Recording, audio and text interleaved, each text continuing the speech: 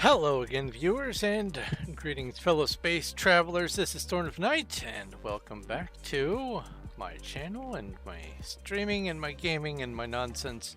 And once again, today I am going to be working on the Wild server on Performium, a public SMP server, survival multiplayer Minecraft, set in 1.19, and you can join if you wish by coming to mc.performium.net, and that'll be displayed here shortly. But before I do that, I would like to say thank you to all the lovely people who are helping to support my channel and help me to be able to afford some of the things that I would not otherwise be able to afford.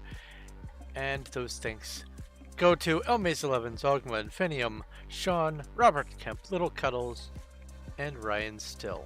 All of you are wonderful human beings, and it is an honor to have you on the crew as we drift through the stars on this little ball of mud we call Earth. Also, hi Little Cuddles, and hi Murgesh. Welcome to the stream. Sup. Let's see here. Let me get rid of this and hide this thing, move this over here. I guess I could turn the music up. It's at 25. I'll put it at 30. I hope that doesn't get too loud, and get rid of, nope, click the wrong thing. Get rid of this. And I can see the screen, hear the sounds. Okay, cool. So in the previous stream, 2 days ago, I believe, I had announced that this chest monster arrangement, while functional, while I can know that there's end stone in here, and I know that there's smooth basalt in here, this is just not going to work for two reasons. One, it's all over the place. And I see my name in chat. Me buying what now? Can I visit in Amen to see your work? Personally, I suppose perhaps you can. But in addition to wanting to clean this up, I need to get all of this moved down, because this is the area where Undercity is getting built. As a matter of fact, the bottommost point of Undercity, I believe, is going to be 11 or 12 blocks below where I am right now. So this is going to be firmly inside of Undercity. And I can't be having this in the middle of the actual build. So I need all of this stuff, everything that's up here, I need it all the way down here. There's plenty of room. Because even if I go down 12 blocks from up here, that puts me at roughly about here-ish. And then there's all of this space. Let's see here. Even if I knock this out, right now this is the high spot. If I knock that out, did I go past it? I went past it. This only comes to here, so all of that up there, plenty of space. So if that's 17 down to the blue from up here, then for sure there's way more than 12. And I want to get all of my storage, all of my workshop, everything else involved with up there, I want it down here. I've already begun. I've moved the farms, several layers of different kinds of farms.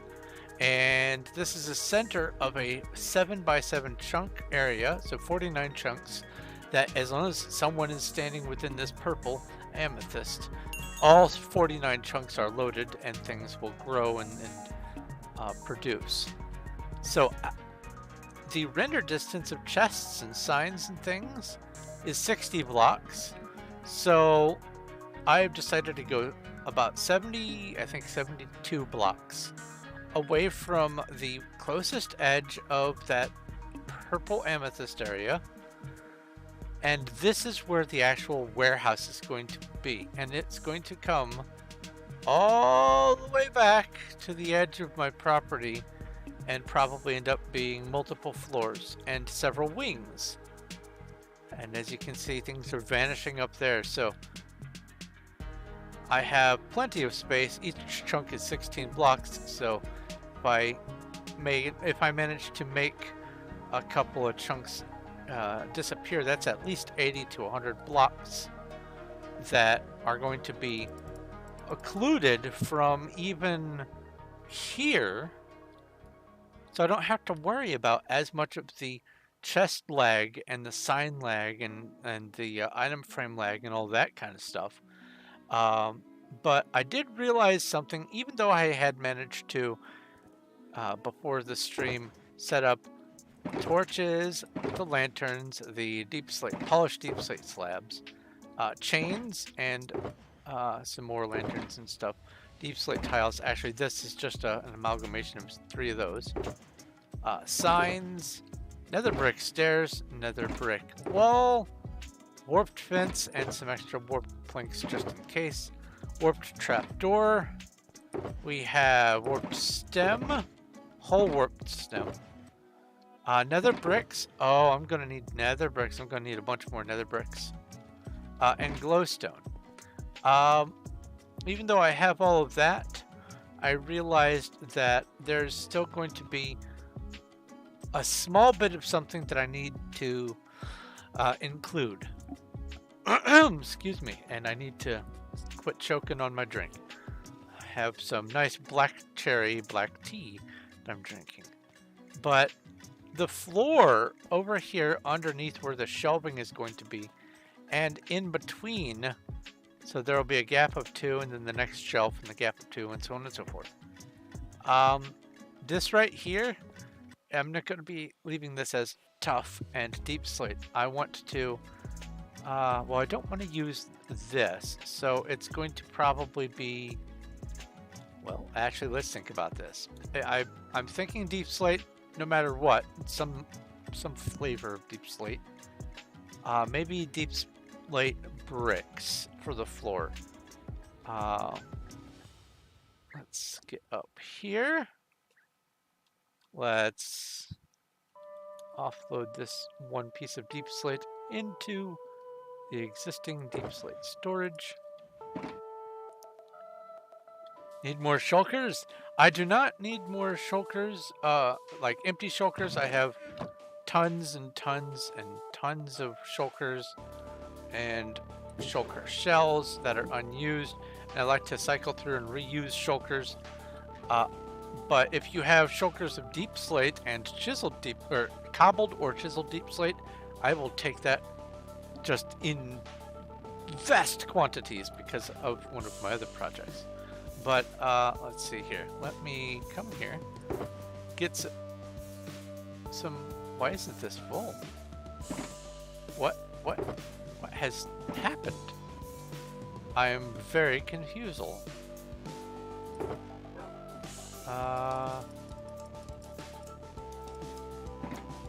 Let's fill this up. These should all be full shulkers. I am so confused. Wait a minute. That says 46.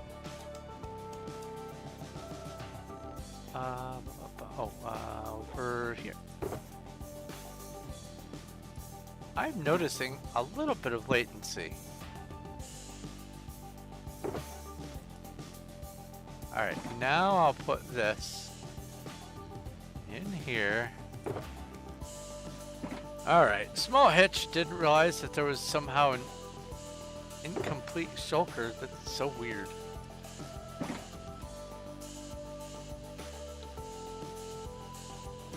Alright. So I'm using the deep slate tiles for the vertical. I don't want to use chiseled deep slate for the floor. I'm already using so much chiseled deep slate on the Menger sponge that it's boggling. I'm using polished deep slate for the bracing between the pillars up at the top. So I think that deep slate bricks are going to have to be the solution. So let's just get a shulker of deep slate bricks just to get the floor started.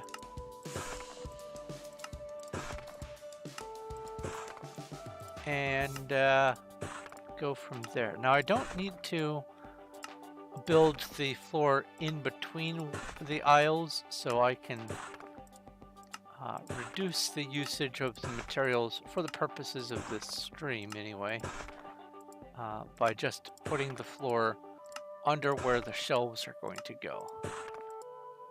So that will cut out my need by about 2/3. Alright, almost done here. And now you get to see this in action. I have a full inventory of the deep slate bricks. I will put all of these in here. I'll push the button, get the shulker, and the new shulker pops out full of cobbled deep slate, ready to be used. Whee! That was a Kobe moment. I went straight into the trapdoor. Alright, so floor, there we go. Now, where I left off last time, I had put in the majority of the design, and I have since made a little bit of modifications and a realization. The realization first.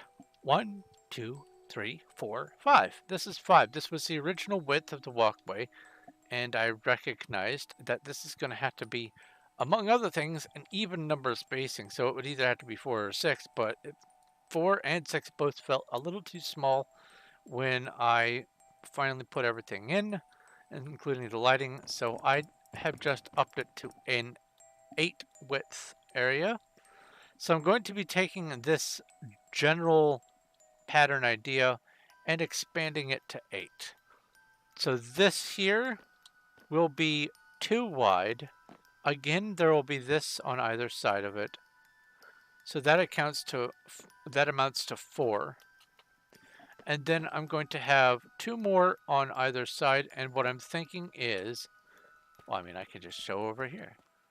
Let's get, ooh, you know, I could just also use this deep slate brick as the central flooring in here. Let's do this. That should be enough. Let's see here. There's going to be a shelf there, a shelf there, a shelf there, and a shelf there. I don't necessarily need to put in this, the lighting on every one of these. So maybe this will be the light on the floor here.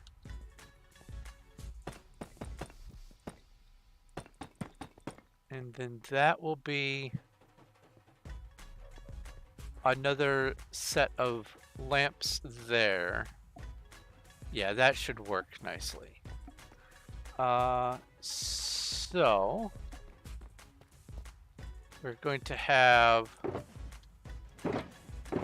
I should probably do this number so that I know which is which.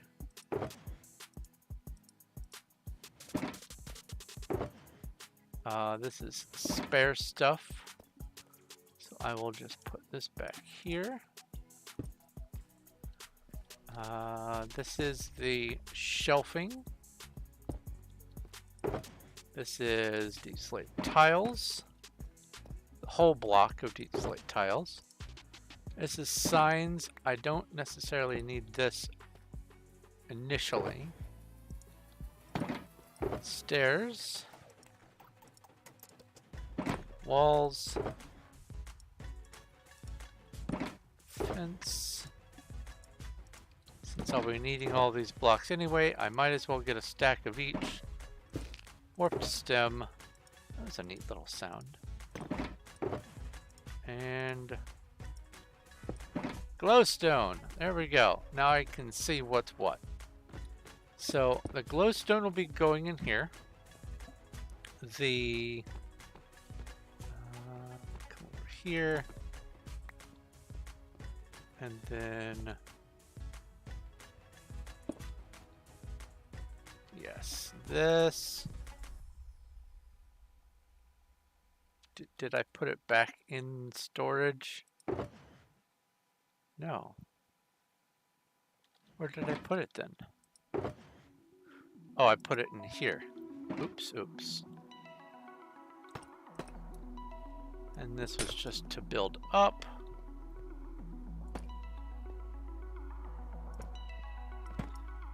And then up here. Oops, oops.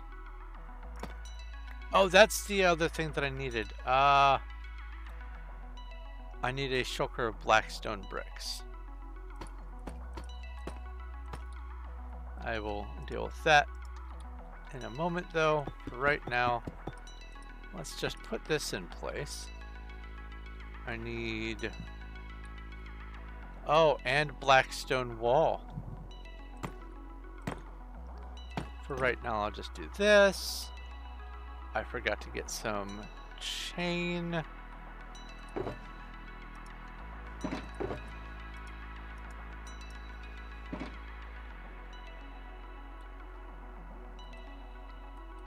Chain here, and yes, I recognize that it is a little dark in this area. That's why I'm going ahead and putting in the lighting. Hopefully that helps a little bit. Okay, so what I need is this will be where shelving goes.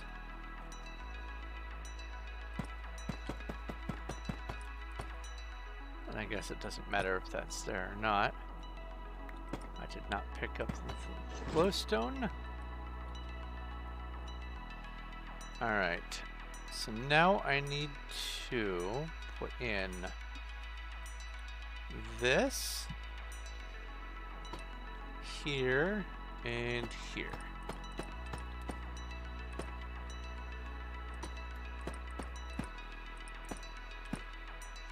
And then at this level,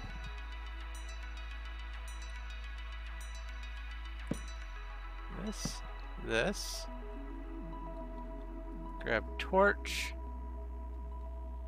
put the torch on there like so, grab this, put that up, and that.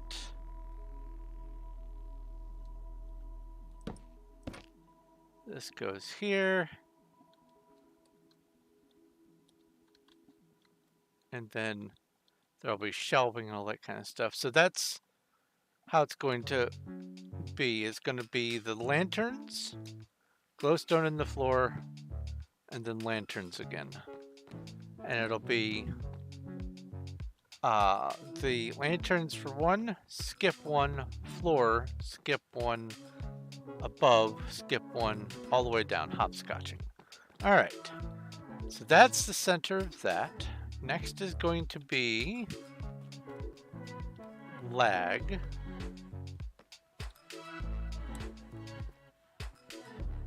So like this.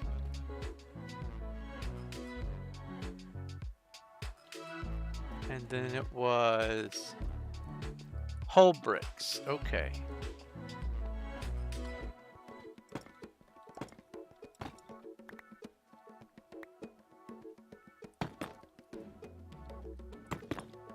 Like so.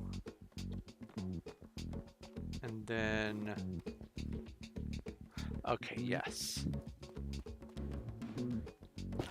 Put these facing this way, that way the ends are covered by more bricks.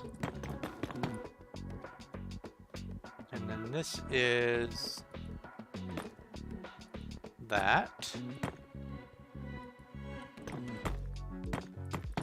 What is up with the lag? Why am I getting lag today? What's up with that? Is it... No, it says I've got 5 bars. And I know it's not my computer. Or is it? Maybe it is. Maybe my computer's gonna act rubbishy. Maybe I need to reboot later today. Not right now.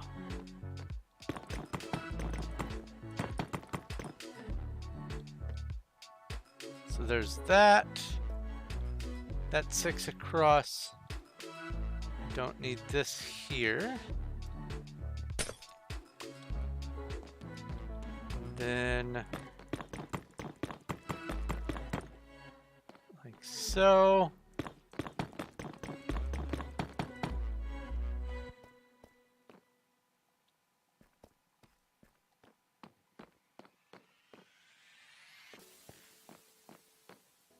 I think that'll work. I think that'll do. Now, the only other thing that I can think of as needing to possibly be taken into account is some of this might be a little too dark. So let's say that this row right here contains nether rack or nether brick. I think what I might have to do is illuminate above and then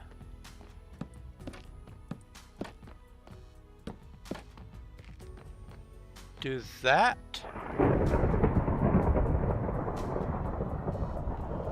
Let's see how that would work, because if yeah, I can still comfortably go between those. That should work. How's it look without shaders? Options, video settings, shaders. Let's go off. Oh, that's a lot more visible without the shaders. Shaders make it worse down here. That's sad.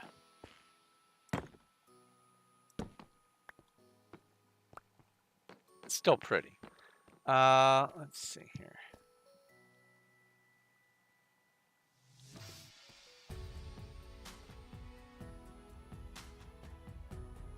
Do I want it to be...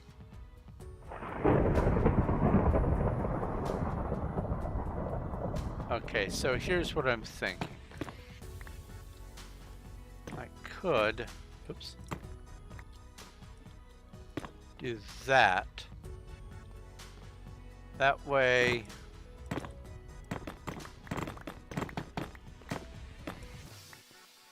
I'm not wasting a stair for decoration purposes underneath the blocks.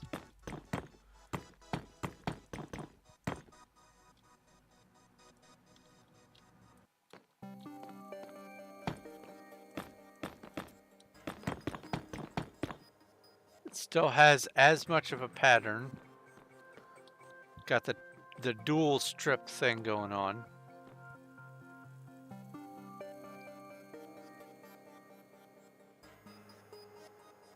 Oh.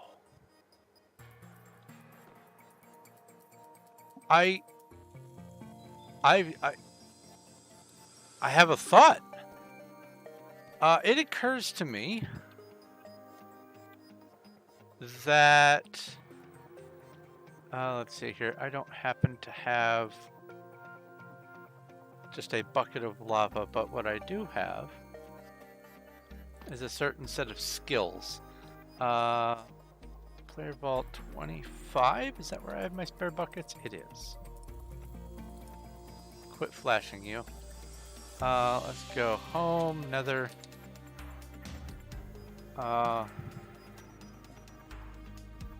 I know that you can waterlog stairs. I don't know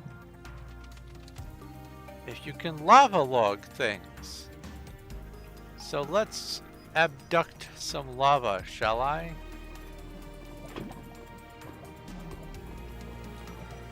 Slash back. I might have to come down here during this stream and get a bunch more nether brick anyway, because I certainly don't have enough flying. Can I do this? I cannot! Well, it was a thought. I was thinking maybe I could use lava as lighting by having the lava inside one of the stairs. But I guess that's not going to be the case. It was worth a try. Ooh, nom nom. Here, let's make some obsidian.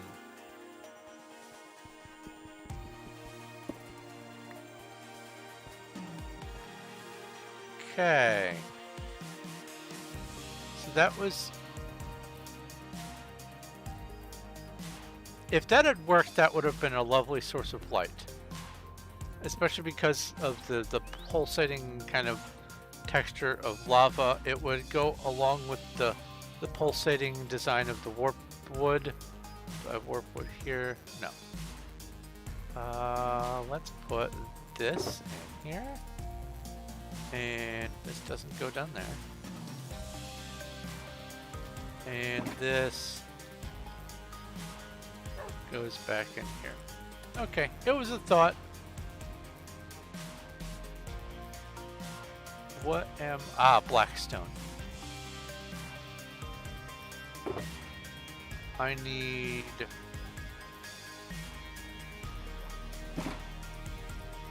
I think I need both of you.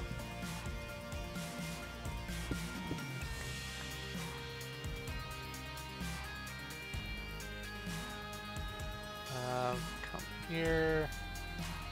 Put this and this.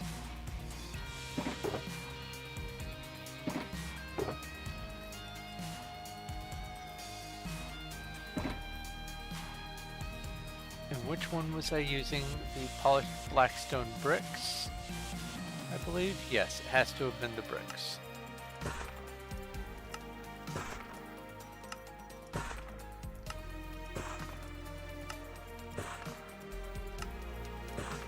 I'm going to need these for building.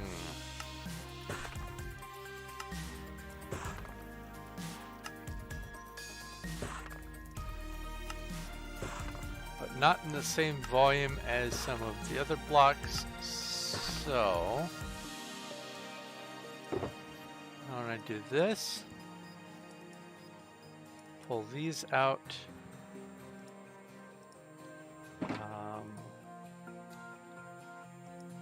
Get this. Oh, I got the wrong ones. Brick wall.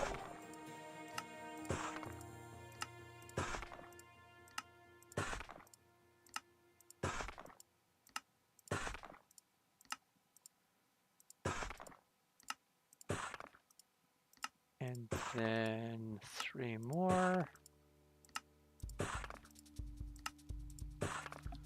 Like so.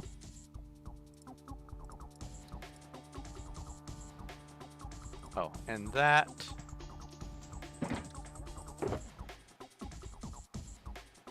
And you know what? I'll just use the one shulker for now.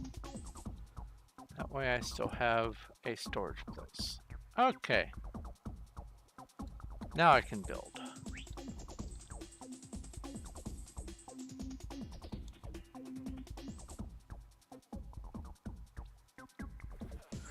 So if I replace everything along this height with a glowstone block, I'll have more lighting.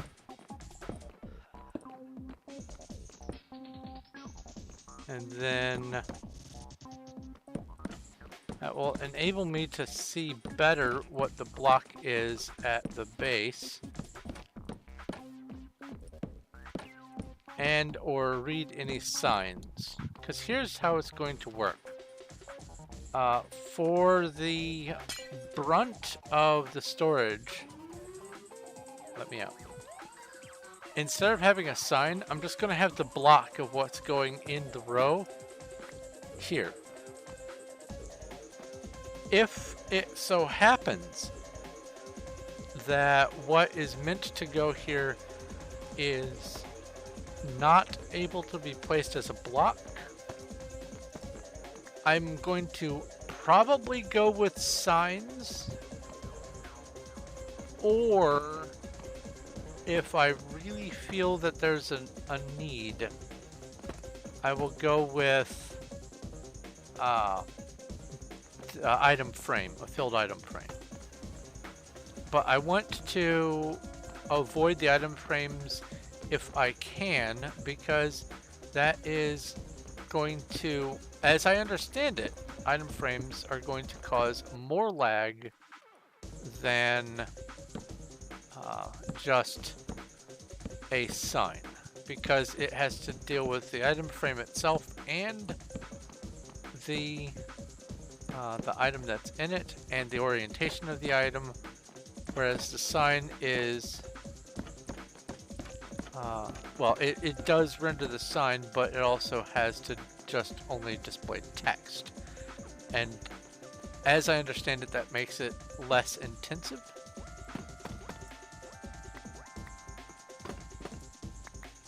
Alright, so let's switch these around. This gets stuck on the block. And then you go here like so.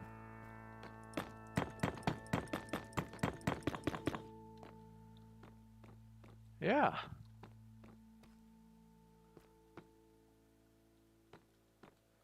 And this.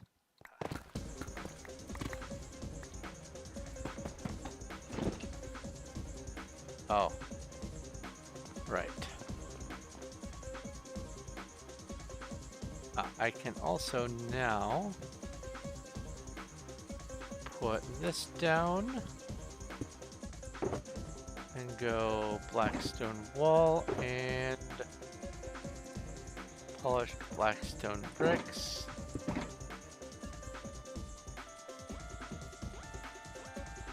Because this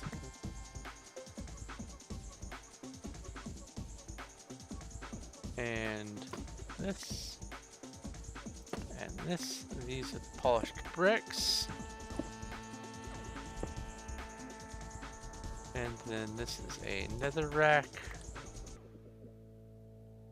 or nether brick rather.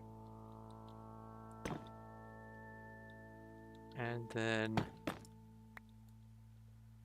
these are, hello? Did I not? Oh, I picked up the one incorrect one.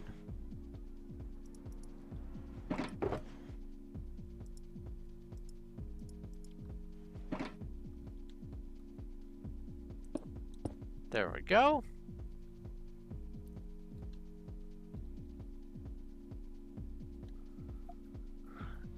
I think that'll work. Now, this area is going to be wood and stone.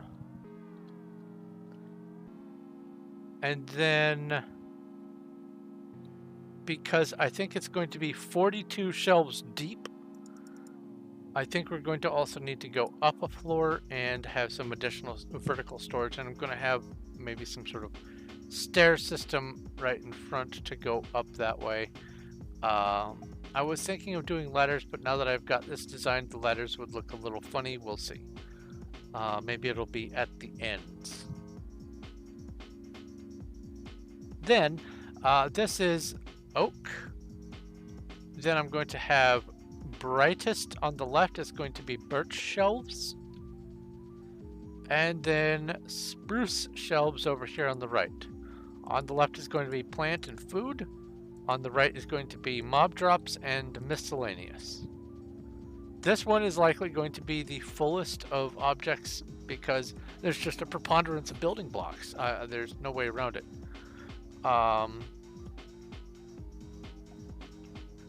Depending on how full the wood and stone section gets, I might have the glass and dyed wool and some other like terracotta. I might have that over in the miscellaneous. We'll see, but what I will need to do, and this is going to happen after I get all this built today, and probably not on stream, is I'm going to have to get a count of how many blocks there are going to be stored, because I would like to have at least a shulker of each kind of block just ready to go in case I need it. But ideally I'd like, if I possibly can, at least 1 or 2 dub chests full of shulkers of those blocks. So we'll see how that goes. But for right now, it's going to be double chests on the top shelves and the shulkers and or barrels on the bottom shelves. And that'll be it. I think just for storage purposes, for handy access, I'm going to have mostly barrels, and then shulkers will be as needed. So let's see here. How do I want to do this? I think I can just go ahead and focus on putting in the floor first. Yeah, that's what I'll do. Floor first. So I don't need this on me. I don't need that. I do need this. Torches. Lanterns. Slabs. Spare lanterns. Spare chains.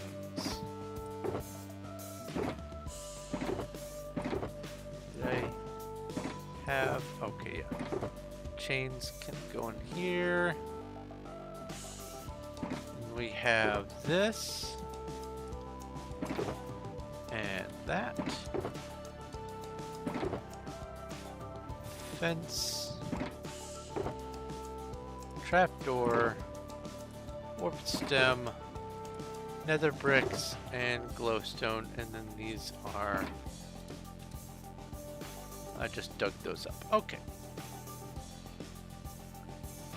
So what I'll do is go ahead and put in this.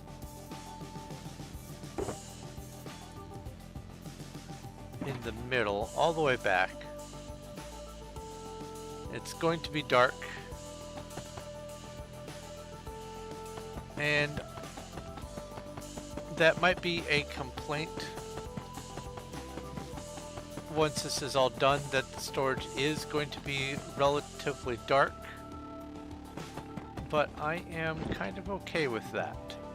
I don't mind a little bit of dark storage. This is not a laboratory warehouse kind of thing. This isn't Area 51 from Indiana Jones with those hanging lights and have boxes and stuff everywhere on shelves. That way, this is meant to have a sort of almost medieval-ish vibe, and that's because I want it to be relatively connected in feel to the style that I perceive Lordaeron to have been built in from World of Warcraft. So that's what I'm doing here. All right, so that is, honestly, that chewed a lot less into the stock that I was expecting it to, or than I was expecting it to. So let's just go ahead and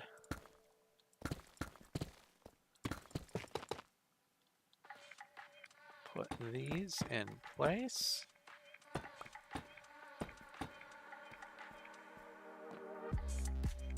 And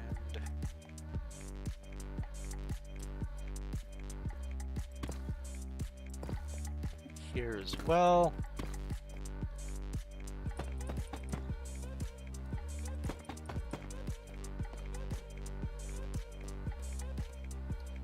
And this. Just get these in place.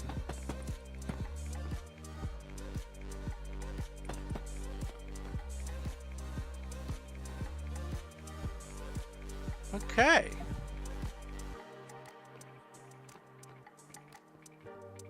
So this is 1, 2, and then that.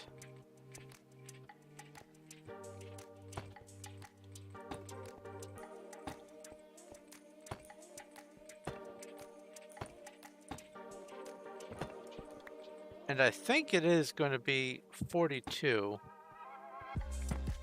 shelves exactly. That was a weird lag.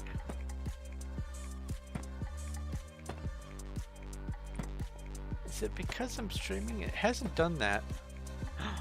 I wonder if there's some sort of background nagging Avast or some anti-malware scan or whatever going on. I bet you that's exactly what's happening. Let's see here. Is Steam downloading anything? No. There has to be something going on causing those lag hiccups. Especially now that I don't have the shaders on, my system should be smooth as butter. I should be, yeah, 60 frames per second, 53, something like that.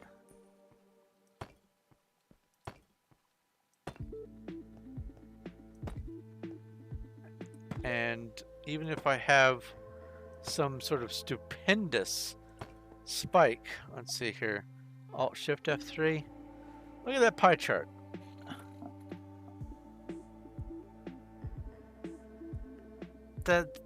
On the bottom right, the bit that's shifting around is so minimal that might as well not even exist.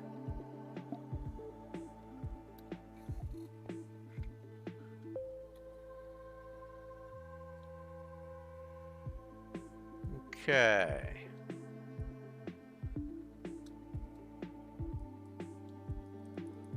Oh, right. I need... Oh, there's some game lag.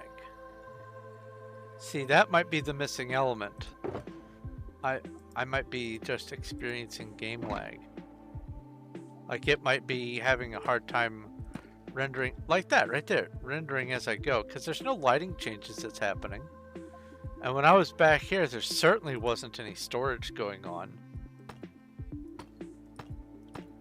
Who knows? Mystery for the ages. I'm just gonna keep on working. And I have all 5 bars of signal.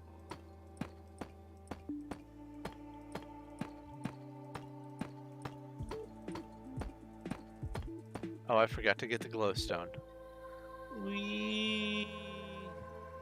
Yeah, I would be having lag inundate me right here if it, and that wasn't lag, that was me getting stuck on fence. If it were render or something like that. So yeah, that's got to be server side. It has to be, because I do get that sort of stuttering on the server, even when I'm just, yeah, that hiccup, even when I'm just sitting still. So that might be it.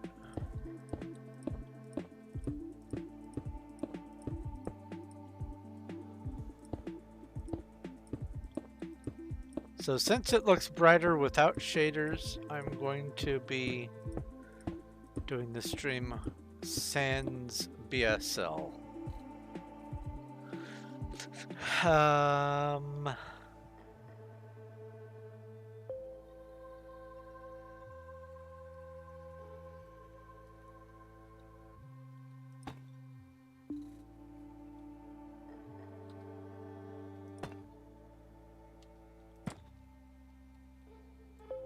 There, I can do it like this so that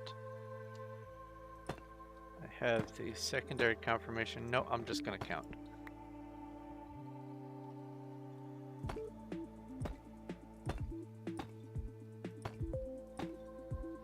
Oops, oops.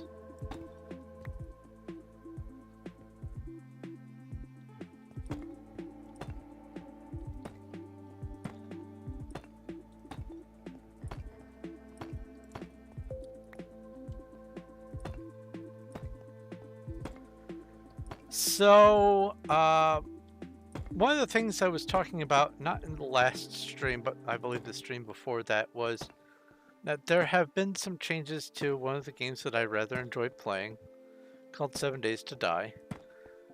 If you're unfamiliar with 7 Days to Die, it's like a horror adult version of Minecraft set in a zombie apocalypse. And all other things being equal, it's very much similar to the vibe and design of Minecraft. You get resources, you craft blocks, you build your world, you farm, you make tools and weapons, and you survive. Oh, I need to get more. And you survive that way. It's all fantastically fun stuff. But the company that makes the game, the Fun Pimps, has been... Wait, am I... Yes, it's this one that I need, right? Yes. They have been focusing on aspects of gameplay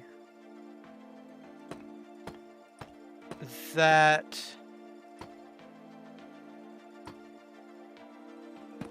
yeah, it's like Walking Dead, but in game form. They're focusing on aspects of gameplay for their updates to the way their game runs to make it, I will be polite and say, more challenging. The most recent update has made it so that your skills go up by reading books instead of by, you know, interacting with the recipes and crafting on your own like a lot of games do. They seem to be wanting to focus on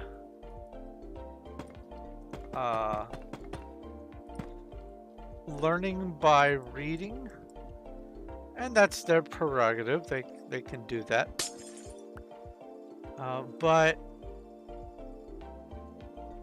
the problem is, if you could learn things and know how to do stuff by reading, there wouldn't be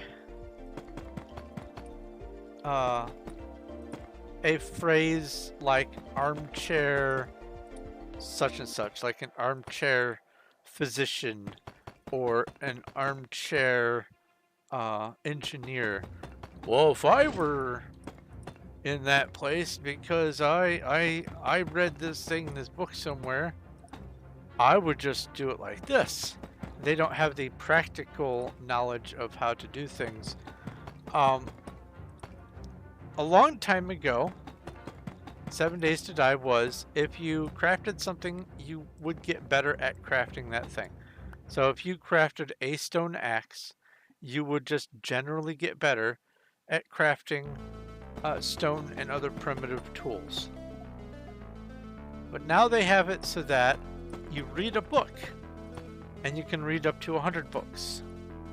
And in order to know how to craft certain kinds of things, you have to have read a requisite number of books. It also seems that zombie noise? Oh, it must be a cave over there. It also seems that what they are pushing for is to make it so that any one player has to be very selective with where they spend their skill points in addition to everything else. It seems like the skill points have been getting reduced, and the earning of them has been getting reduced, because on normal play in a brand new world, at the point where I have gotten to with my current alpha 1.21, I think, gameplay, I would have about 4 or 5 perk points, skill points, however it is determined, to spend on different things. And at that same point where I would have 4 or 5, now I only have 2. So some balance thing has made it so that you're going to have to be really selective, as far as I can tell, with where you spend your points. Which is going to make it unreasonably difficult to be effective at anything whatsoever in single player. I foresee single player becoming stupendously difficult, especially if you want to stay in a world for a long time and just you're going to hit a wall of, well, I can't learn this because I needed to learn how to grow crops, and so now I have to either choose between growing crops or harvesting stone or whatever you want to focus on. I have to choose between gathering versus, you know, shooting or whatever. And while that makes it so that on a multiplayer world, people can focus on one skill set or another and become the go-to for, say, crafting stuff in the smeltery or whatever. Which is, it's great if you can have enough people to have focuses like that. That's the only way it's going to work, is in multiplayer, as far as I can see. You won't be able to have someone who is versed in killing zombies and farming and crafting. You're going to have to pick. And if you're all alone in a single player world, I don't see how that would function. I'm going to give it a little bit more of a try. Maybe this weekend I will just hunker down and see how far I can get into character development, and maybe the learning by reading books method balances out some of those skills that you would normally want to learn by spending skill points. Maybe it makes it so that you don't have to spend all the points in all the places. And if that's the case, fine. If it balances by the end of character development, even if it's a little rougher at the beginning, I suppose that could work.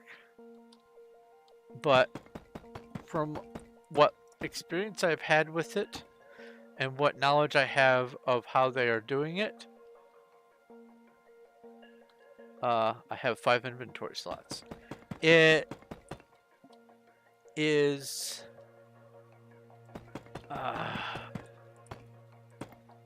problematic at its current state. And with all the changes that they constantly do, I fully understand why they still are in alpha a decade later. But there has to be some point where they say, okay, we are happy enough with our product. We're going to release it. We might put some changes out to an update later, and then why, thank you, Murgesh. And then, you know, all these new ideas that they want to test, they could make 7 Days to Die 2 or some other survival game.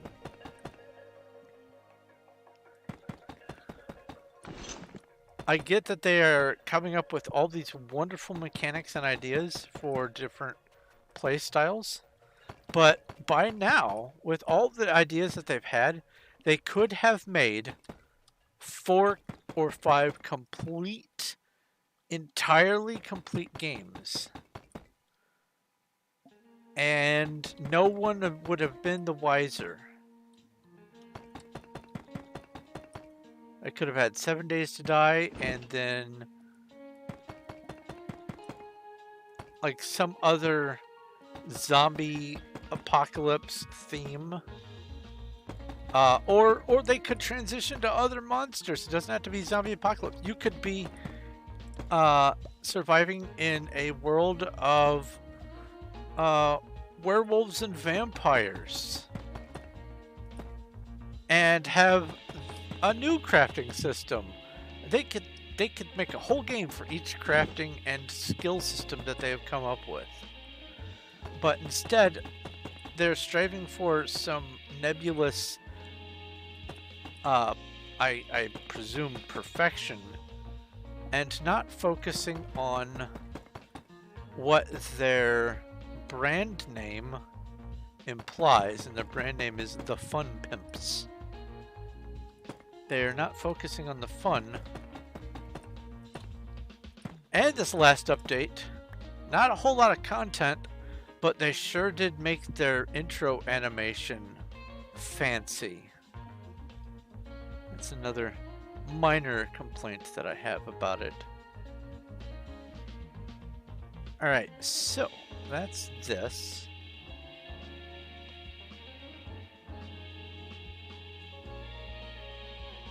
Let's go put these cobbled deep slate. Yes, cobbled deep slate. Thank you, Murgesh. Put these up here.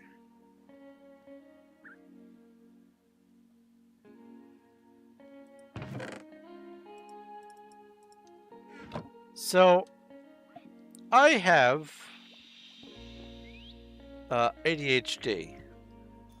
This is important knowledge because if I have my mouse sitting still like this, you can't see anything, but if I am moving from side to side, most of the time my knees are bouncing. One or the other of my knees are bouncing, and there is this little wiggle that you can see, and that's because my knee is going boing off screen.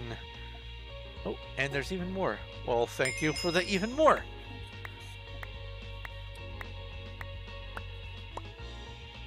Oh, and in response to what you said in the stream chat, Scum, I've heard of Scum. I've not looked into it. I'm not entirely sure what the gameplay on Scum is like. I've seen, I think, some stills of it. Some pictures. Screenshots, whatever. Uh-oh. But I don't know how the gameplay is. Because even in this day and age, not all game developers follow the same general criteria of the keybinds and kind of stuff. It's still not universal enough. I can just do this PV2.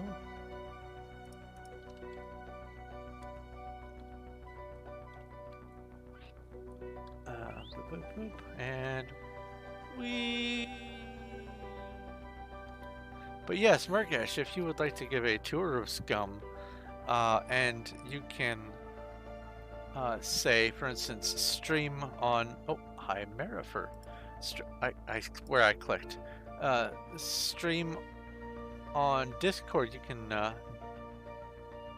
join my Discord. And is that everything that's going in? Okay. And then after I am done with this stream, I could watch you demonstrate scum.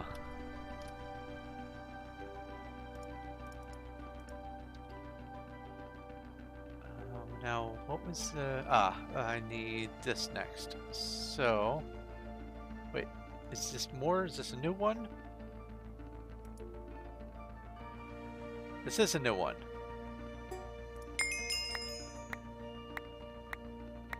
Tick tock, tick tock. Thunder noise.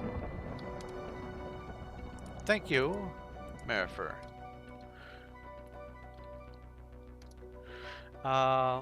What was I need to offload this for now. This goes in here. And then this goes in here. Yeah, more than happy to watch footage of another game. Yeah, all right.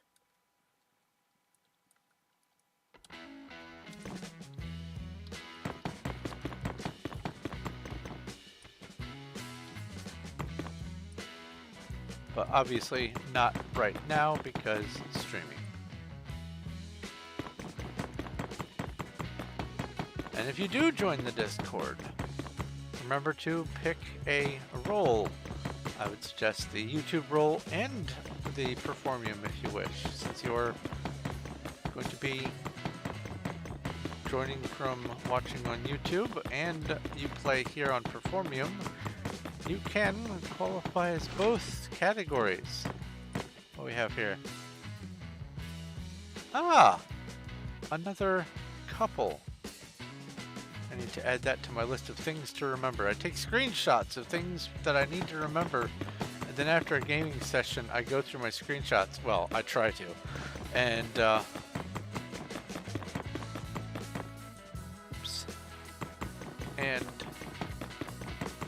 take notes and maybe add to an info file. Oh, they just joined the Discord. Well, then why don't I come over to the Discord and click on the hello. There we go. Oh, that reminds me. Speaking of Discord and Patreon, by the way. Let's see here. LM, is he? Yes.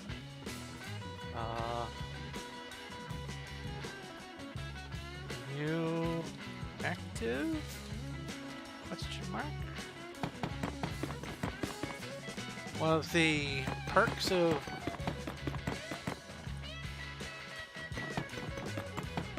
helping to support me and stuff is I like to try to give back what I can, so... Oh, I need to get these stairs. Oh, there's a net in my room. Oh, no. Again? There hasn't been a net in here for days. Again, only when I'm streaming. It's like they know. They know what I'm streaming. Stop with the forehead bunking. I guess Almaze is AFK still. Purple. Well, that gives me a chance to... Here, why don't I do what I was going to do? I think I have... an empty shulker? No. No? I have plenty upstairs. Okay, I'll just go upstairs and get one. I was telling him that some more of my kits have gone on cooldown, or come out of cooldown, I should say. And so kit netherite. Boop.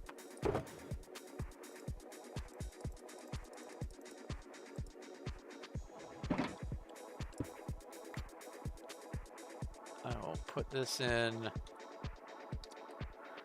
here. Oh, this is a full starter kit. You only can get it once, and so I boxed it all up in one shulker. Oh, also, I recently discovered, after doing some science, that my MCMMO skills with alchemy don't level the way that I would like for them to. And so I have settled on this design here for a brewing system so that I can be reminded that I need to do this all manually. So this is a shulker's worth of potions all at once. I put them in, I put in the ingredients manually, I brew them, and then when I hit this lever, it turns off the power out here, and so the hoppers pull down and siphon down to here. But I was hoping to have a little bit better automation. I thought that you could just supply the ingredient and then pipe in I'm sure I heard slime. Pipe in the water bottles, and it would still count, and that is incorrect. You don't get the MCMMO alchemy levels that way. So I have, what reminded me, I have spent some money, or some gems. It's not actual money. I get these gems from watching the gem games on Saturdays. I've spent some on this. This right here is an overflow of, if it's 250 for 5 of them, and that's 25, then that means that it's 1,250 gems, give or take, on some overflow hoppers. And I'm gonna use the hoppers for stuff anyway, so it's okay that I have some extras, but I was really hoping to get some automation going. Not single player levels of automation, but server friendly automation. Oops.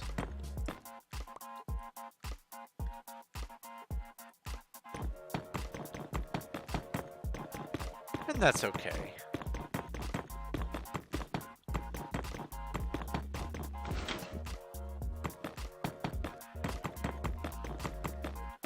Interestingly enough, because you cannot craft hoppers on this server, hoppers sell for 350,000 currency. I won't be selling any of mine, but they can sell for that much.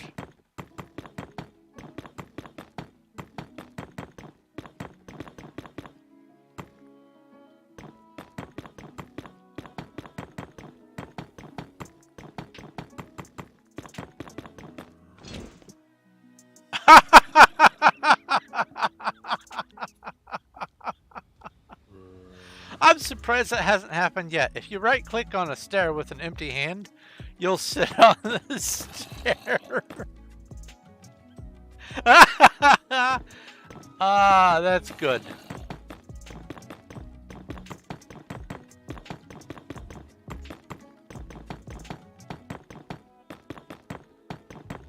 That is correct, Johnny.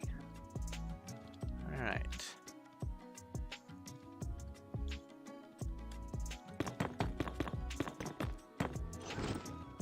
You can also sit any old where. If I wanted to sit on this glowstone, I can come over here and go /sit. Boop. And here I am sitting on the glowstone. So you don't have to have a stair, but it is one of the options for sitting. Oh, I didn't want to do that. Get my flying altitude so that I can't double place. There we go.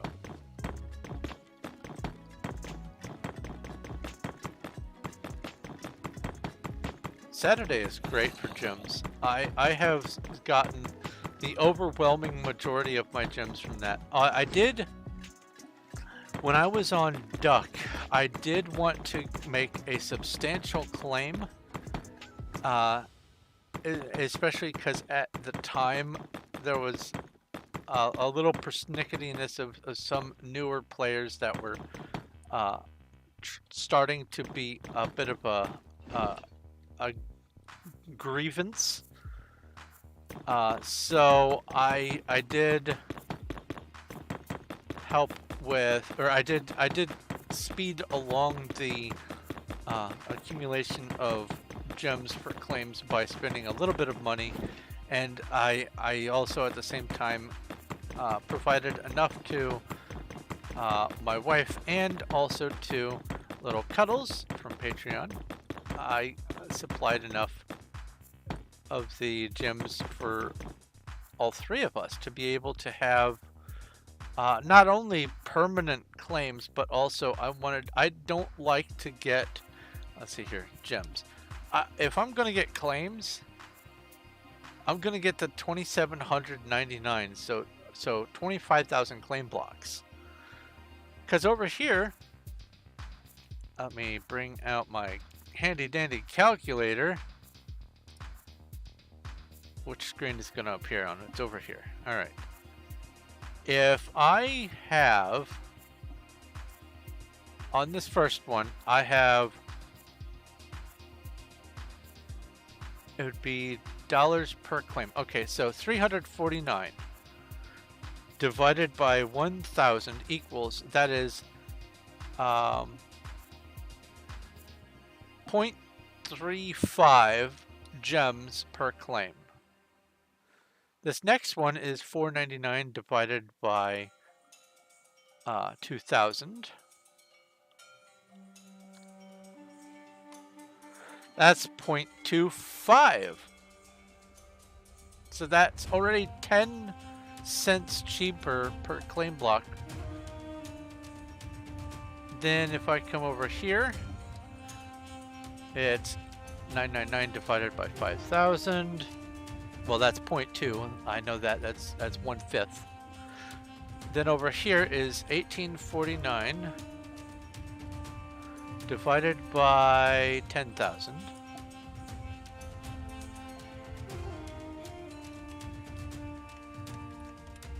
Is 18.5 cents per claim block, or it's 0.1849, so it's 18. So this is 35, this is 18, and now 27.99 for 25,000 claims.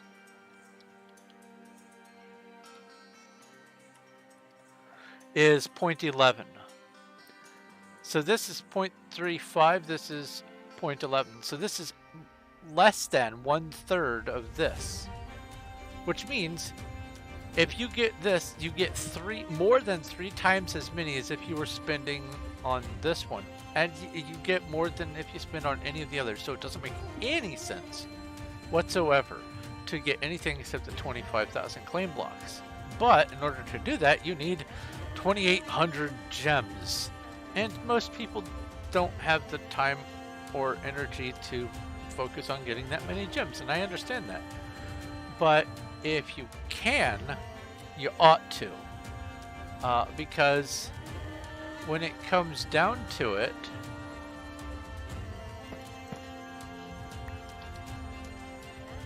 it's a one-time investment for a permanent huge boost in not only claims but also just ability to be comfortable with what you are building. And that's 1, 2, 3 between. I did that wrong. 1, 2, 3, and then this 1, 2, 3, and then this one.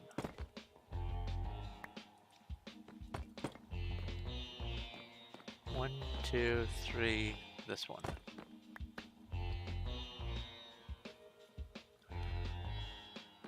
But if you are a new player on this server, or if you just don't have a lot of gems spent and you're trying to figure out how to spend your gems, there are some things that I would recommend to any new player on any of the Performium network servers. The first thing is, in order to have hardly any fun whatsoever, you're going to want to be able to teleport to other players and other stuff. So you're going to want to have at least, oh, that's the wrong one. You're going to want to have at least iron rank, and I think that's 300 gems, 500 gems, something like that. It's cheap. It's relatively cheap. And having rank gives you a whole slew of cool things to do. Just even bare iron rank. So you start off, you get iron rank.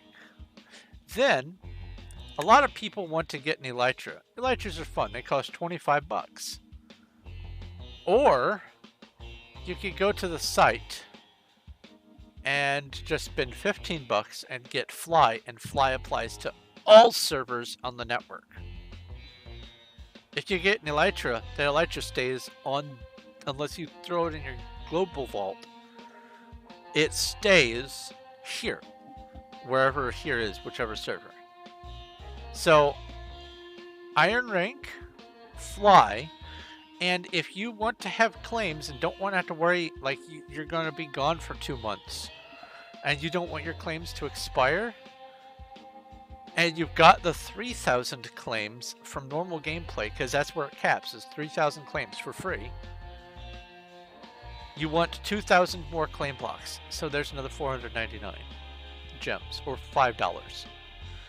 So, between fly, iron rank, and permanent claims, you're looking at a total of like 25 bucks. And by spending the 25 bucks, yeah, even if you get the stuff during gems, or from gem games, you get them for free, not spend money. It's still 2,500. It's still a bunch, but if you do want to spend money, that is a great way to support the server if you enjoy being on the server, because this isn't free and it's not cheap to run this sort of a server infrastructure. It is a fantastic way to support the server. And if you do make the money purchase, you get these chances at tokens and things from buying from the store and all that. And every purchase, you have a very small chance of getting a legendary token. So that's nice. Look at that. If this had been one block more. Oh yeah, and I did see that. Also, if you want to store something in your global vault, it costs gems. So if I want to go like this, put that in here.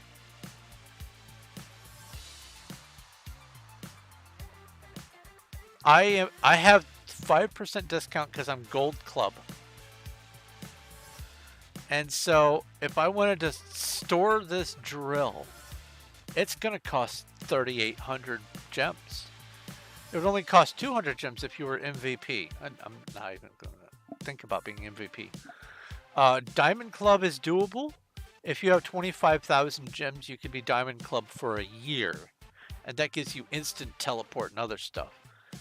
But still, that only drops it down to 3,000 gems to store this in Global Vault. So, it is prudent to get certain purchases if you are going to purchase. Iron rank, fly, and the enough gems to get 2,000 claim blocks on whatever server you're going to be on. That is my humble opinion.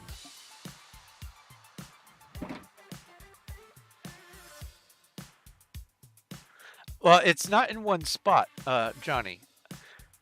If I made a single 11 by 11 claim, but I owned 5,000 claim blocks, that tiny little 11 by 11 claim is there forever.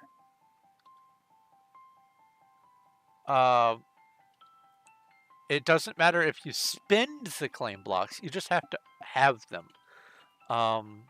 Let's see here. List claims. I have 278,000 total claim blocks, and I still have like 15,000 unspent. But even if I had 121 spent total and 5,000 to my name, those 121 spent claim blocks would be there for good. So if you have 5,000 claim blocks and you want to do the minimum size claim, here, let me get the calculator out again. Why isn't the calculator on my bar? Let's, can I pin to taskbar? There we go. I don't have to keep typing calculator. I could probably do this in my head if I wasn't busy doing other things, but 121. You could have 41 claims and a few claim blocks to spare of minimum size claims. If you wanted to do that, you could do that. Let's see here. I need to go like this.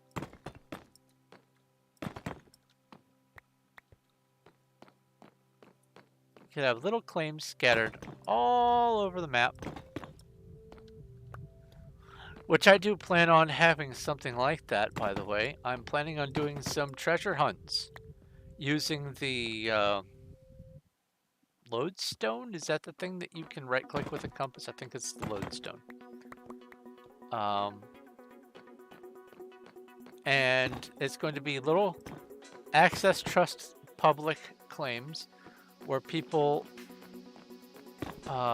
might enter a little bit of a dropper or a parkour or a small maze or just right on the surface and have a clue to lead to the next clue and have little treasure hunts, like maybe 2 or 3 of them around the entire world, maybe even in the nether some pieces, so that there can be some little adventures for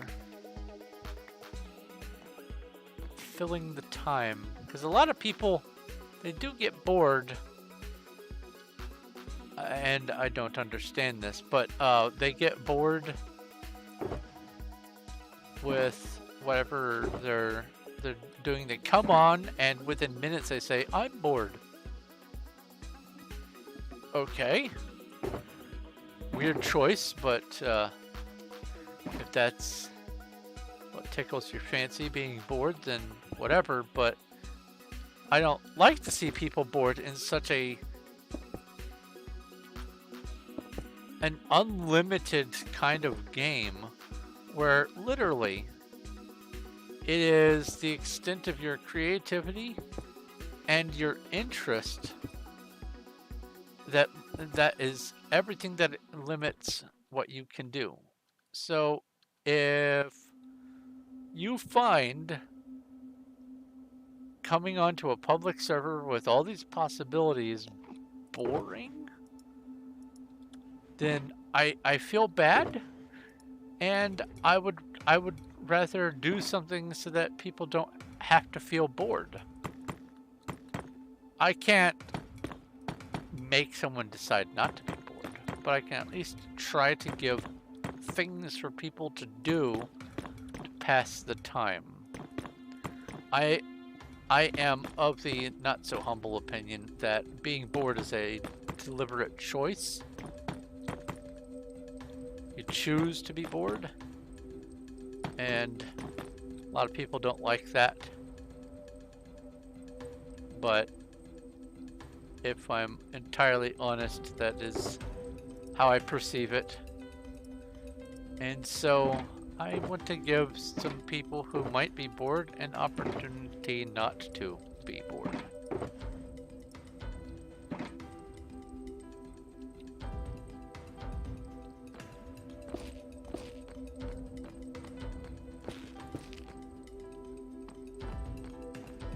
as I'm putting these in, I'm coming to the conclusion that I might want to add a little bit more of a splash of color down here.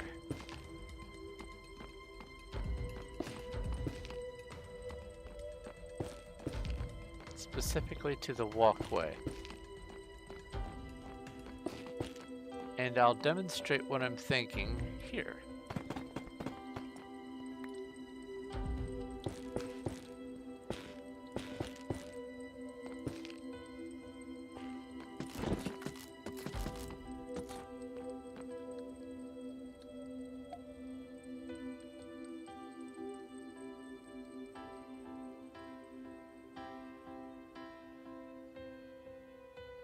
Or I could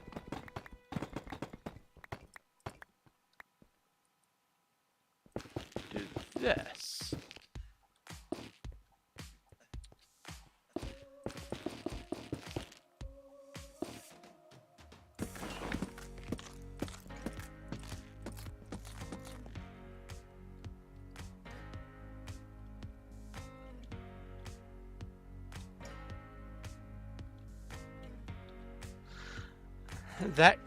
That might liven things up a bit.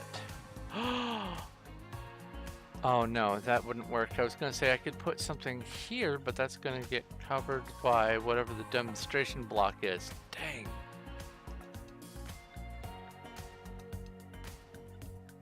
I'll leave these back here for me to think about future-wise, but for right now, let's just put in what I have for sure in mind.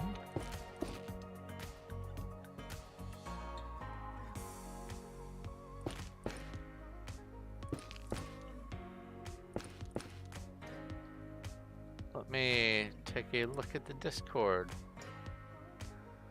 Margesh, roles. Oh yeah, it shows that you are YouTube and Performium. If you right click on your own person, you get to see your roles. It shows that you have YouTube and Performium checked. It's just YouTube outranks Performium, and so you will be preferentially red and not orange. And I've done that because ultimately my Discord is for people who follow me on YouTube and people who are my Patreon supporters, which is why the Patreon ranks are up higher still. It goes Performium, YouTube, and then Refugee, and then it's the Patreon ranks. Right now I've got Dirt and Lapis. But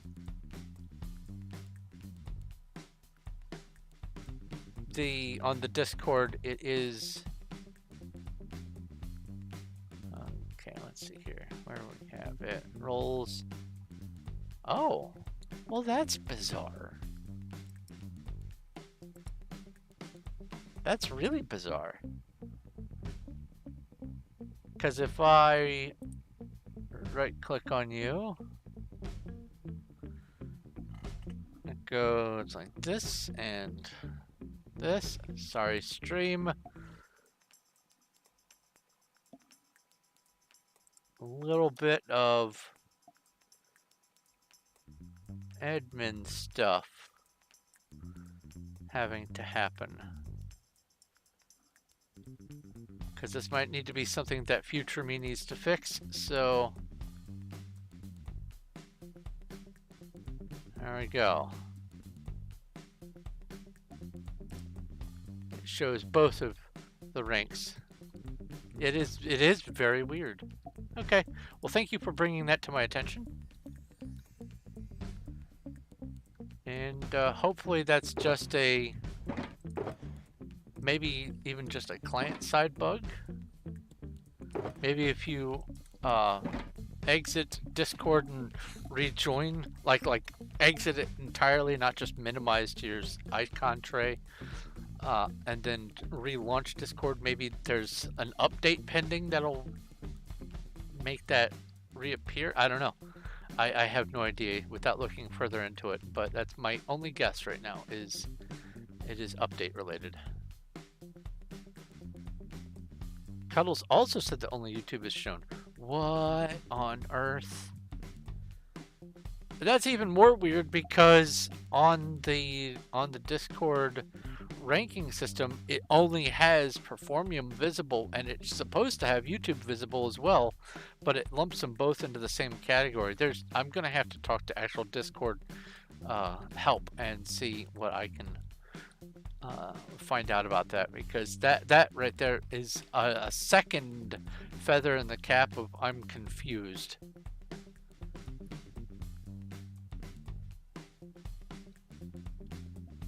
Oh, you know what?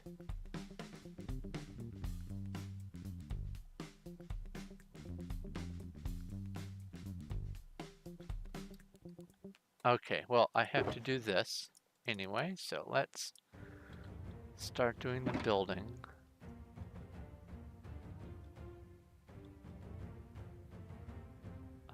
One, two, three here. 1, 2, 3 here. 1, 2, 3. Lag. 1, 2, 3 here. 1, 2, 3 here. 1, 2, 3.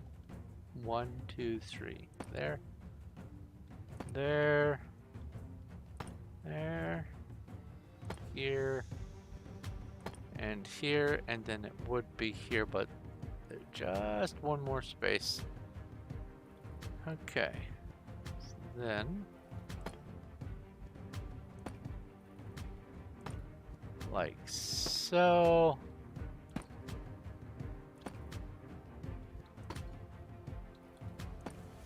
My brainstorm that I just had regarding the design is I don't need to have the full lit archway for each and every single one of these shelving units.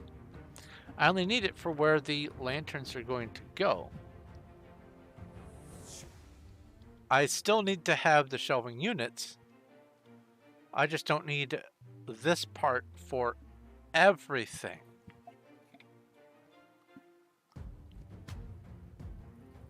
So let's put these in and think about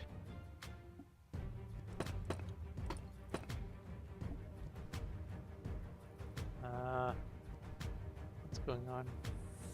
Chat repairs something or other. Let's put these in and think about how I want the rest of it to look. And yes, I know Blackstone is going to go in one of these. That's fine.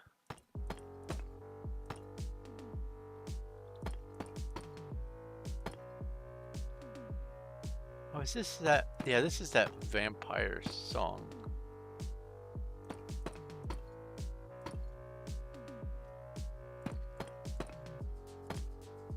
With that synth piano.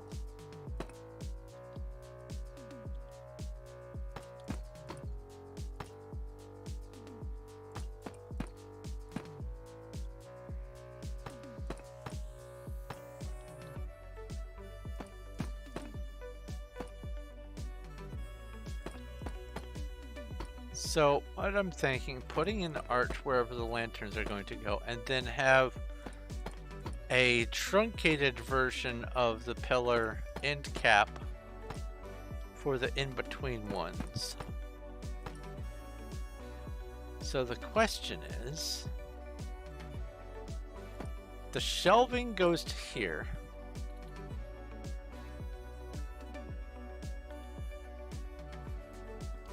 Right? Yes, the shelving goes to that one. So what I could do is... Oh, and this would break up the monotony of all the rows too. Oh, that's actually going to be perfect. So for this level, all the way down here, this is where the give me that. The Blackstone is going to go on the main columns.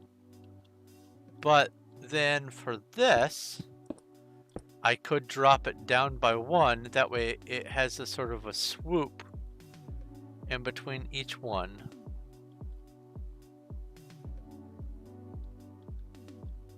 and I can maybe do some sort of cap across the top there. We'll see. Maybe not. Okay, all right. And also I left a trapdoor out. So that means for sure I need to have at least one on all of these.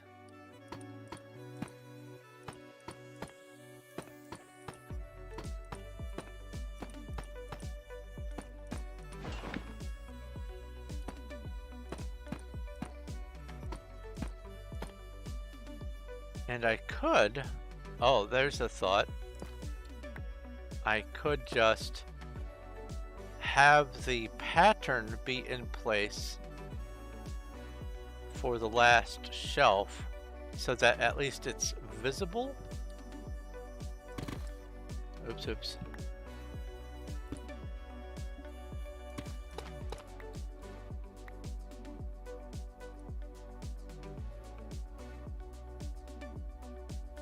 Wait, this is still my claim there. Yes, okay, cool. Like that. And then here is the polished guy there.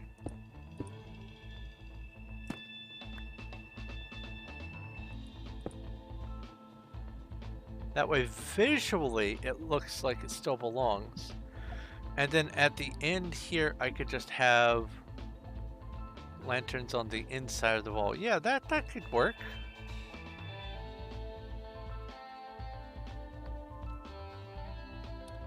I'm digging it.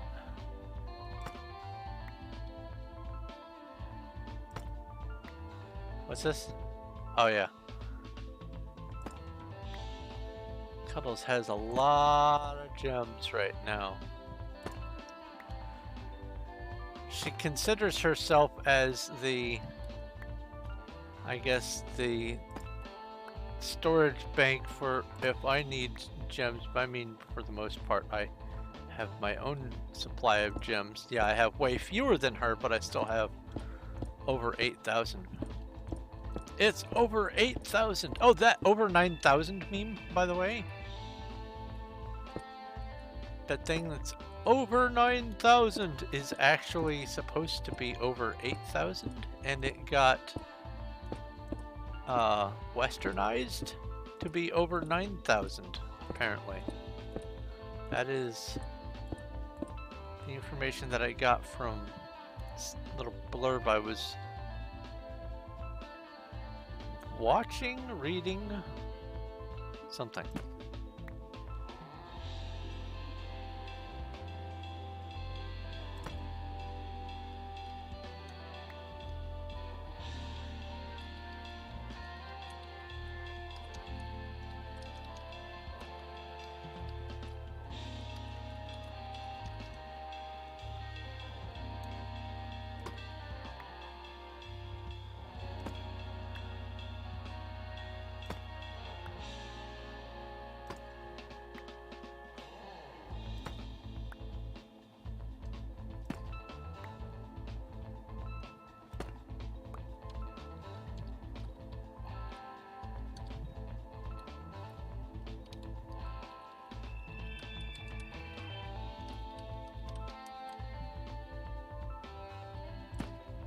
There's a lag spike again. I don't know what gives. Whatever. Alright. Cap these off. I saw something going on in chat relative to Cuddles and decided to put in my own 2 cents. I know she doesn't need anyone coming to her defense. There's nothing wrong with being an avid gamer.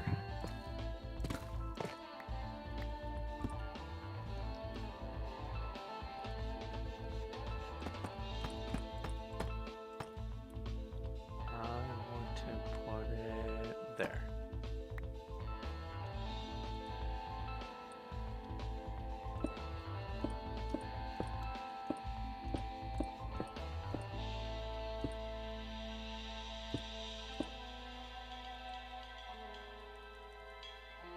Oh, I have used them all.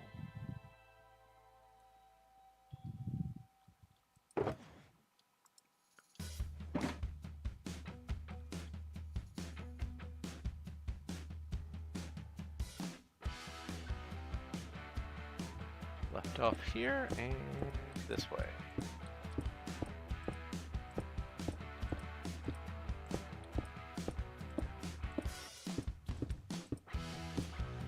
Now that I have all the shelves in place, I probably should also count how many there are at this depth. So let's see here. 1, 2, 3, 4. So that would be 1 set, 2, 3, 4, 5, 6, 7, 8, 9, 40, 44, 48. So that's 48. There was some lag, so let's just make sure it's not 44. 1, 2, 3, 4, 5, 6, 7, 8, 9, 10 would be 40, 4 more, and 8 more. Okay, yeah, 48. So that's 96 blocks per floor of storage here.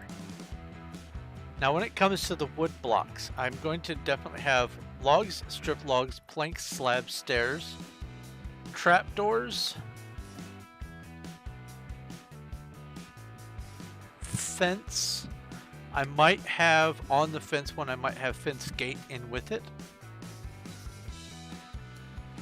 And then anything else that comes up as being that wood type, boats, whatever, can go in a one additional shelving unit. And then I will repeat that for all of the types. So let's see here. That's 1, 2, 3, 4, 5, 6, 7, 8. Let's say 8 for each of the wood types. And that would be oak, birch, spruce, jungle, dark oak, acacia, mangrove, warped, and the red one, crimson or whatever it's called. So that's 9, that's 72. So I suppose I could have one floor dedicated to wood and one floor dedicated to stone. Because I don't think there are, well, if I get into walls and...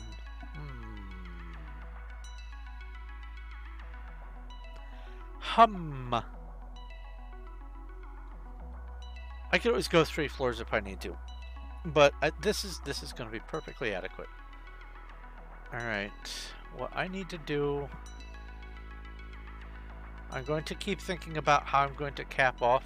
Oh, right.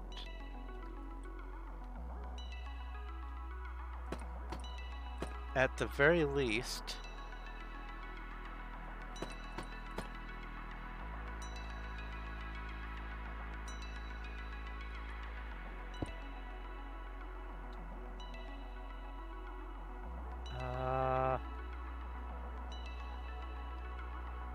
maybe I do have to think about it right now.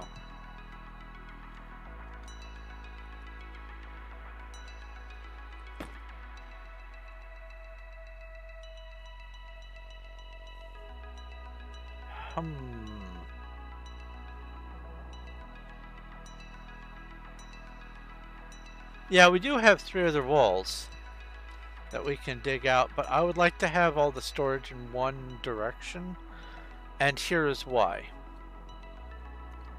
To gain access to storage over there, we would have to fly that direction, and I would have to clear out a bunch of crops.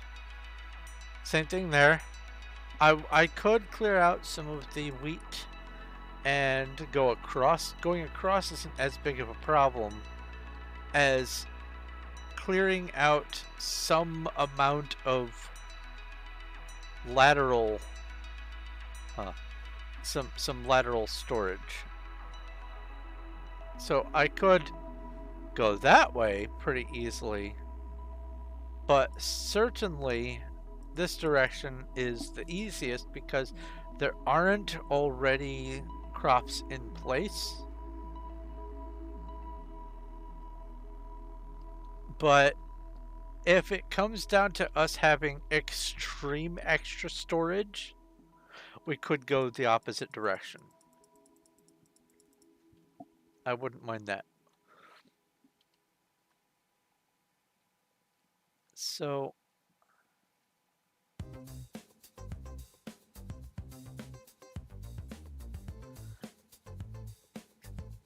the warped stem looks pretty solid, looks pretty good in here like this. It's not too invasive. And using this as the floor tile instead of these is actually, it brightens it up a little bit more. But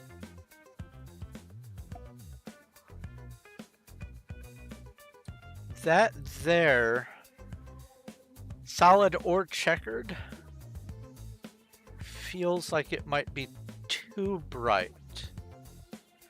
I'll see how it goes, because I do still need to finish putting on the trapdoors and everything. So maybe by the time all the trapdoors are in place, having this down here as the warped stem, the stripped warp stem, won't be as much of an eyesore.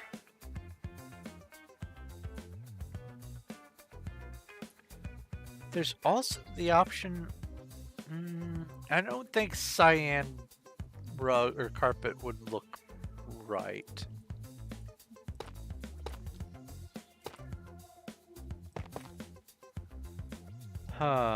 It's something to think about.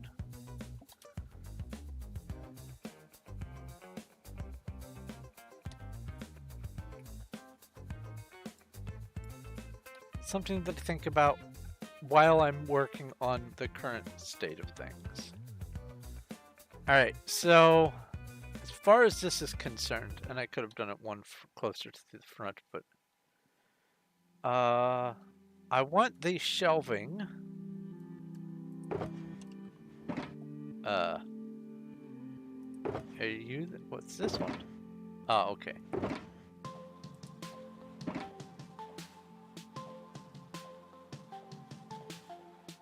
So obviously, there's going to be shelving here, and then here. And that is on the main column, but it's also going to be the same levels for the storage on these shorter ones. So the question is, do I want to go one more vertical layer on top and then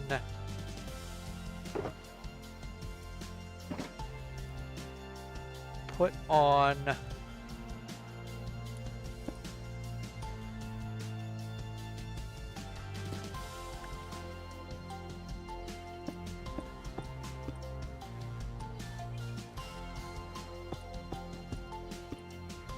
this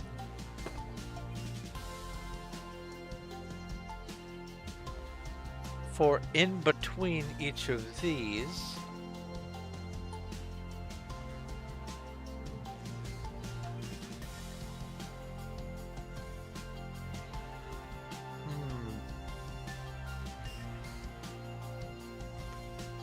I could just do that number there in the back. That way I don't have to have as much lighting.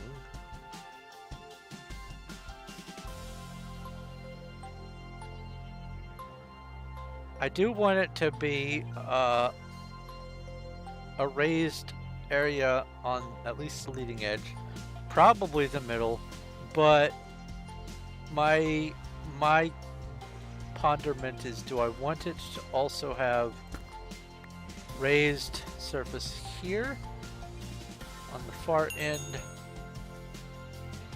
We'll see. What is the lighting situation with that torch here? Block light is still 3, so nothing can spawn here anyway. And there's going to be a torch right here, so that'll raise this to like 6 or 7. So nothing's gonna spawn.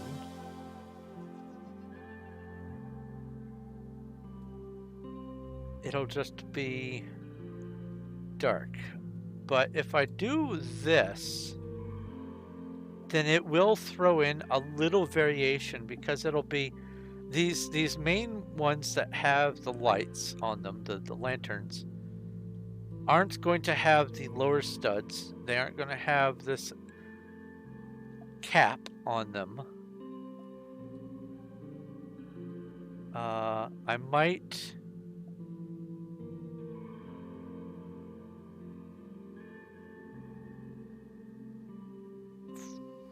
Ooh. See, now there's a thought.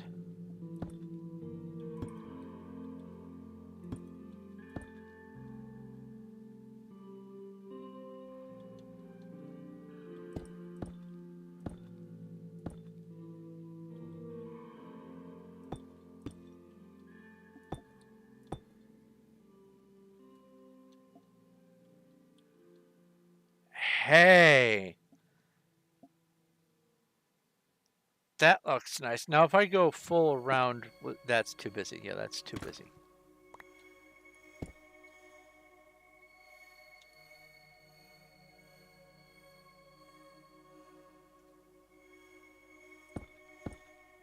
For sure, I have found what I'm going to be doing as the end support. Or the top support, I should say. That looks pretty sharp. And by doing that, let's put this in front. Oh yeah. And that would then justify having that.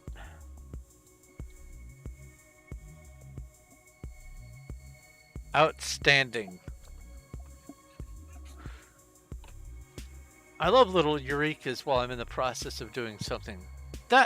That's a nice feeling. Okay.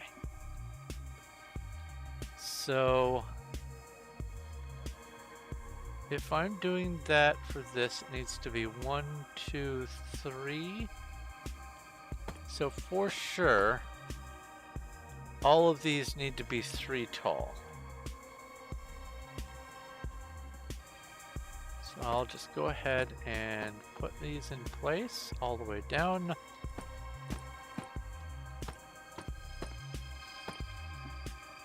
Oh, it's 2 hours in. Let's see here. Let me go grab my link and re-announce in chat that I'm streaming for my FAQ channel. Because if you use the YouTube shortened link, they don't like the YouTube shortened link on the chat. It doesn't let you put it through. It has to be the full YouTube link. But instead, I just link to my channel. So let's minimize this. And come back out here.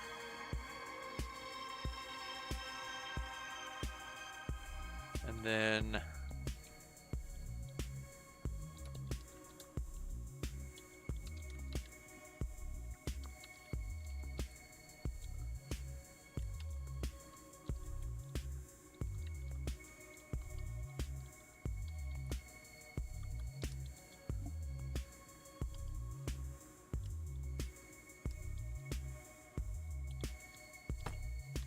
honestly, I've gotten a lot more done in these 2 hours than I got in the 4 hours of the previous stream, because the previous stream was just a whole lot of planning.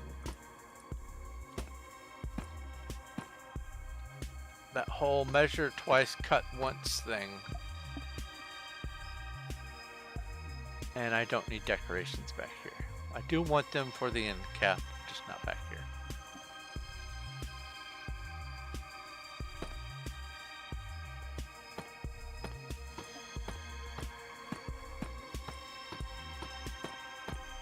Oh, things are probably going to spawn on these, but you know what? That's okay.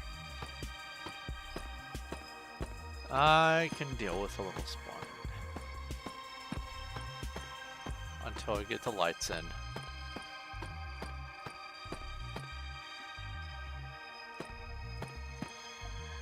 Ouch.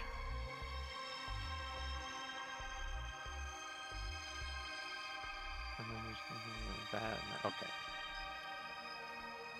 Now I come up here. 1, 2. Perfect.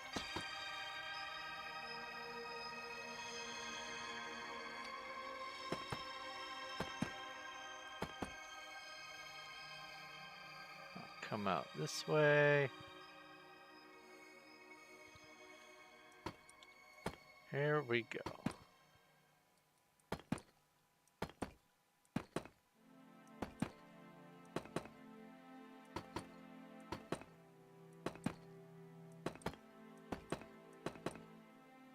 Rip. I will catch that in a bit.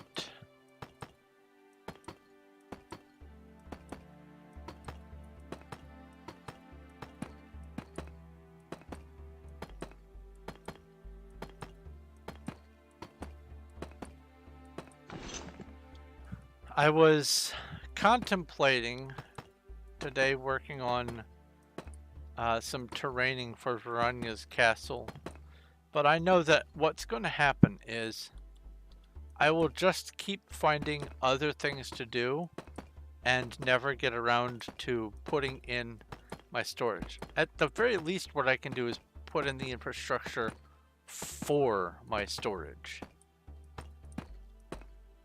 And then once that's in place, it can get filled in a little bit each day.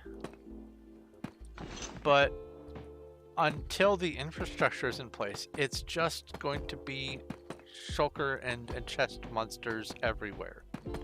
And I really don't want to have that. I don't want to leave a mess. This is probably the longest I've left a mess just out in the open.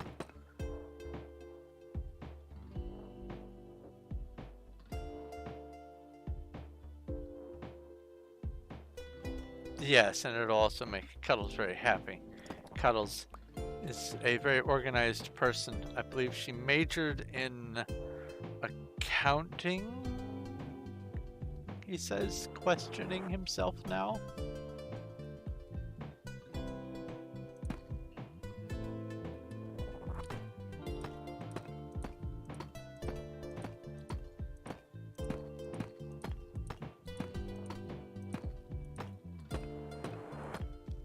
So today, for breakfast, because I adhere to the third shift sleep schedule, because my wife adheres to the third shift sleep schedule, let's see here, 1, 2, 3, 4, this one? Yes. I woke up and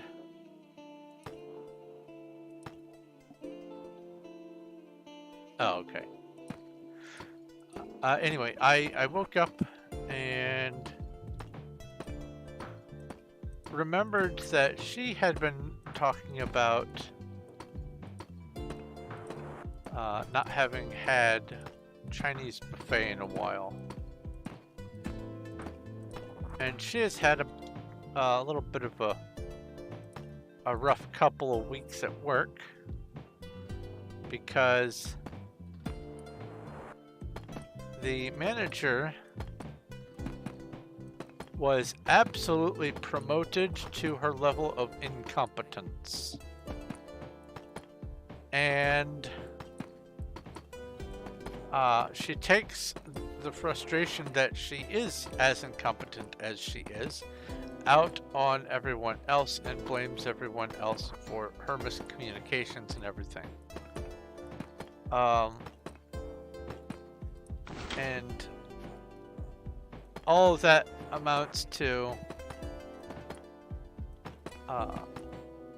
not so much a hostile work environment, just a being run frazzled all the time kind of work environment.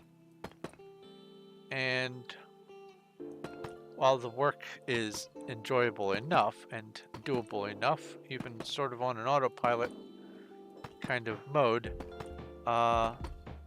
it takes its toll.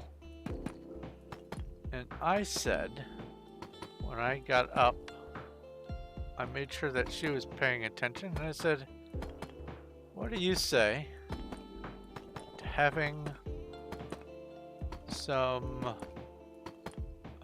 Chinese or Japanese buffet for breakfast? Her eyes shot open. Yes, yes. So I had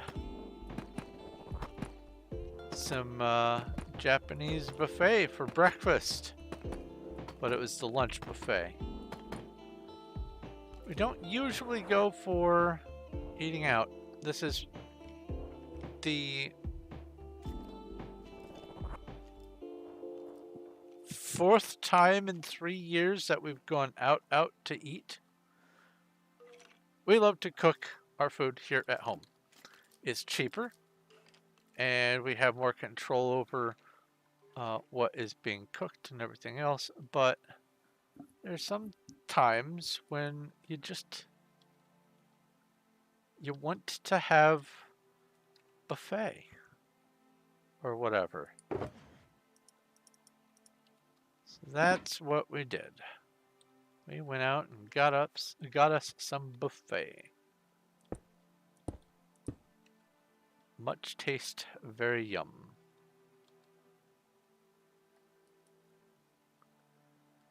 All right. This one, 1, 2, 3. This one, 1, 2, 3. This one. This 1, 2, 3. This 1, 2, 3. That 1, 2, 3. That 1, 2, 3. That 1, 2, 3. Cool.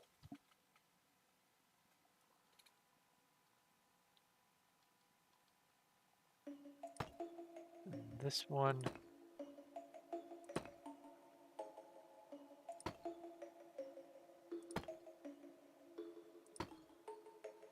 When doing builds that are larger in scale, if you have 4 of something, you want one of that something to be slightly different. About 1 in 4 is often good enough to break up a monotonous same kind of structure to give it just enough variation to be interesting. It doesn't have to be exciting, it just has to be novel. And so I try to keep that in mind for all aspects of the things that I build. Have a little bit of breaking up the monotony wherever possible.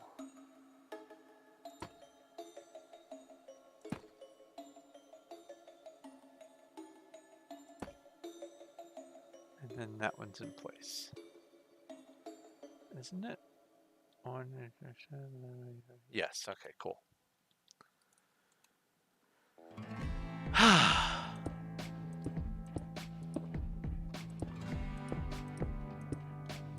So 1, 2, 3, and then that breaks up the height. 1, 2, 3, that breaks up the height. Because otherwise,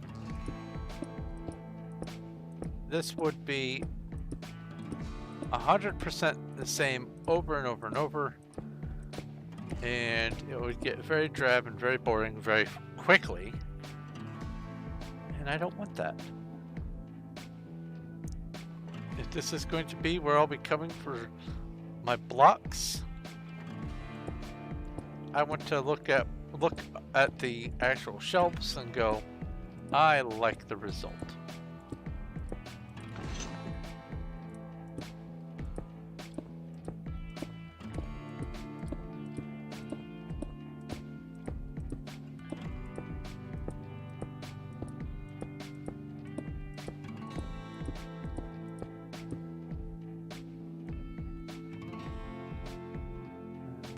That, and this.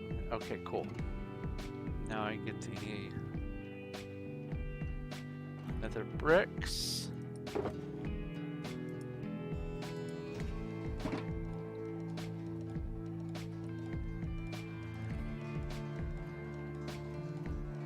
Yes.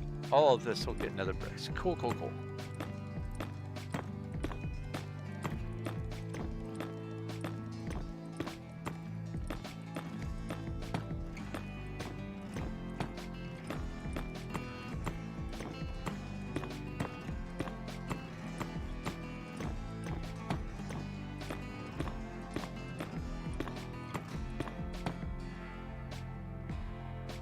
Same on this side.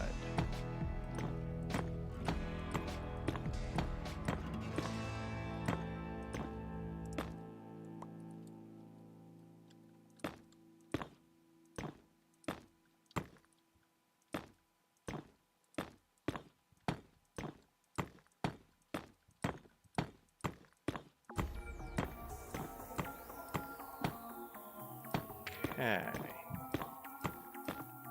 And then on these. And there we go. Cool beans. So don't need any more of this on me right now. I don't.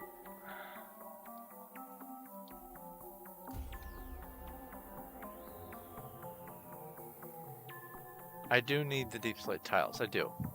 Because, oh.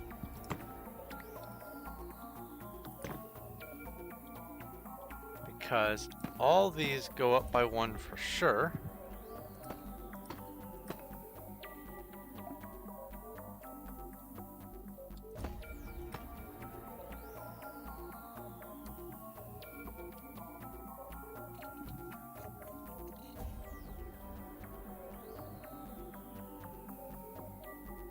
Yeah.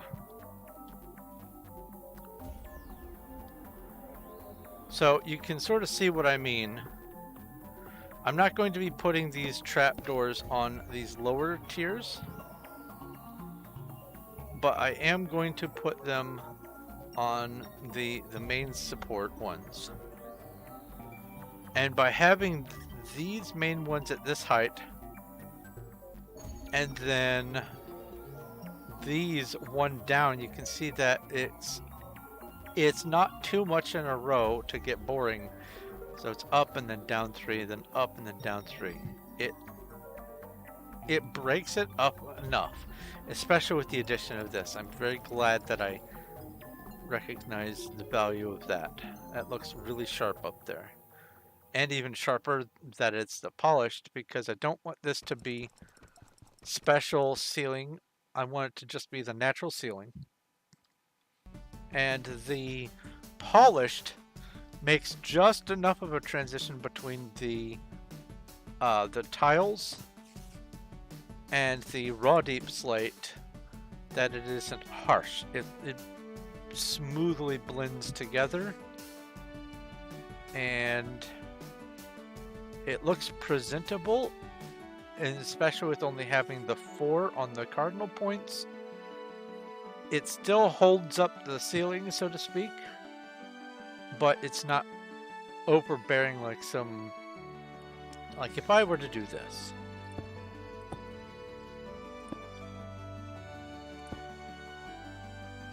And I come over here.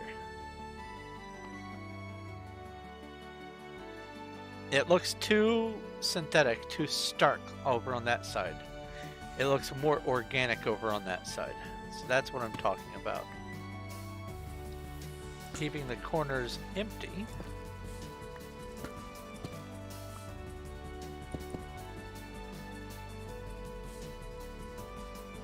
There we go. Gives it just enough variance.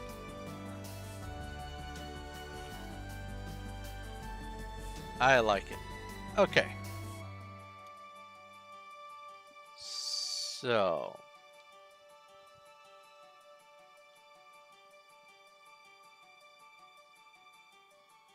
How? I'll just go ahead and just do this. Oh my, hello.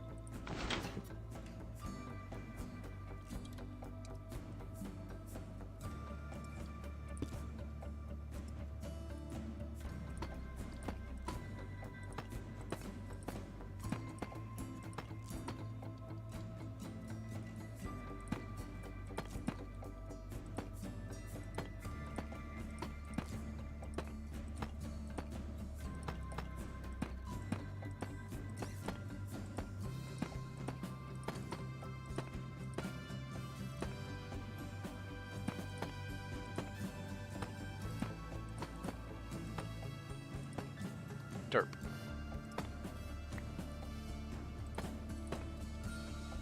And then this won't be decorated. Only in the middle will I have any sort of decoration for this end one. Because this layer, this whole wall, is my claim border. So I don't want to have, say, I don't want to do...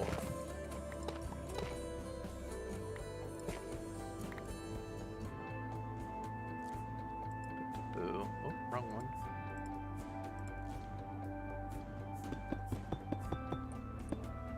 Don't want to do that on the edge of the claim.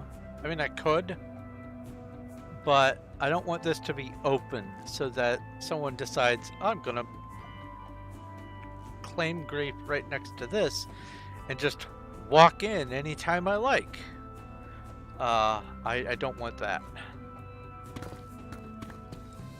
Because there are some goobers that behave funny.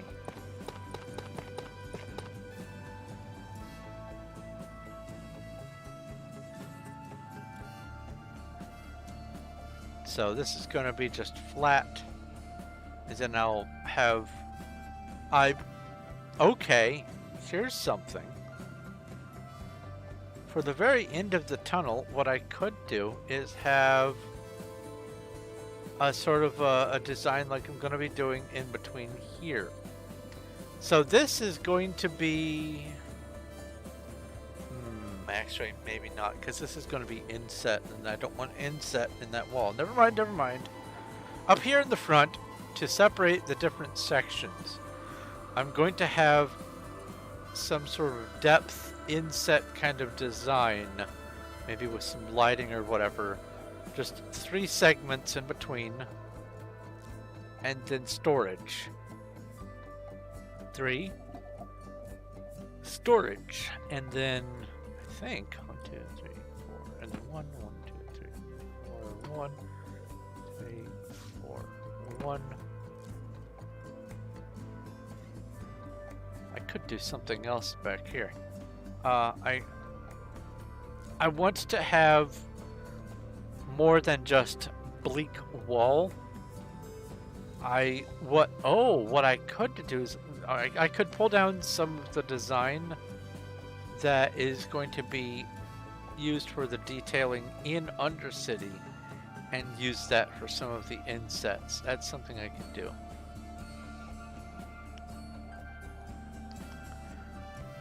A thought.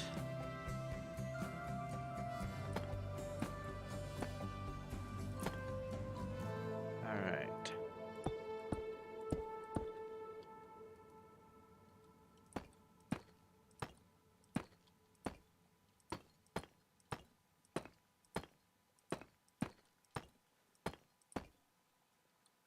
A waterfall. I could do like a waterfall. I could do some sort of water feature. I could do water and lava feature. I was talking about having lava included for lighting. I could do like water, lava, water, because there are 3 segments. That's a good idea.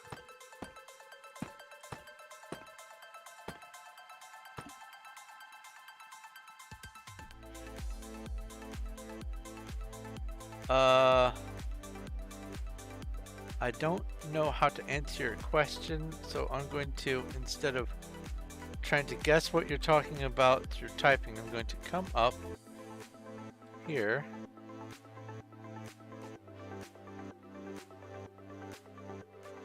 And then...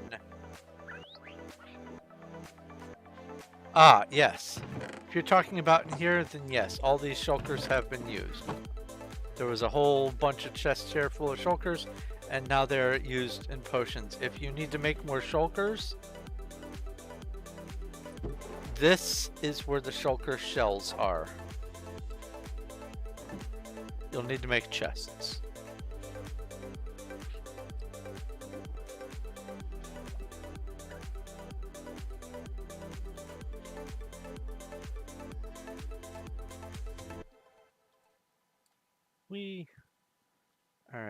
Alright, I messed this one up too, I've noticed. Alright.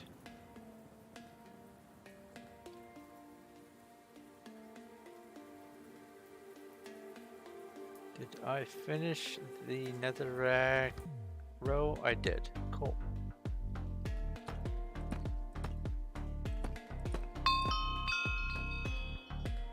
I totally didn't almost throw my mouse. The reason why I just got a level of mining is because I have things being smelted. Some raw copper being turned into copper ingots. And she has those chunks where the furnaces are. She has them chunk loaded. And so I just got a level. And I totally didn't almost throw my mouse because of it. Oh, you know what else I could do? For these in-between ones. Say.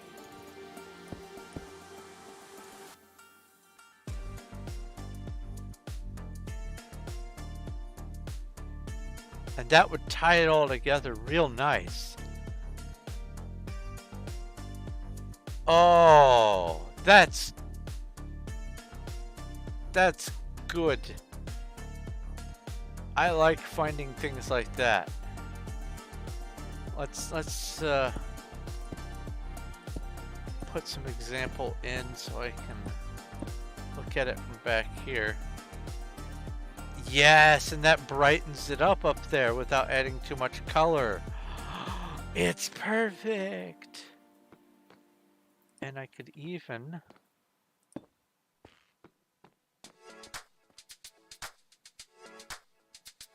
maybe not that.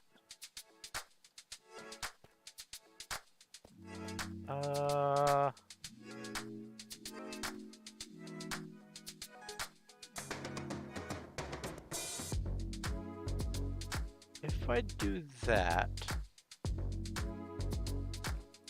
then I would want to have something there. Let's see how that looks with a fence.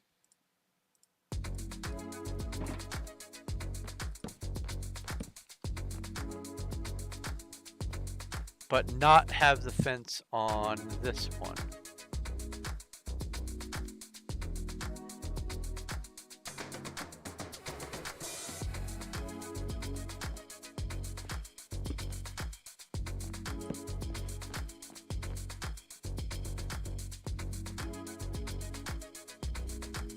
I'll leave that there and think about it. That might be a little too much color. I'll think about it. Okay. Let's get back to the rest of the for sure building parts. I got all of that side done for the deep slate tile blocks. Yes. So now I do these.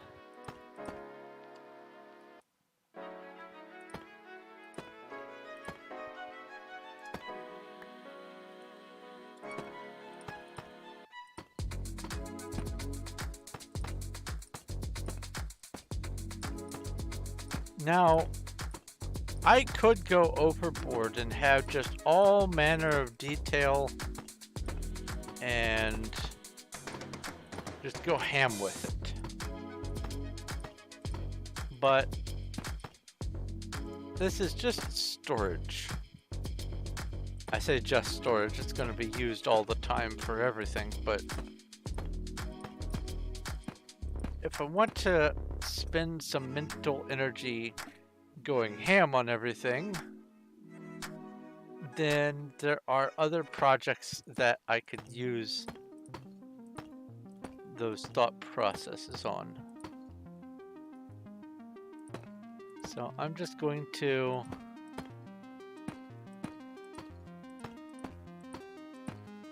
get a good enough system set up. Because if people just visit and they just walk into the warehouse, my warehouse is going to be awe-strikingly larger than almost everything most people use for building anyway, so. The sheer volume of it is going to be enough to have impact, but I want it to also look presentable. I did have an idea, because as netherite rank, I get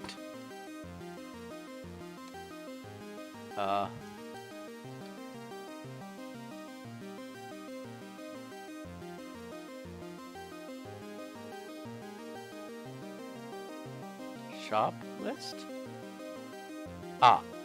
I get 100 shops. Sadly,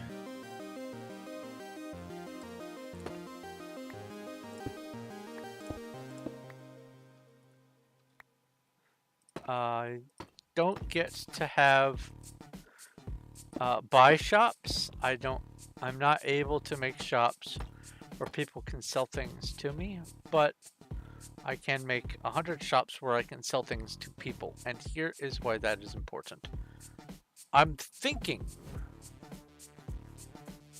of having in the warehouse, just having this place be player accessible and let people just look around, and if there are things that I might want to sell, I could just put the signs on the storage. But the problem with that is this right here would be 100 shops worth of things. 96, right? Yeah, 96. So that's almost all my shops if I were to just shop everything in here. So I don't want to do everything, and I also don't want to have all of my shops up front and then randomly the non-shop things elsewhere. If I'm going to have, say for instance, oak logs for sale, I don't want to have the oak logs and the birch logs and that, and then I have way down here stripped oak logs, because that would be awful. So maybe I won't do the shops down here. It's a thought. On Skyblock, my shopping district was my storage, because people could sell to me and buy from me, and most people wanted to sell. There are a few things that I was always having to make new of because people would buy them all, but on here you can't do that. You have to do the shops where you can only sell 2 people. And that's fine, I suppose. I mean, I don't have any say over that one way or the other, but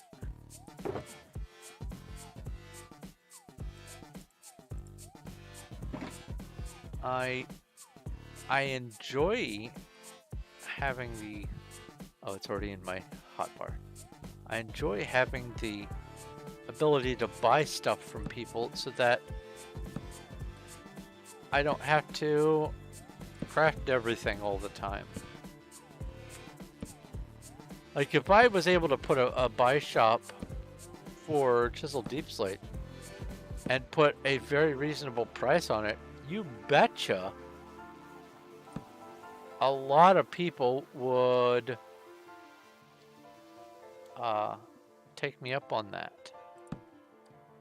They would just crawl out of the woodwork with Chisel Deep Slate and sell it to me. As it is, I've had lots of donations.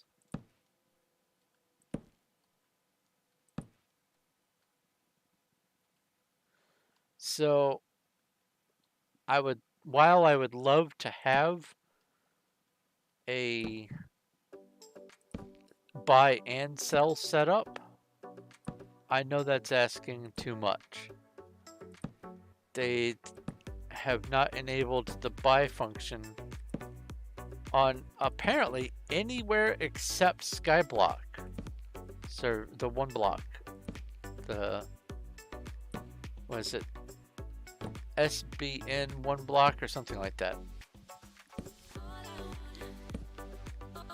Even though on the website it says buy shops are available on all servers 1.16.50 and up, they are not. They are only available on apparently just the Skyblock.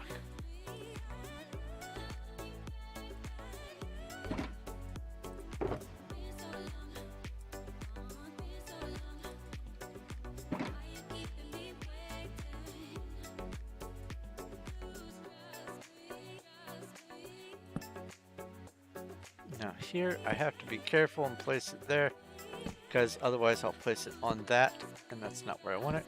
I want it on top of this.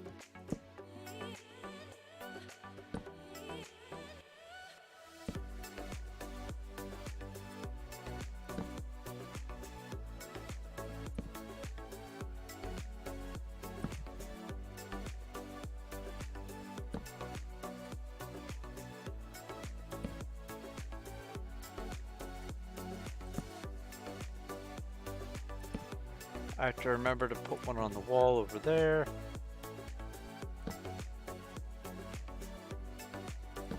That's why I kept the 3 fence on me.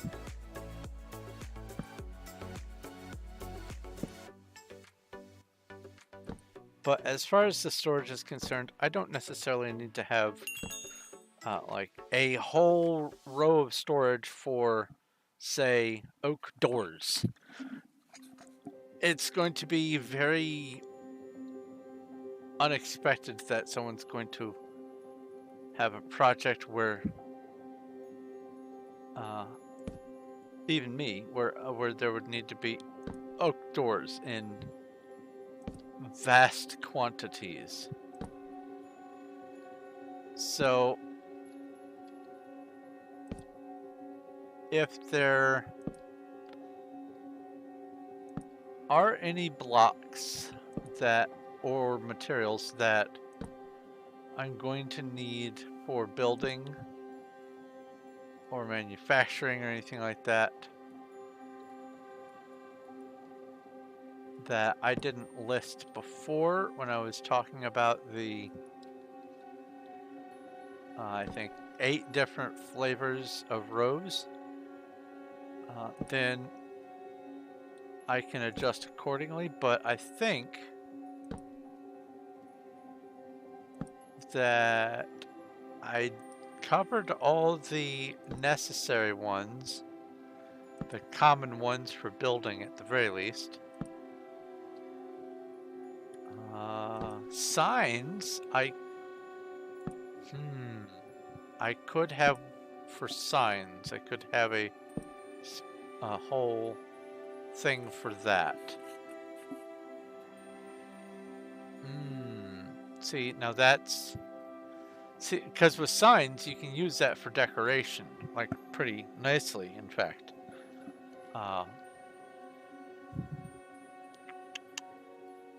We'll see. We'll see how it goes. All right, now this right here. Block 1, block light 1. So no matter what, there is plenty of light. I don't even need to put light here.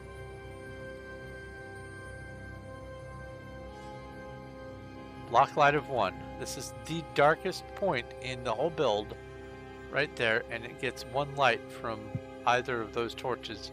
So that means nothing can spawn right here. So it's good. It's all good. Very happy.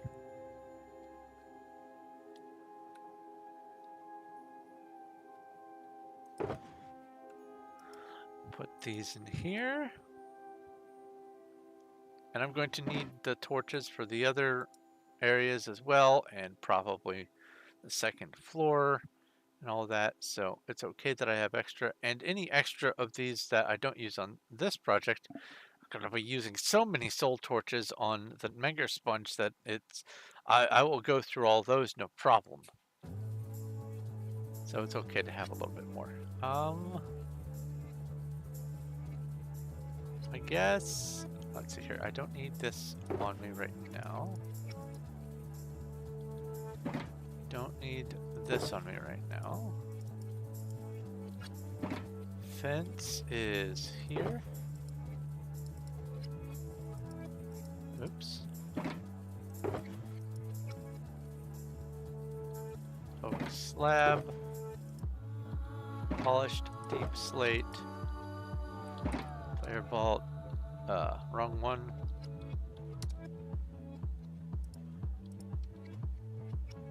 Let's go with, what was I working on? Ah, right. These guys.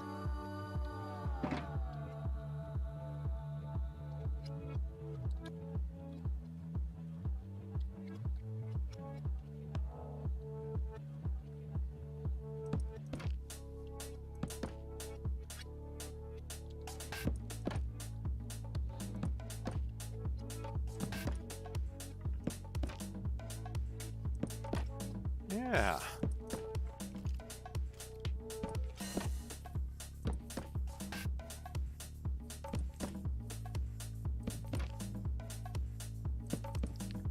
Oops.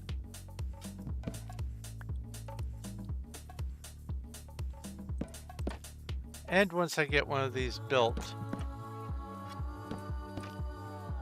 building the next one is not going to take nearly as much time and effort because I won't be having to plan it out as I go or anything like that. It's just going to be done.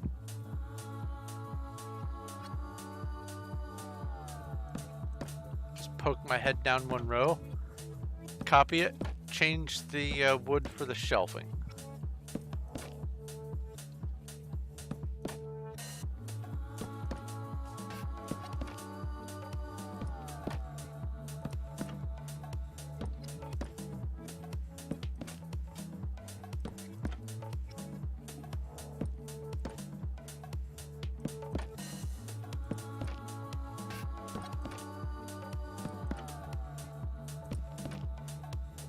Very productive day.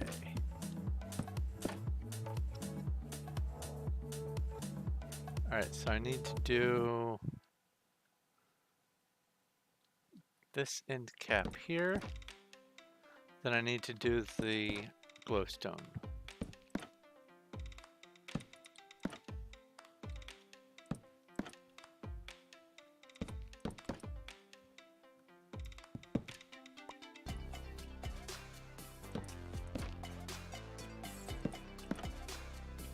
So a couple years ago, my wife got a wisteria start and planted it in the rock garden. And I said,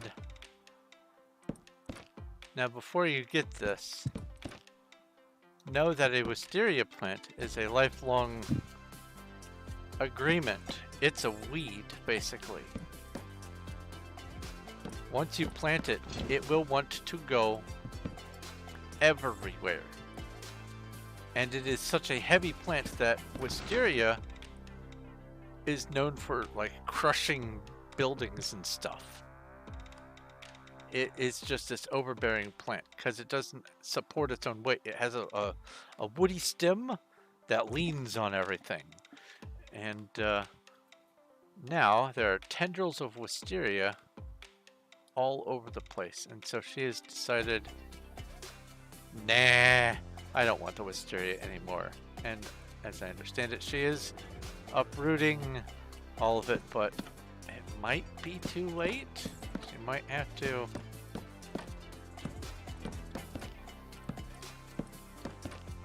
just stay on top of it for the next few years, continuing to get rid of the little shoots that crop up.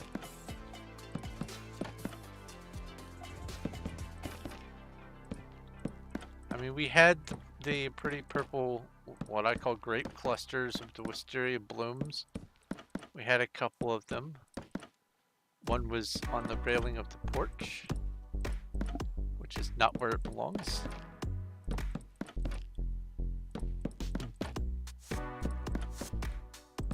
That was part of the determining factor. Her idea for going, let's not have the wisteria anymore. It's a lovely plant, but it takes constant supervision and trimming and mowing and all that kind of stuff to keep it in check. Otherwise, it will just take over everything.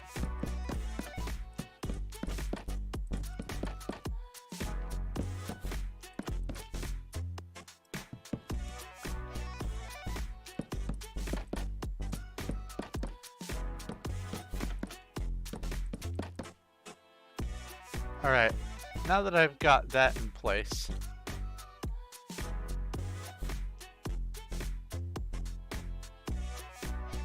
okay, for sure this is still too much green. The checkerboard pattern might be a bit much, but what I could do is say, let's see here, 1, 2, 3, 4, 5, 6, 7, 8, 9.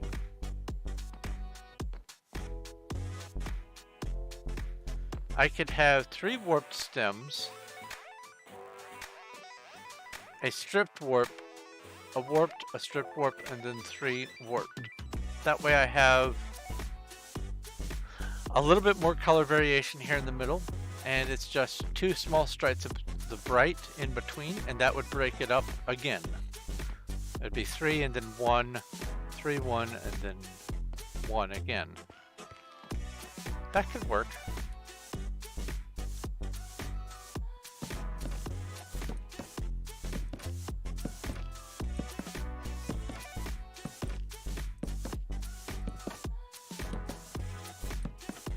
I was thinking of maybe frog lights in here, but I think that's too white of a color block to have behind the trap door here.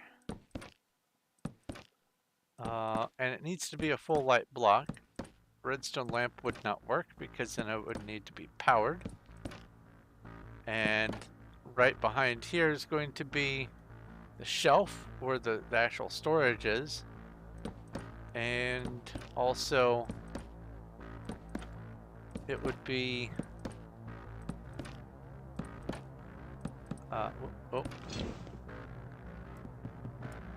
give me that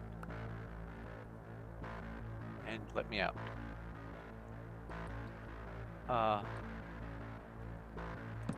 It would be too much hassle to say, for instance, have this as a redstone block to power it. There would be no reasonable way to have a redstone lamp there. So there's the redstone lamps. There's the 3 frog lights. You know,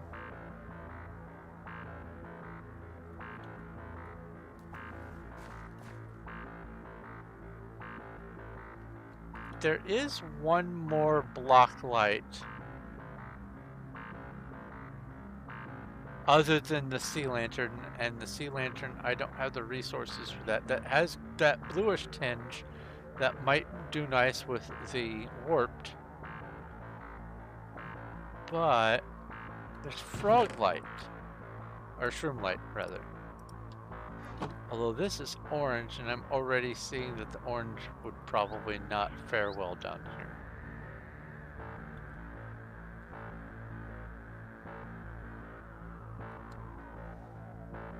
Let's do that. Ew. No. Especially because it's not solid dark on this corner. No. Potato? Uh-oh.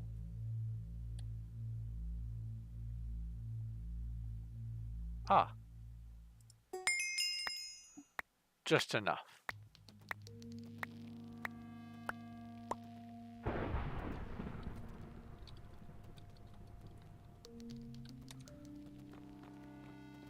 Yeah, orange just...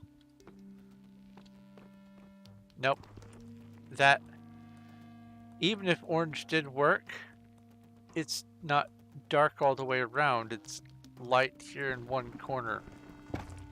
I can't.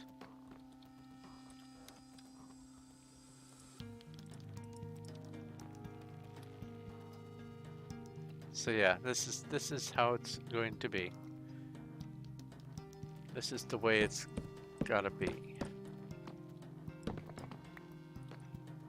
Who was that band? Cold Chamber? I think it's Cold Chamber. Their song Oddity.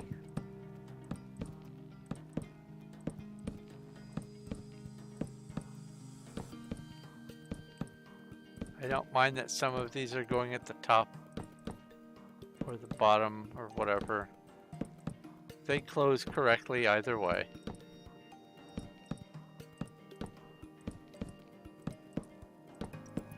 Used to bother me. I don't care.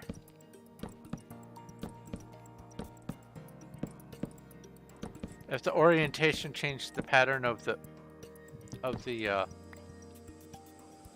where the trapdoor went, like if it was drastically different based on orientation. Let me put these both on the bottom.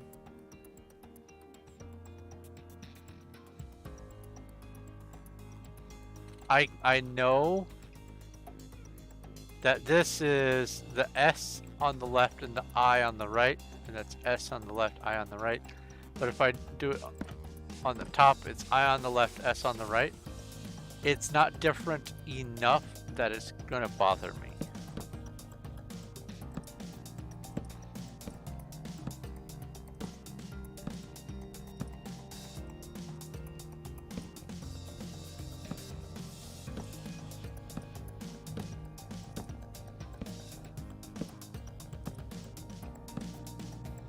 And plus, by having it varied, there again, it breaks up the monotony.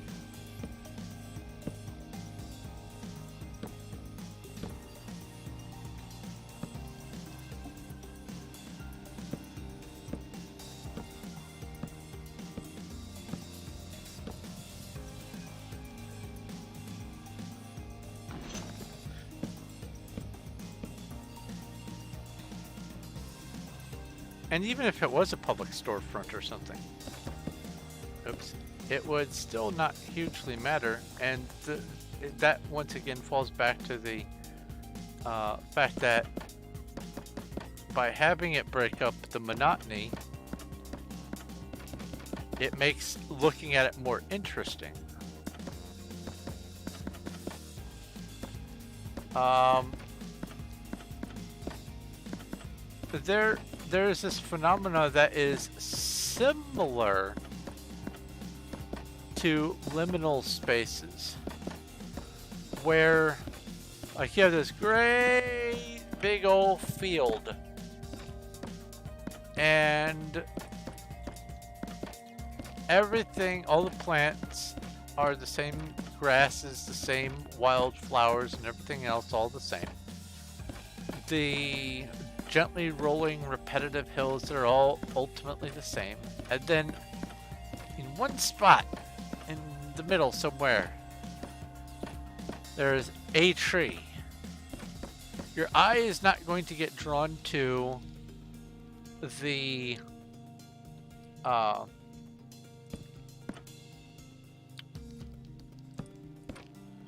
actually, I could have a glowstone behind there. Your eye is not going to get drawn to the field if you've got a tree that's more interesting to look at. You're going to be drawn to the tree. But if you have a whole bunch of things that are similar but still different, it's not going to draw your attention to them, but it will be interesting enough to make it varied. Like this would be a nightmare if all of these were all facing the same all the time. And Optifine did a great job of adding a random rotation to the surfaces of blocks. One of the best things that they could have done. Go take care of both those glowstone right now.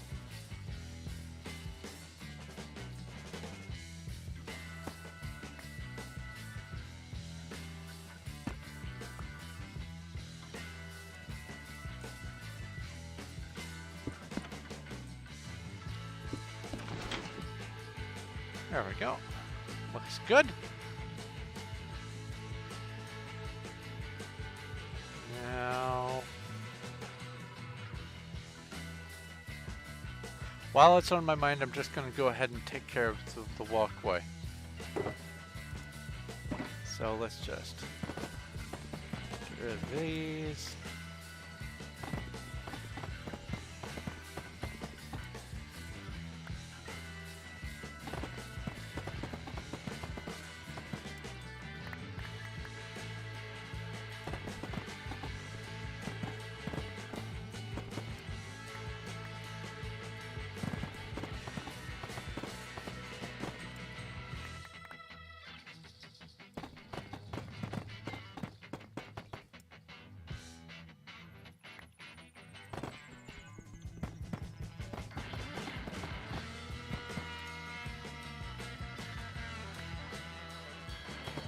Dude.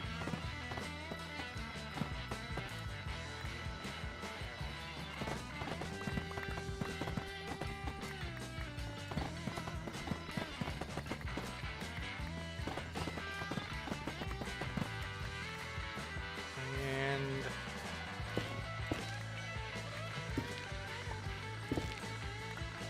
oops, that will stay there. And then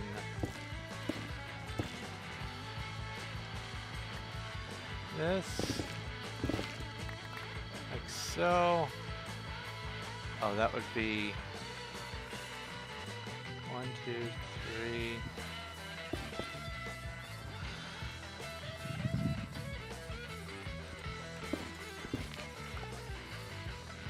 That.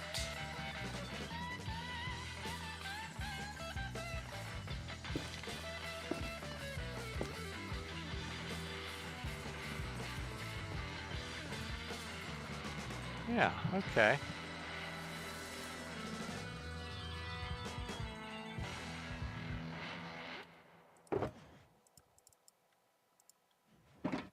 And this can go in here. Oh, as lighting comes into play back here, what would be the light situation on these two blocks? Specifically this one. This would be farthest from that light source. What have we got? block light 3. So that's even better than up there. Okay, yeah, nothing's gonna spawn. Even on the walkway back here. I am happy about that. You're able to get a few items of Pammy Kit. Oh, nice. Cool beans.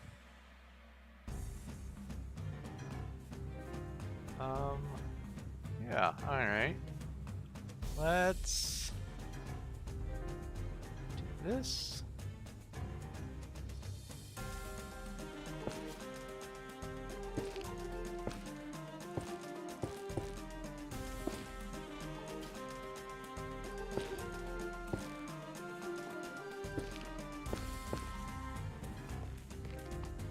See, this is what I was talking about. 31113.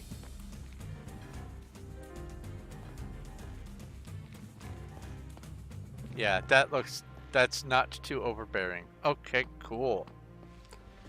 Ah.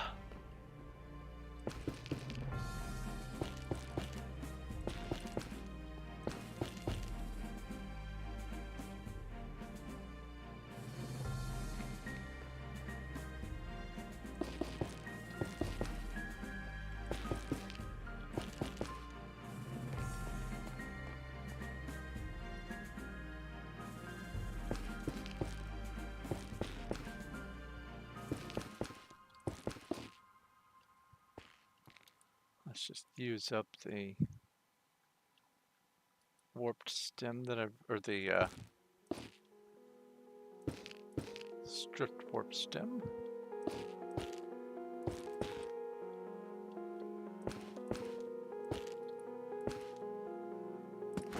There we go. And everything else is warped.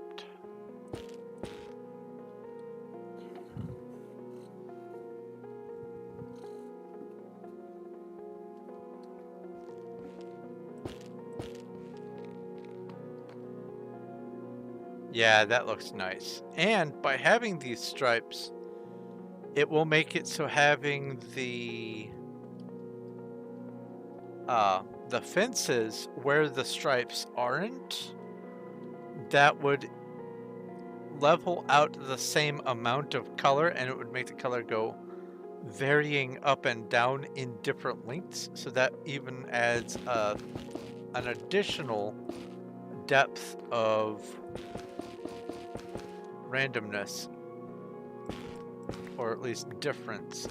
So there we go.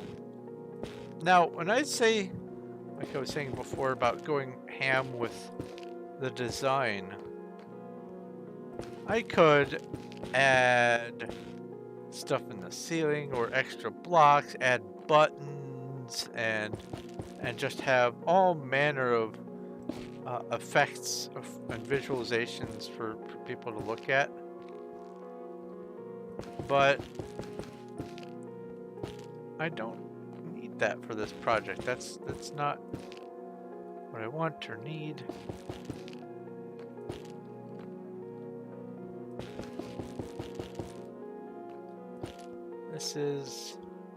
It's just storage. But I at least want it to look presentable. I want it to be clearly not a chest monster.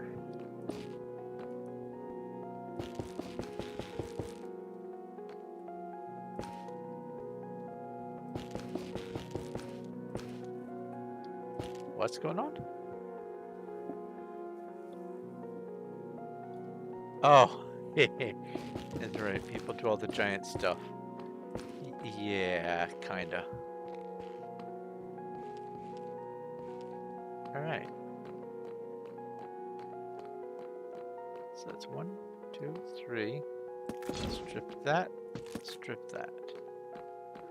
1, 2, 3. Strip that. Strip that.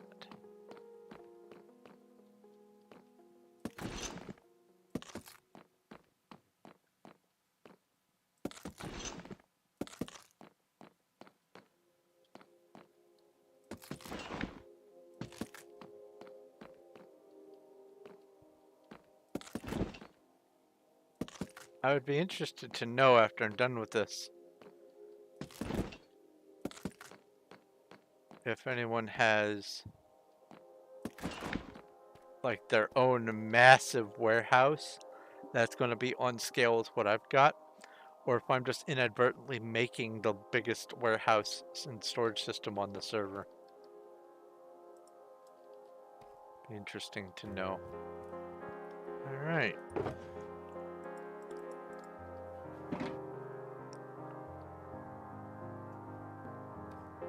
Okay.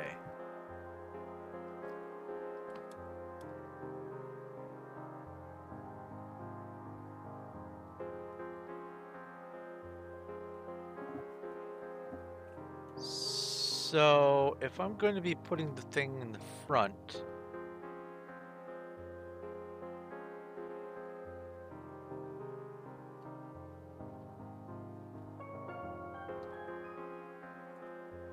do I still need the supports going all the way back?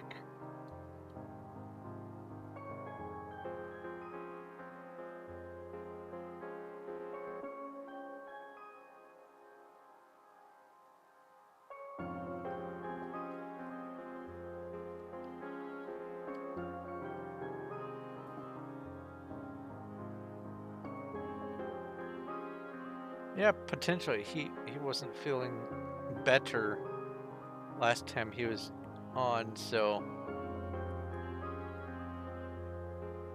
yeah, RGA has been sick.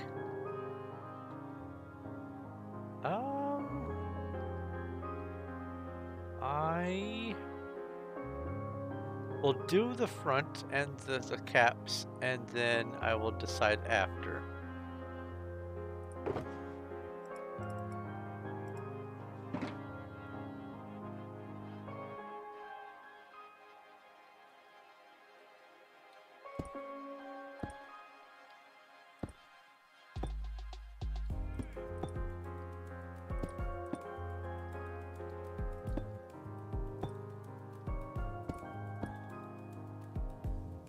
What is the name of that instrument that I'm reminded of? Marimba, I think is what it's called. Oh, I need to do this side as well.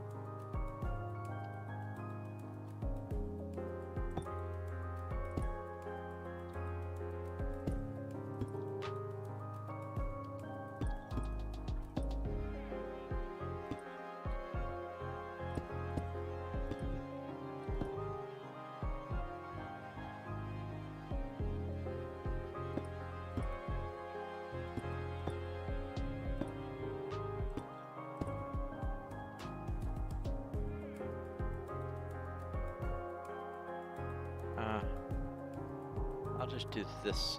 That way I can just scan back and forth. Hello.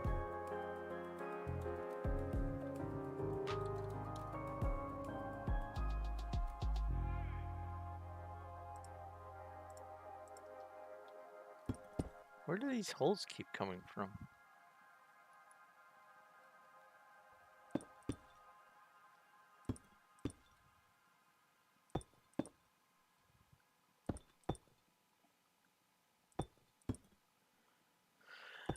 Okay.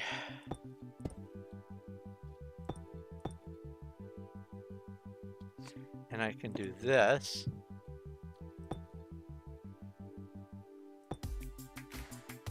That would still leave it interesting enough. Come back here.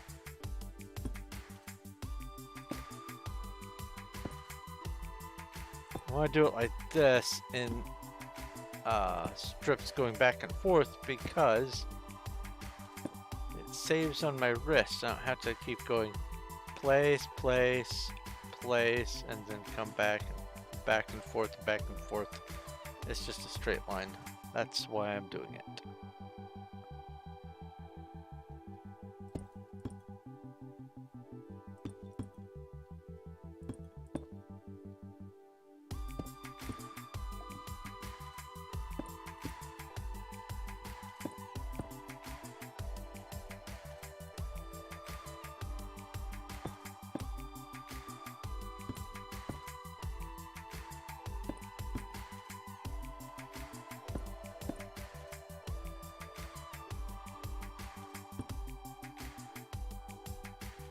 suppose I could do deep slate tiles for there. That wouldn't hurt. We'll see.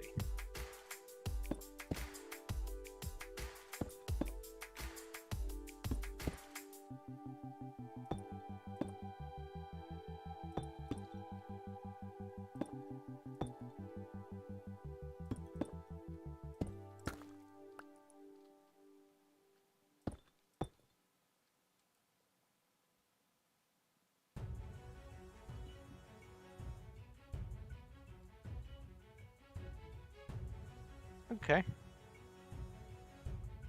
Yeah. All right.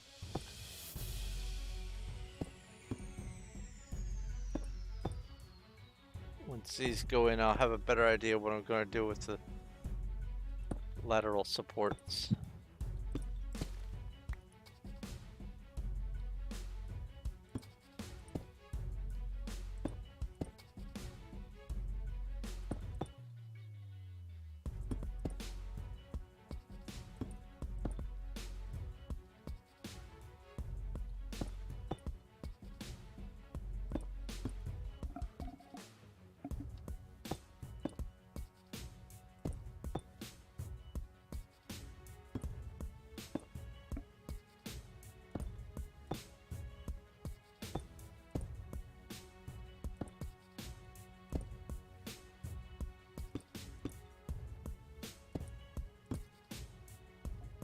That's that one. Okay. So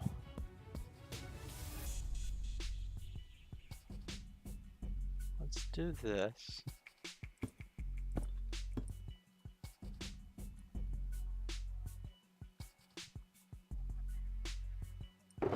Get a fence item. And look at this on the next stretch.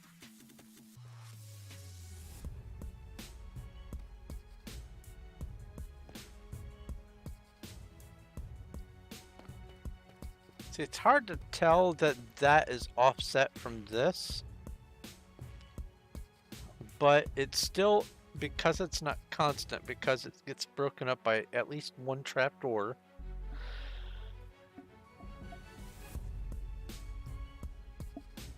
And because it's got these black horizontal lines on it,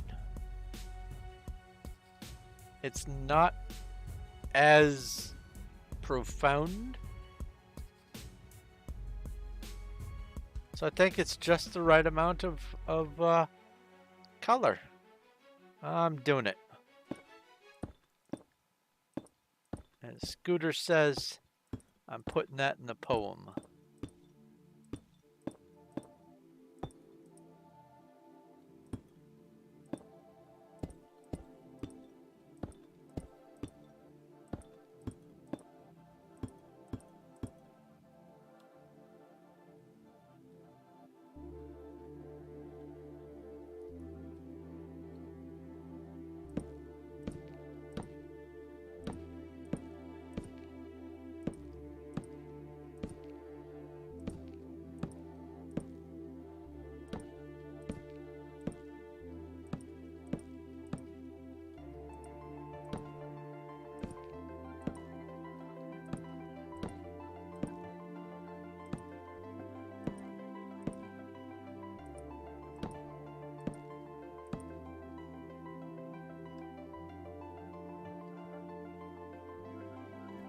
Alright.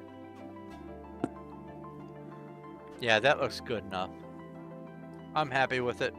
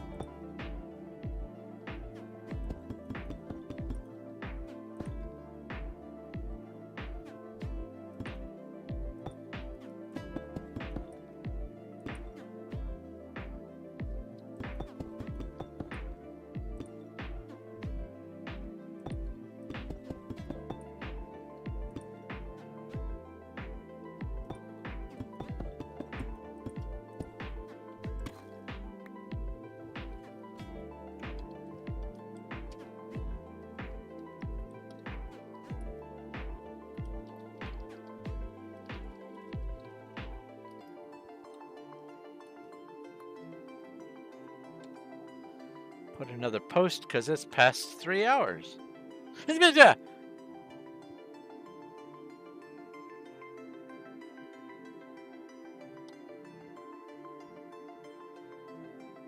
Hi, Cuddles. What can you do? I need at least another full shulker of nether brick.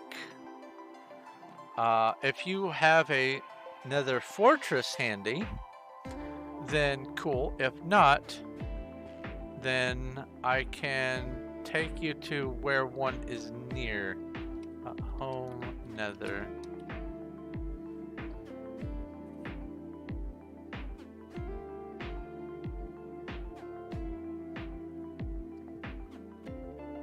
Waiting music. /fly.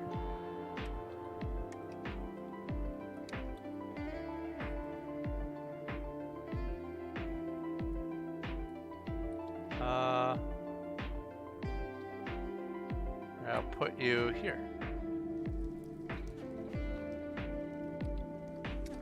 Remember, when you arrive, you'll have to re-engage fly.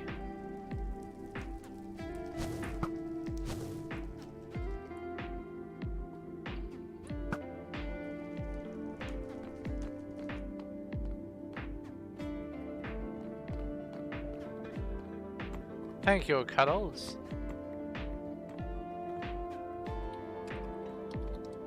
And I totally wasn't scared of your arrival.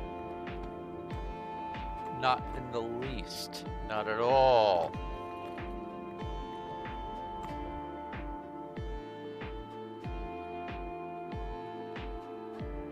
Okay. Where was I? Was heading... Oh. /fly. I had just done this one.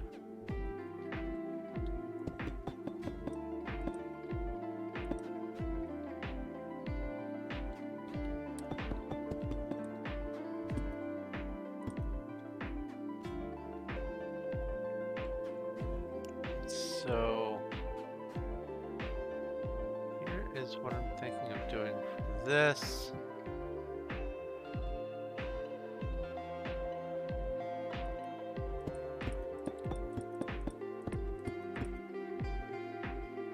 I know it's going to be in by 1 compared to all the rest, but it should be okay.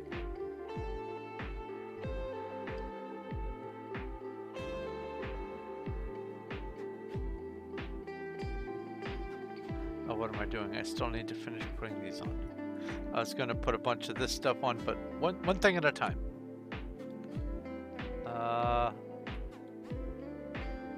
Putting on these.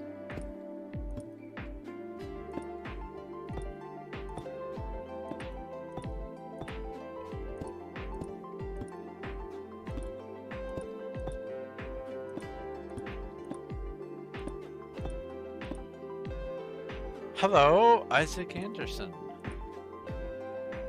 Mr. Anderson.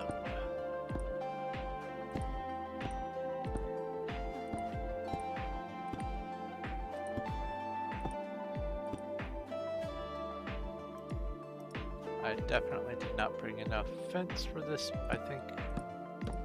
We'll see.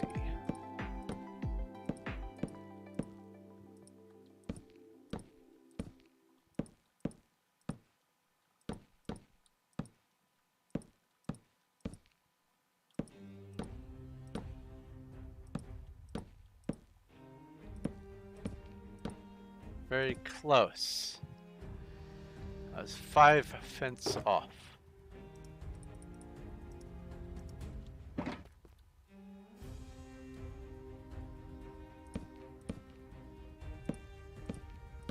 There we go. Yeah, that doesn't look too bad at all. So now I will grab this.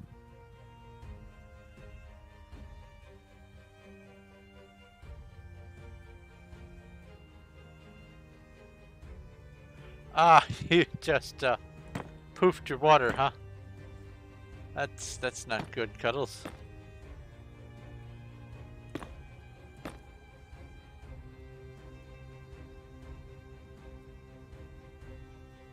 Yes, this is the big open underground area that I showed you that one time. This is, in my claim, this is the all the way down at the very bottom where I'm putting my workshop and warehouse and everything else, so that up above I can build Undercity.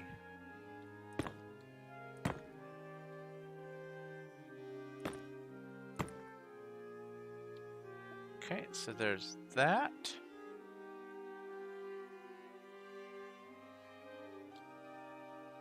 And then there's this. You know what?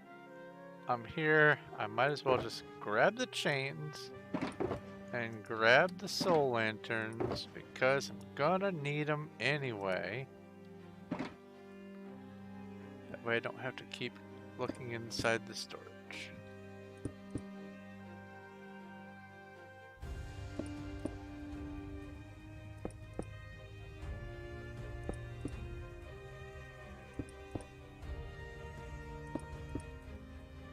My main idea for the, I guess, the color blocking, or whatever that term is in color theory, is this deep slate. Yes, it is a gray block, so sort of, but it has a purplish tinge to it. And so I thought if I split the difference between the purplish tinge and went sort of bluish and sort of reddish, but kept it dull and darkish, it would be a nice go-between. So we've got the sort of reddish in the nether brick, and we've got the dark teal bluish in the warped, and in addition there's just flat out purple in with the warped. And then the black stone once again has a bluish tinge, but it's darker and slightly bluer than what's in the deep slate. So by having all these together, it just kind of spreads the color out. And then I have recently realized the benefit of having this polished. It adds a little bit more brightness. Oh, I also need to put in the floors.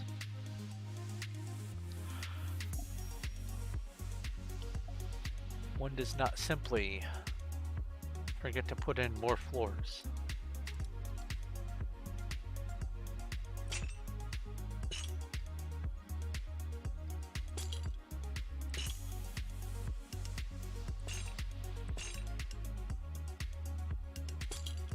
Really? You're gonna aim there? Give me that.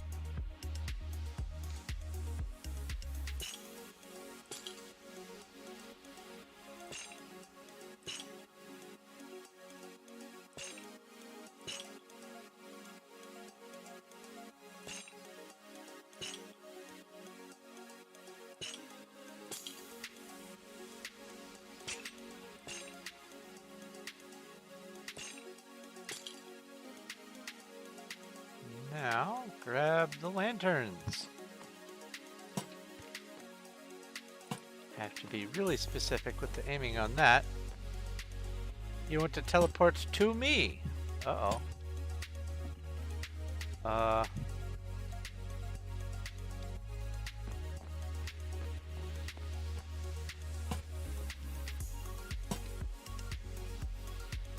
they going to appear there? Or are they going to appear on my person? Okay. Hello! How goes? Right. Now, are you here to give something, or are you just visiting? I think you're just visiting. Hello, Sneaky.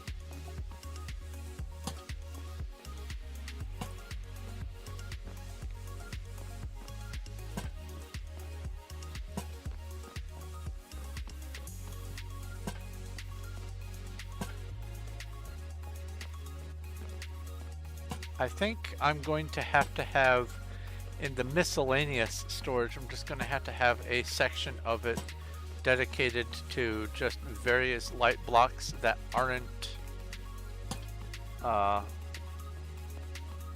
normal blocks. So like the frog lights, they would be blocked. Well, I actually, you know what?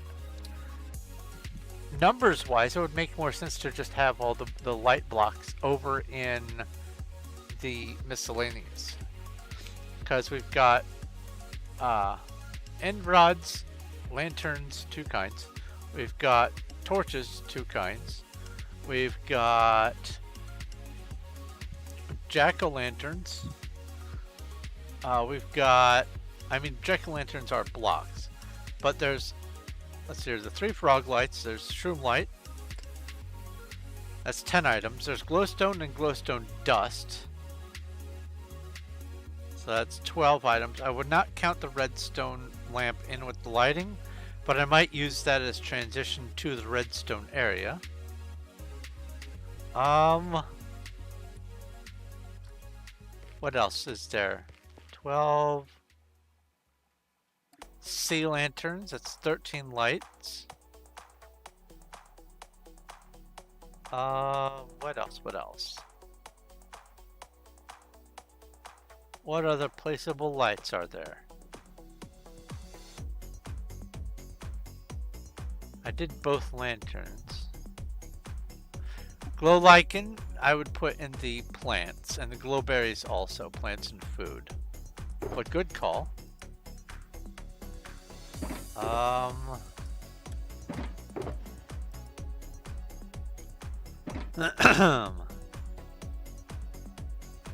So yeah, instead of having them in the buildy blocks, I think I will have those in the miscellaneous as just lamp and light source area. The Isle of Illumination.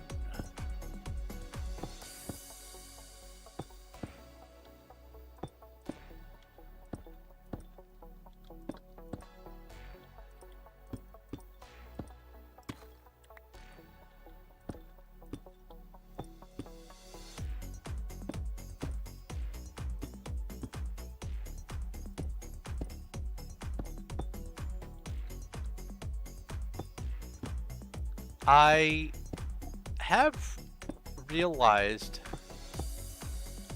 that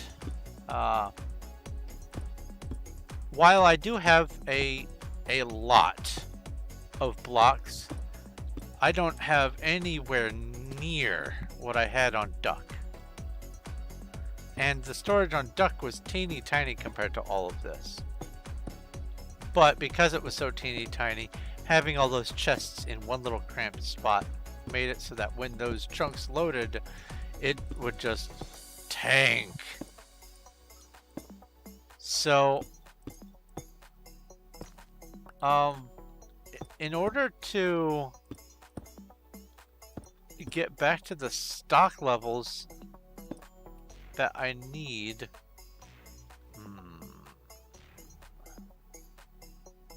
I want to have this here.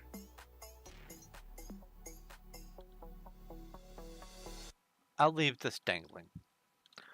In order to get back to the stock levels that I need, I'm going to have to spend like a whole day chopping dark oak, a whole day chopping each and every different kind of tree. I'm going to have to go around and harvest massive amounts of flowers, set up flower stompers in each of the requisite biomes so I can just get unlimited flowers. No,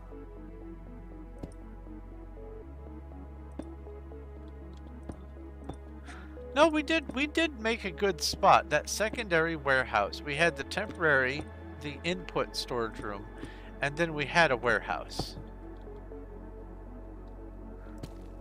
The warehouse was the big one with all of the full shulkers, and that worked. And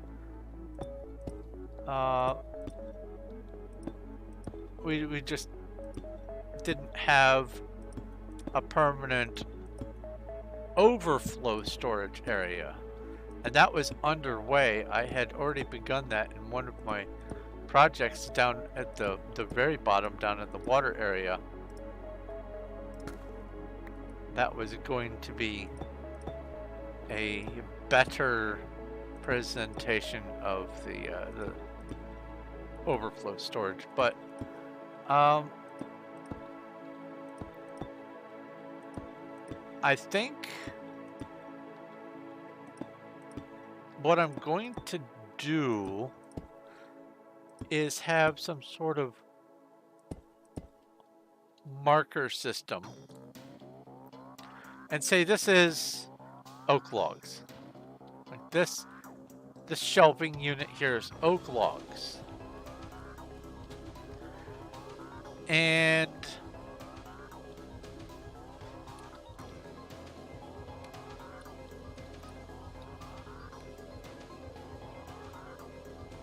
up here will be chests, or double chests. Room for plenty of shulkers. This would be 108 shulkers worth of storage. And that's going to be enough for most purposes, for most kinds of immediate builds. And then down here can be just individual shulkers so that they can be slowly filled up. Or barrels or whatever. Probably barrels, actually, because barrels don't count as entity blocks. I think barrels are more server friendly. Oh, and barrels don't have to. See, this is one of my concerns. All right, so if I put this support, well, actually, it wouldn't be there. If I put this support here, I don't think that if I put a chest, it will interfere, but if I put a shulker, I won't be able to open up. But down here, it will be, I would have to place the shulkers very carefully up and down if I wanted this to be shulkers. So if I put barrels, does not matter which way you place them, they can be completely constrained on all 6 sides and have a quarter block gap looking through a stair, and you can open a barrel. A barrel holds 27 slots just like a shulker does, just like one single chest does.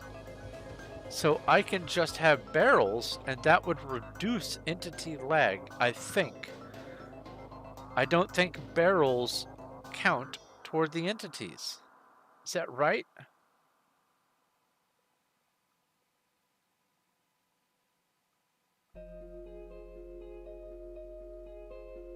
I have not finished the sponge build. I have not. But we need a storage system, and so that is why I'm working on this.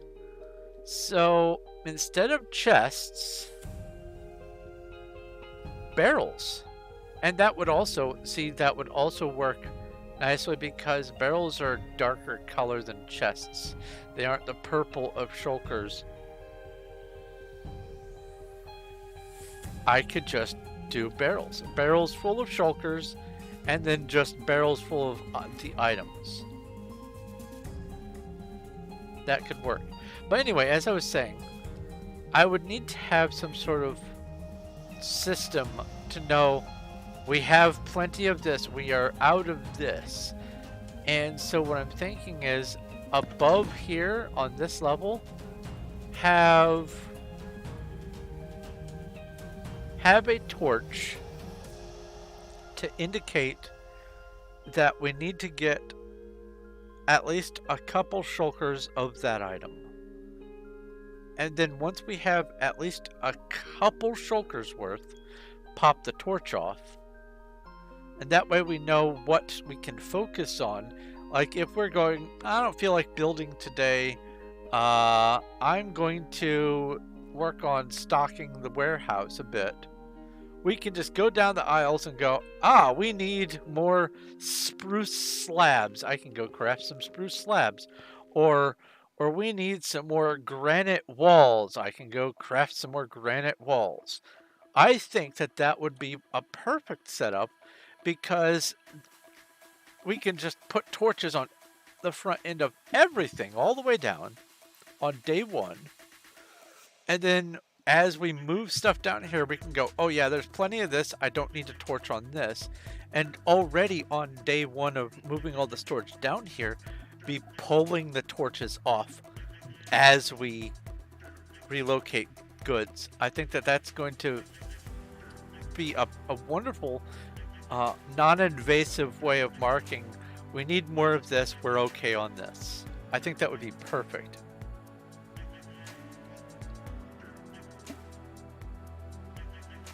I was trying to come up with, we could have like a green wool, red wool system. No, nuts to that. Just a regular vanilla torch. And then when there are at least 2 shulkers of the thing, you pop the torch off. There are some, like for instance, logs, granite, stone, that sort of stuff that we could justify saying, okay, we need not just 2 shulkers, we need 108 shulkers, and then we'll be happy. The big main commonly obtained items. And then that could be the goal, is filling up these shelves of shulkers. Well, barrels full of full shulkers. I think that that's going to be the best setup. Non-invasive. The torches don't really interfere with entities, entity counts and whatnot. I think that would do it just fine, honestly. Because if I'm looking down here, my entity count, let's see here. It looks like, if I'm coming up here,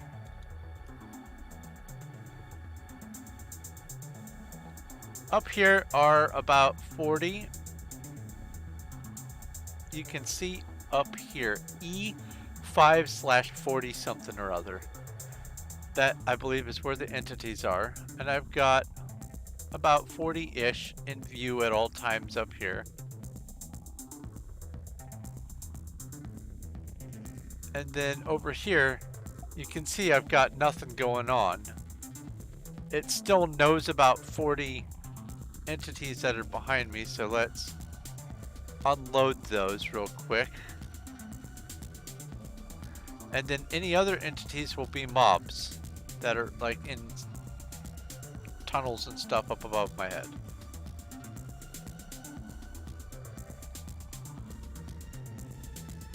Yeah.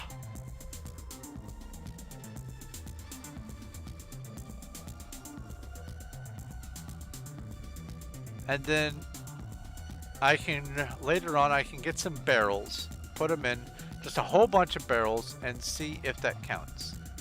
Because I think shulkers count as entity items, and I know chests do.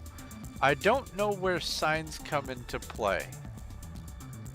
I don't know what signs do, where they apply in this. But I ought to learn what all these numbers are. If I come this way. Yeah, only the chunks are vanishing. The chains don't have a render despawn. The lampstone.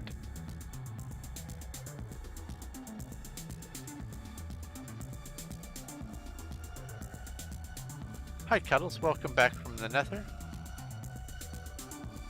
I bet you didn't go with a bunch of shulkers.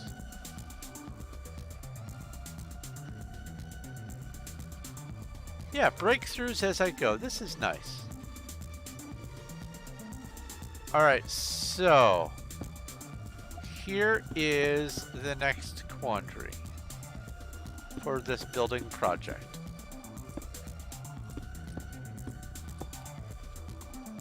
Oh, you've got barrels. Hi. Hi, Cuddles. Nice to see you.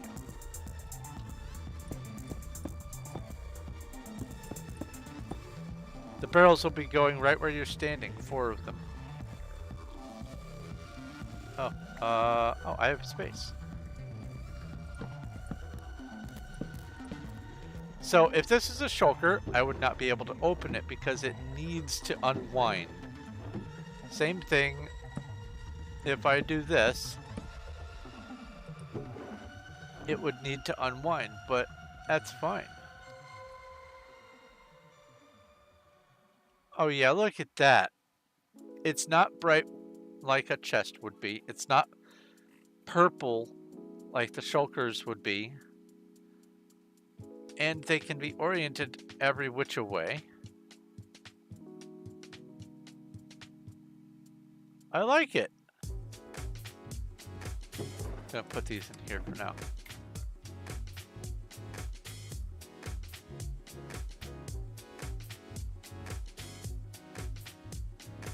Actually, Cuddles, if you'd like to help down here, if you feel you've gotten enough nether bricks, which I presume that's why you're back, I will need at least another full shulker of nether bricks down here. If you want to help down here, while I'm doing the rest of this, what you can do is, here are the oak slabs. You can just start putting in the shelving and putting the barrels on the shelving like this for all of these. That would help tremendously.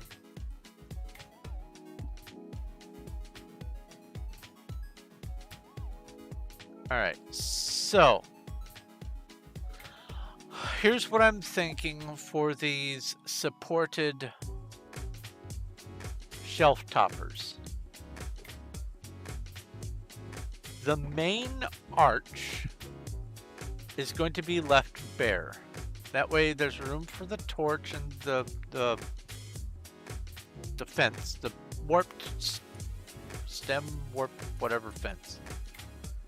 I don't have to worry about interfering with that. And then back here, I have all of these connect all the way back, and I could even do one further and have that. How is that gonna look? Well, I mean, the barrels are gonna block the view, but if you're going back here, having something in between makes it so it isn't this empty column. And there again, that's the whole breaking things up trick. Every 4 or so blocks, you want to have something novel to look at. So even the floors down here, while it is going to largely be this block, I'm thinking that maybe even just right here and right here, and then so basically between the columns, I'm thinking of having one different block than the rest. And I have been pondering what I would like for that to be. But we'll cross that bridge when we get to it. But I think that this is going to work just dandy. This is, like I was saying before, this is going to get built out and have like an inset display of something, waterfall, lava fall, something in here. And that means that the wall will actually come out to here. So it's not going to be bare like this. It's not going to look funny having that gap.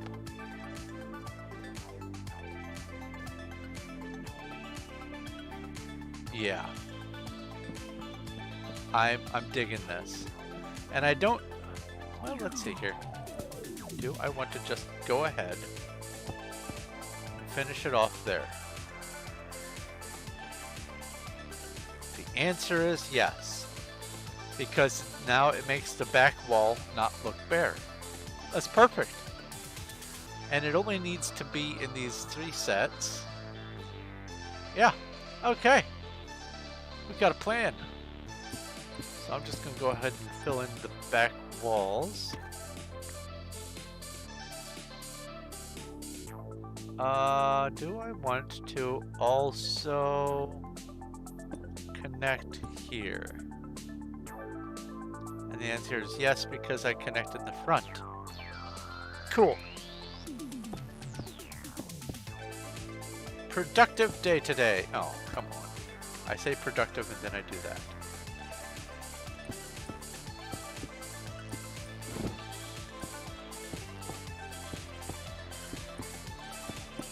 This is great. Cuddles is going to be thrilled that there's storage. I'm thrilled that I have this project underway.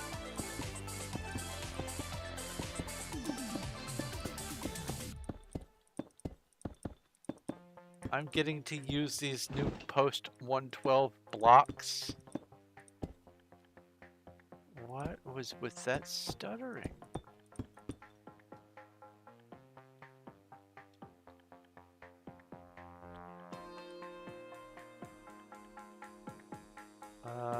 How best to do this? Well, this will keep me with my back statically here, so I can just do this.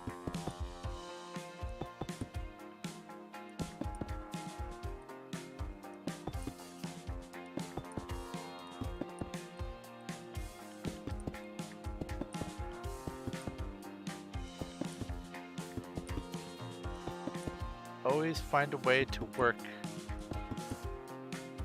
smart, not hard.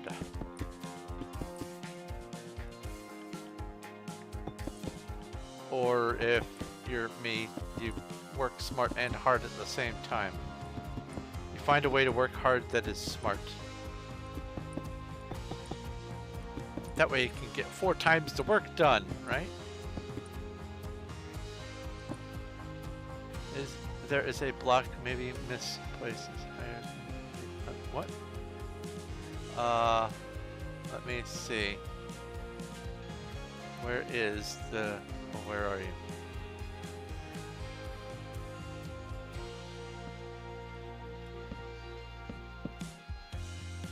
Where is the misplaced block, Cuddles?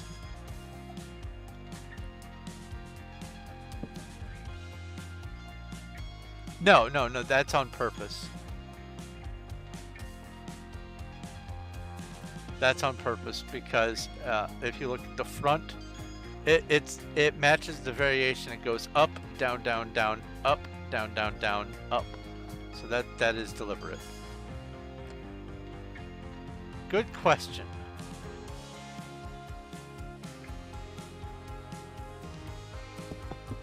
It is a good catch, good question. Thank you for noticing it.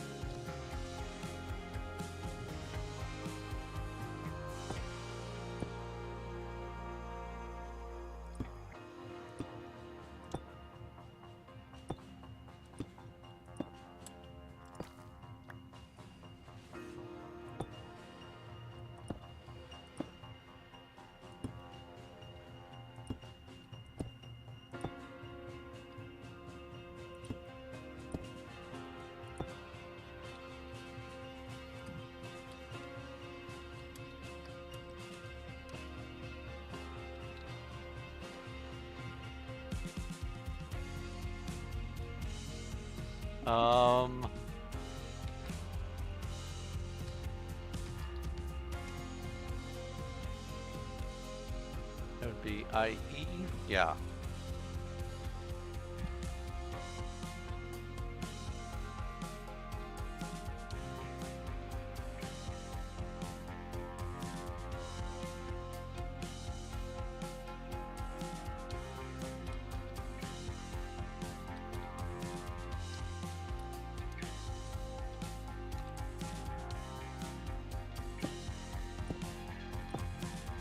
I actually am going to be making a video specifically about how to do land claims, because there's quite a lot of information that is not readily available in the help. Most people don't want to go to the developer site and learn how to do it.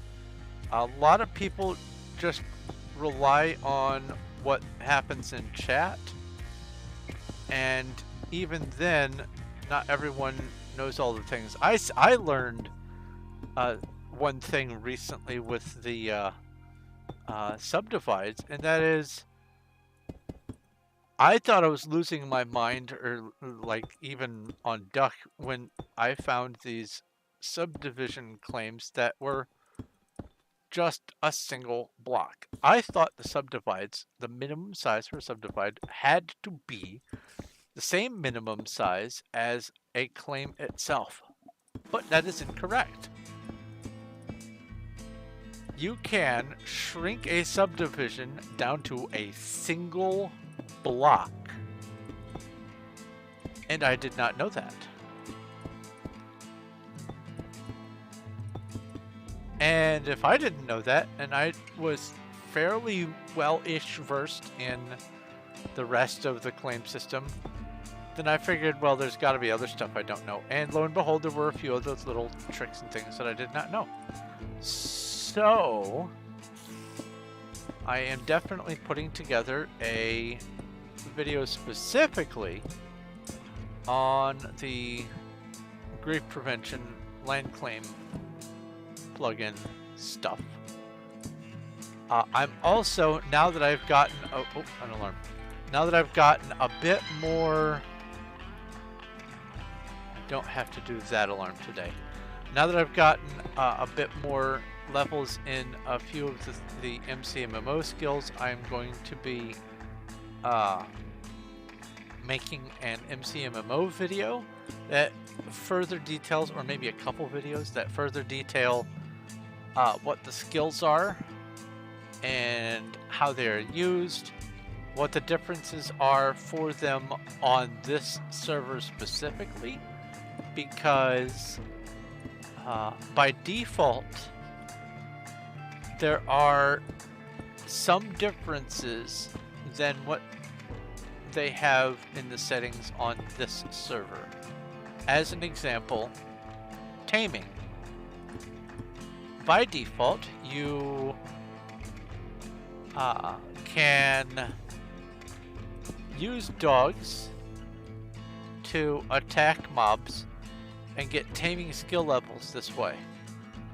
Also, by default, you, I believe in this version, you are still able to have as many pets following you as you wish.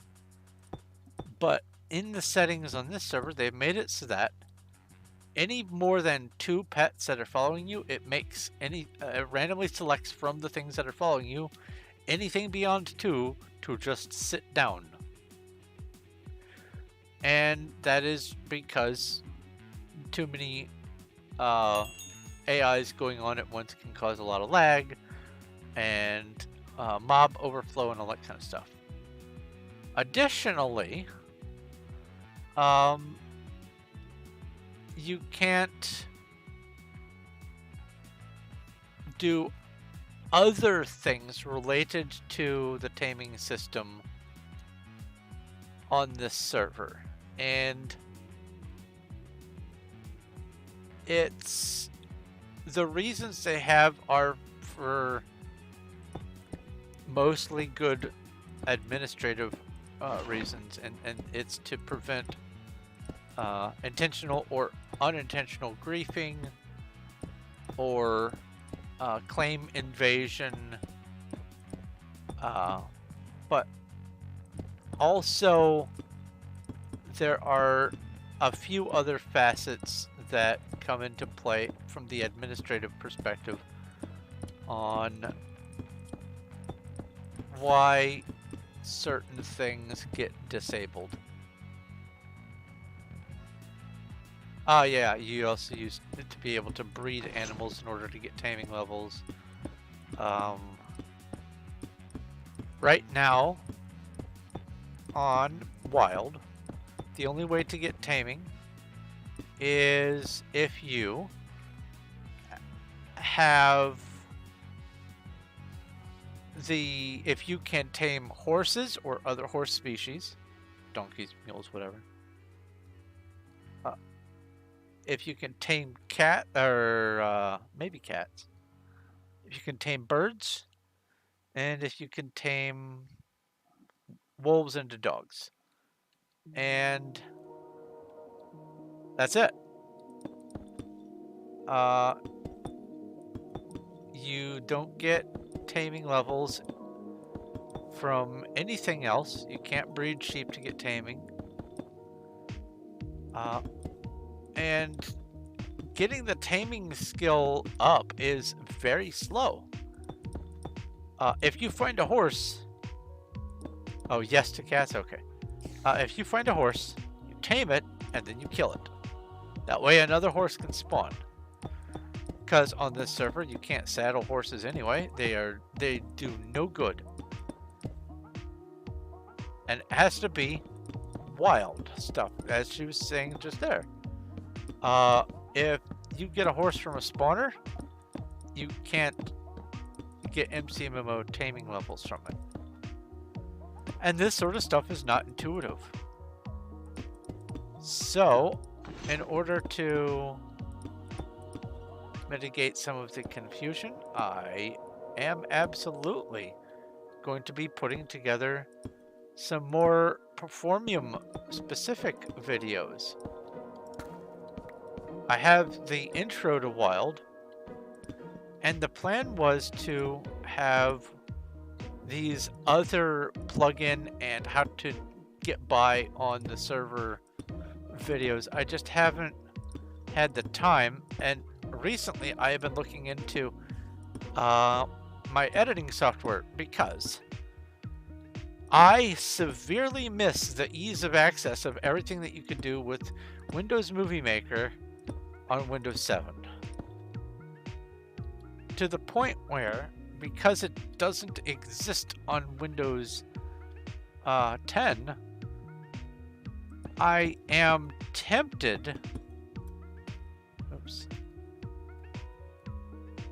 I am tempted to... There we go. Find out if I can just buy it or something so that I can have all that functionality that was built into Windows Movie Maker here on Windows 10. I have a website saved that what's it called? My own little 15 free, easy to use alternatives to Windows Movie Maker. And I'm going to vet all of them for functionality. But there are certain aspects that are, it makes no sense that they don't exist in the movie editing software that comes with Windows 10. Like I have no idea why they would pull that functionality out.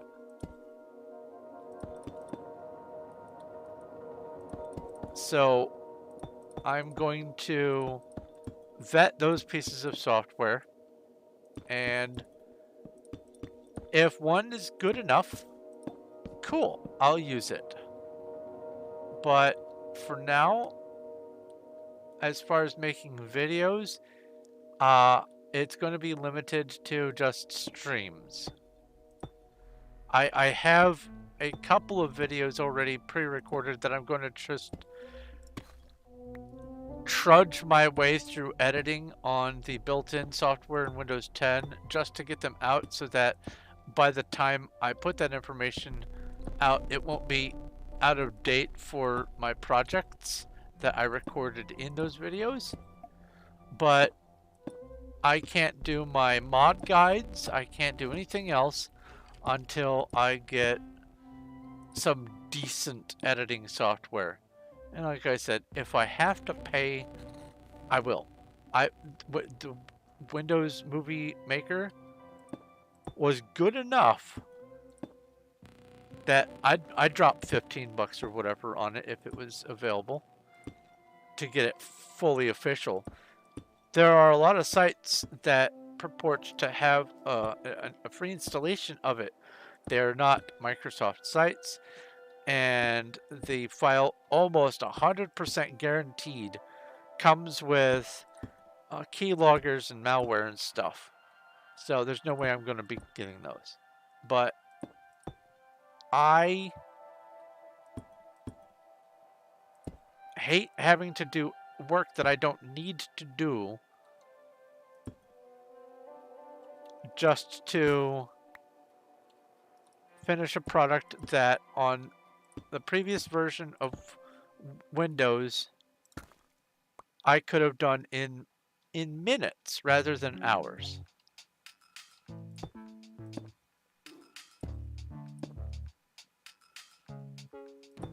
So I will be making some videos on how to do some of the stuff on Wild and on Performium. That is in the works. Plans for doing that do exist. But for the present, I'm limited to just doing these streams. Oh, my mouse got turned around. I had to wiggle. So let's see here.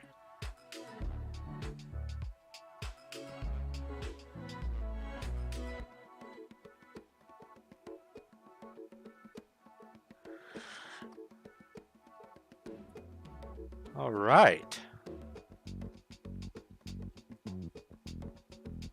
And I think because of how the storage is set up, this barrier that marks the edge of just outside of where the loaded chunks are located,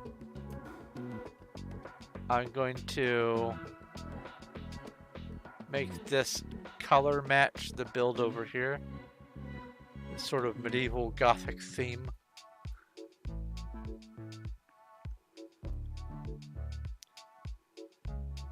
Yeah.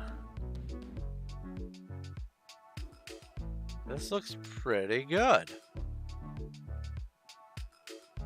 Especially now that it's all in place.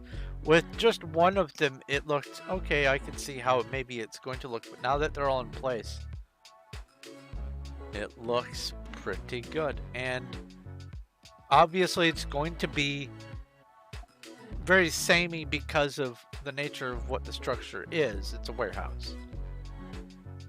But the variation is just enough that I think it works perfect.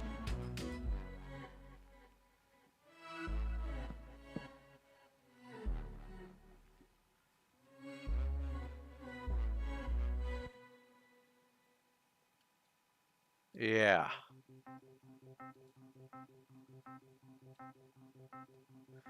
And I guess I don't need this in the floor here. I'll leave it just for show.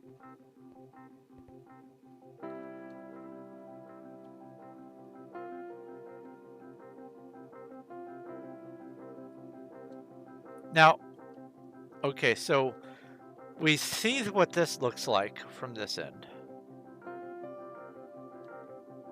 Now, imagine, if you will,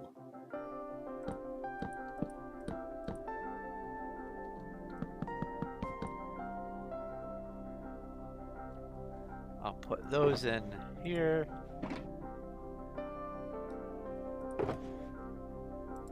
And then these over here.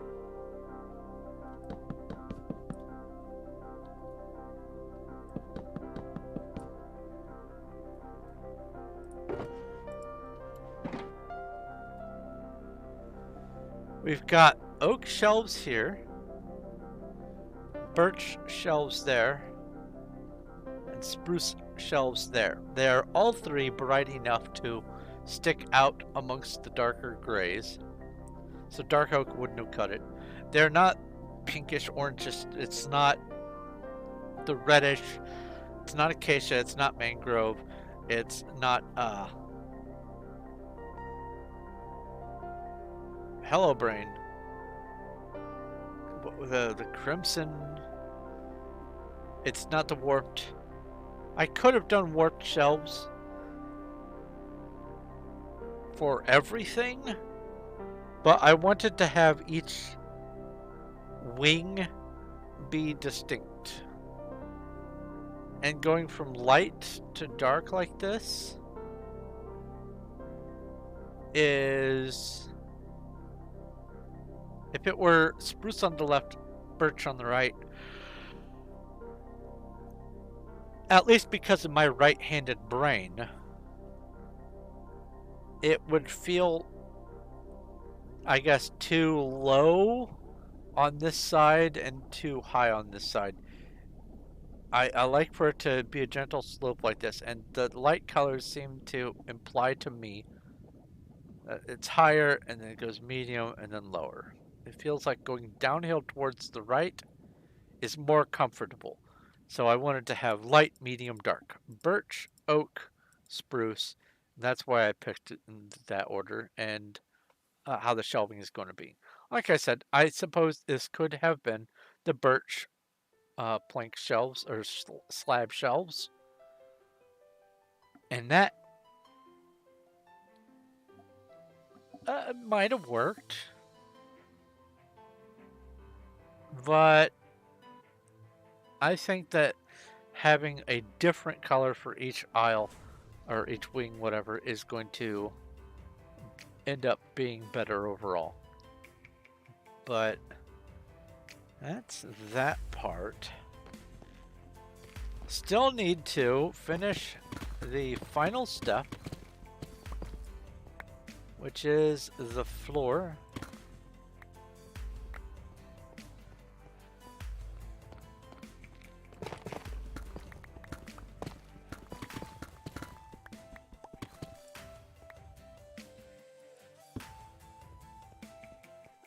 And then this will be done. Now, I was mentioning that I wanted to have a different block to break things up, and I've come to the conclusion exactly what block it's going to be. And you can go ahead and take guesses while I am offloading this stuff. Actually, I'll keep some of these on me. I used a lot of that. This is going to need to be restocked for the next aisles for sure. This is perfect. It adds a little break between the nether brick and the deep slate bricks, but it also has the same brick pattern as these to tie this all together as one single floor, so to speak. I think it works.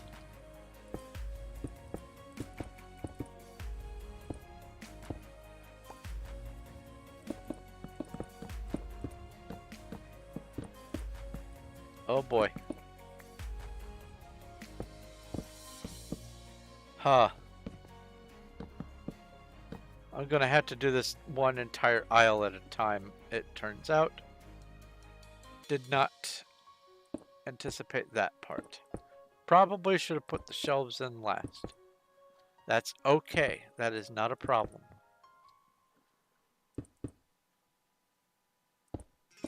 We know for the future aisles that the shelves will go in last.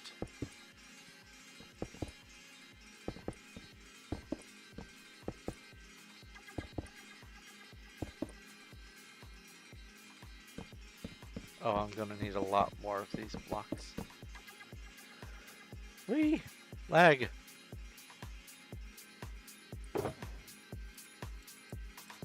There we go. I have a lot more of the blocks now.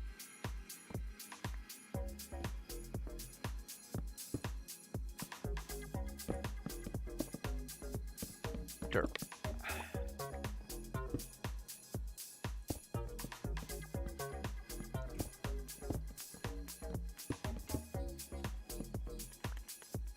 So after all this gets put in place and the barrels go on the shelves,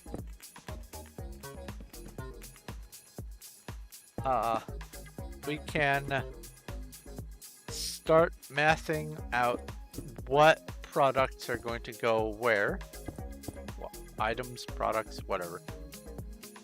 How many more floors upwards we're going to need for the different sections. And if it seems conducive enough, maybe, just maybe, if, say for instance, the middle section where we are here, the oak section, is the only one that needs an extra vertical floor, or needs more vertical floors than the other two aisles, wings, whatever. The rest of the space above the other unoccupied aisles can be maybe turned into, maybe one of them can be my actual player home, and the other could be Cuddles.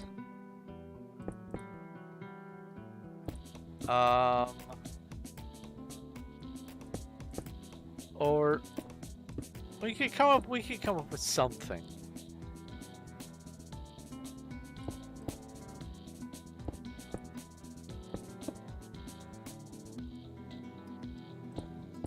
Putting farms and stuff in them wouldn't really work out too well, I'm thinking. And the reason is they would not be chunk loaded. Any farms are going to have to go in the area, that 49 chunk area in the middle of the claim.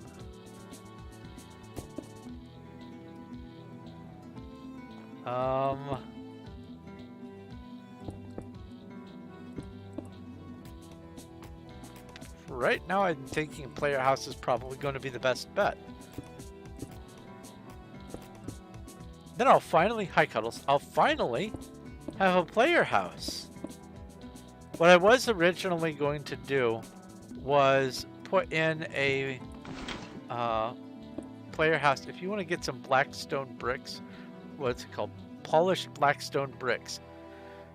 Oh my goodness. This is all basically, if you would like to go to the Nether and find blackstone, that would be lovely. Anyway, I have not pursued making a player home for myself on the server yet. It is blackstone is what I need.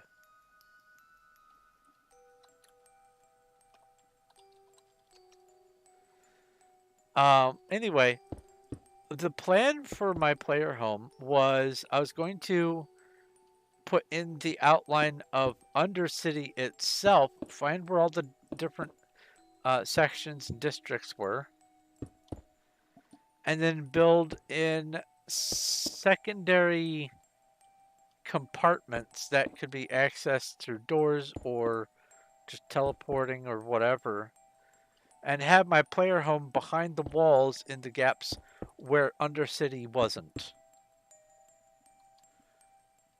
Yes, I do need blackstone. I actually need a lot more blackstone than I have managed to get, and that's because I haven't really spent much time at all in the Nether.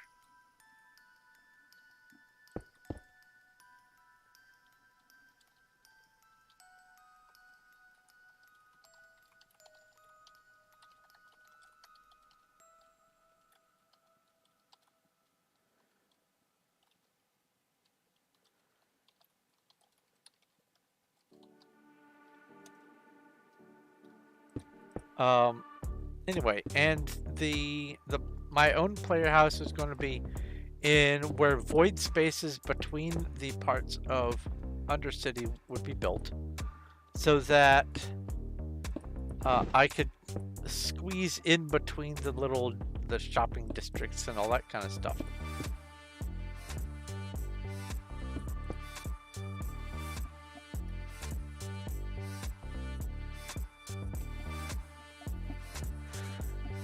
Um,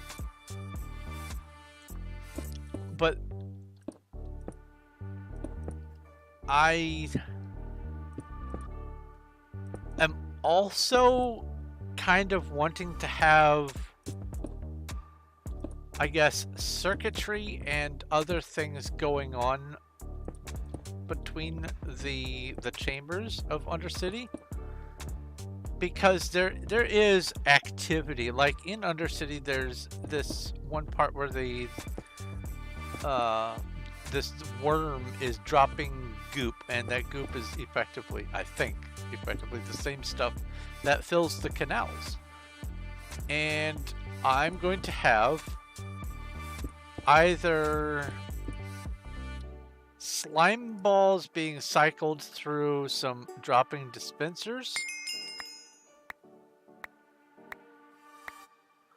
or have an actual slime spawner with an iron golem just murdering the slimes and having them fall through the hole that this goop would be falling down. So it's either going to be a redstone contraption that dispenses or drops the slime balls, and then they get caught down below and then piped back up.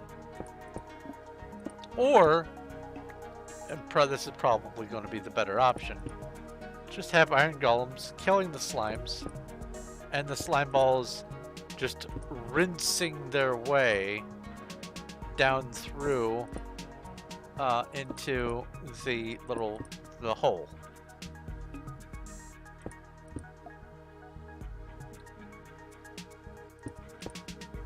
I think I have at least one slime spawner.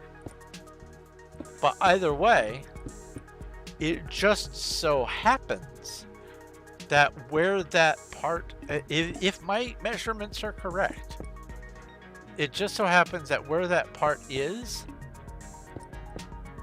it is a slime chunk. So I can just have some platforms up above vertically where the slimes can just spawn and then get dealt with in layers going down. So that is one of my plans, but there are other things that are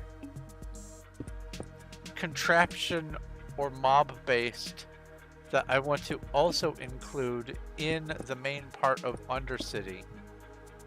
And we don't have we have a magma slime spawner, that's right. But I don't know how much space all that redstone is going to end up taking up for my different plans. And if it's too much, then I might not even have enough space for a player home. But let's say that this warehouse that is being built right now, this area, this wing is going to be the dominant building blocks: stone and wood stuff, and sand and clay, and you know, the main building blocks. And this will house 96 items, 96 storage shelves. So this is one shelf right here. All four of these is one shelf, and that would be one item. So this might be acacia wall, or acacia fence wall. Honestly, there ought to be wall and fence for the wood. Just saying. Just saying. Anyway, if I am doing the quick back in the napkin math in my head right, then there are going to be a lot more blocks in this category than there will be in the plants category, or the plants and food category, or in the mob drops and other miscellaneous category. I'm thinking that that's the truth. So this one might get a, well, for sure this will get a second floor. The other two might not even have enough items to justify a second floor. So what it could be is, here, let me come down here. Main floor, second floor up there. Main floor for plants and food. Cuddle's house up top of there. Main floor for mob drops and miscellaneous. My house up there. That wouldn't be too bad. Methinks.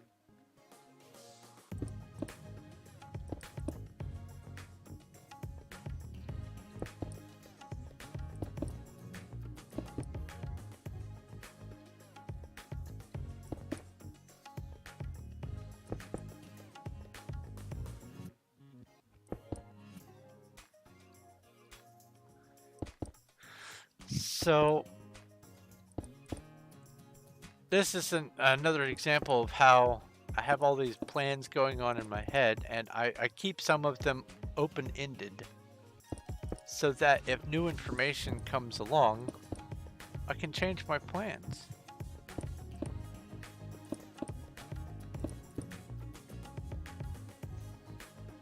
As new stuff exists, it is always good to have a little breathing room and always be able and willing to take outside information from other sources, other people. Take it into account, but think about it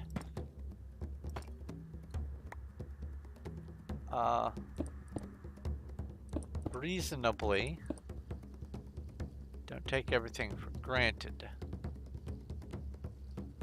All right, that is, wow, that was almost all of that polished blackstone bricks. Holy cow.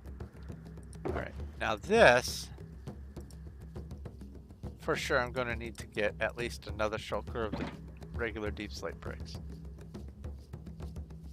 Yeah, absolutely. So I'll just go ahead and make one.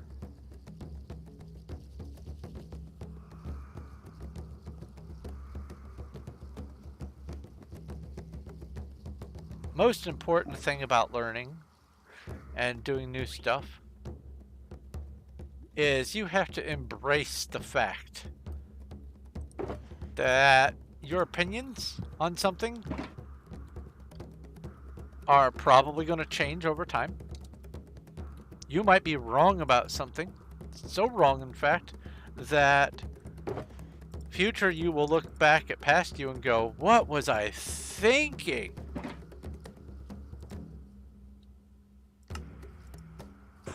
And you have to be prepared for that to happen a lot. Personal growth takes accepting change. And I'm autistic. Change sucks. I'm stubborn. But I know when something needs to happen that I just have to go, all right, I hate this. I'm doing it, but I hate it. And then eventually it just becomes, this is the new norm. Now, unfortunately, the new norm might be a bad thing, depending on how societies change and economies and all that kind of stuff. The new norm might suck, but if you want to survive in it, you gotta change with it.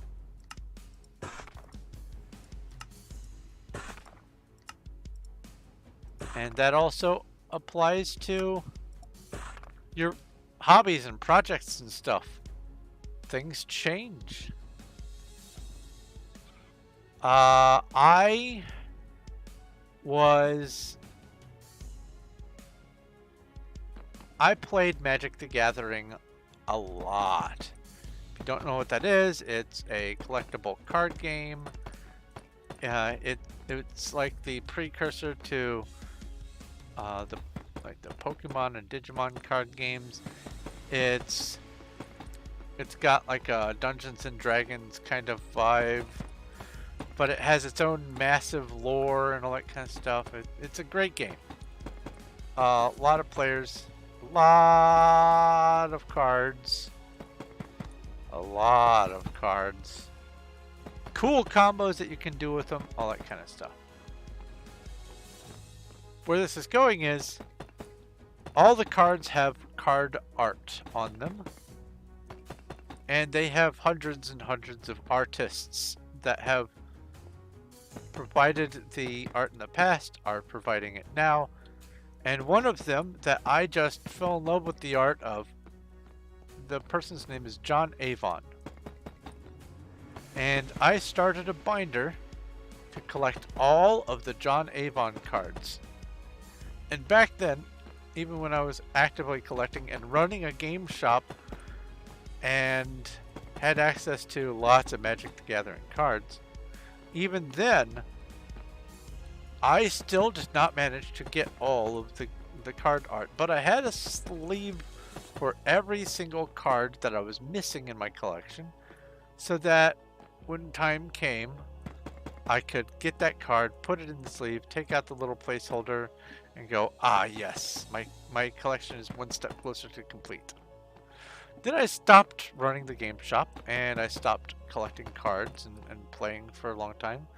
But John Avon did not stop drawing. So my little binder doesn't even have places set aside for the newer art. As a matter of fact, I think that the binder is so small that it can't hold all of his art now. So what that means is, if I ever do manage to get my hands on one of each of the cards drawn by John Avon, I'm gonna have to make places for those cards to live. I'm gonna have to change.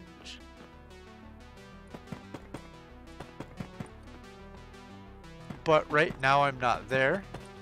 But I know that it's a possibility. And while not all changes are bad, it is good to be at least prepared for even the good changes.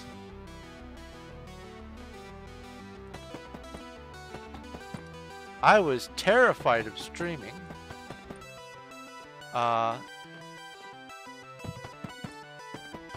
My first couple of streams that I did were so anxiety inducing for me. This is some time back, years back, I think. That I did the streams and then I said, nope, never again. This too much stress. I can't fill the void with talking that much. I just can't do that. This is too much stress, too much work for me to have to do. I can't do it. And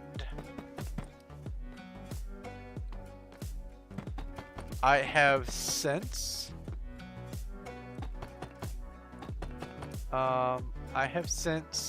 managed to get more comfortable, not entirely, but more comfortable with talking about whatever comes to mind, responding to my environmental cues, and just realizing that all I need to do is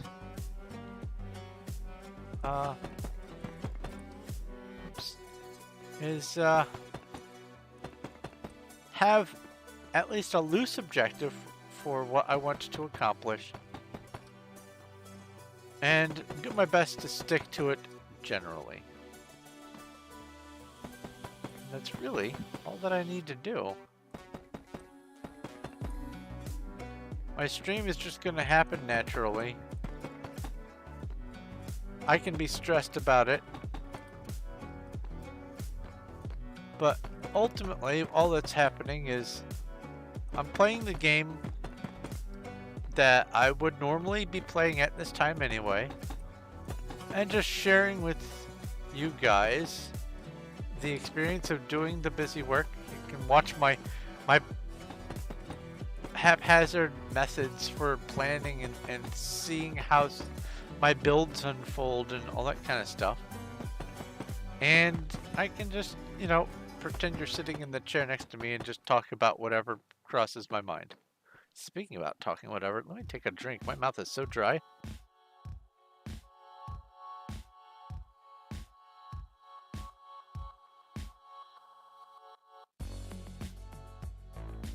Okay. Black cherry tea. Yum, yum, yum.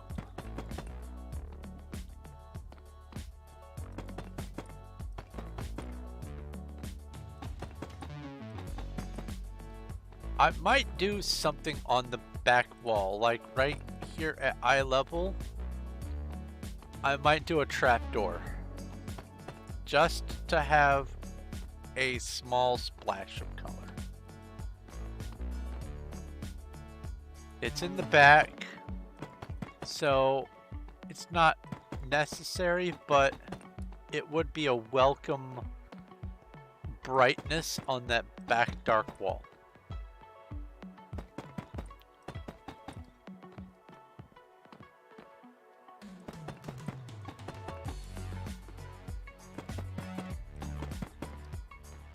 I will say this, I am so glad that they changed the spawn rules for hostile mobs. It used to be anything below 7, or I think 7 and below, hostile mobs would spawn. You had to have light everywhere. Light or non-solid blocks. Now, the rules are, it has to be 0. If the light is 1, good. And since there isn't such a thing as a half a block's worth of light,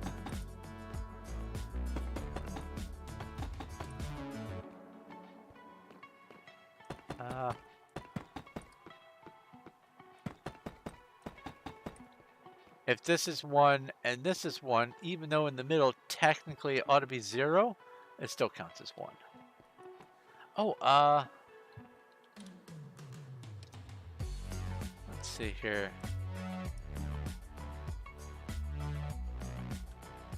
Maze 11.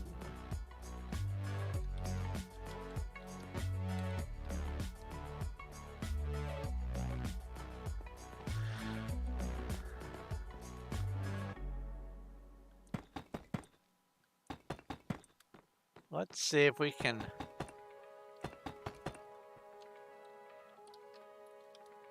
Oh.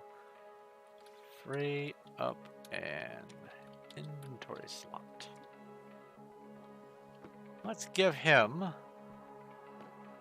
a thank you for being not only a friend, but also a supporter on Patreon.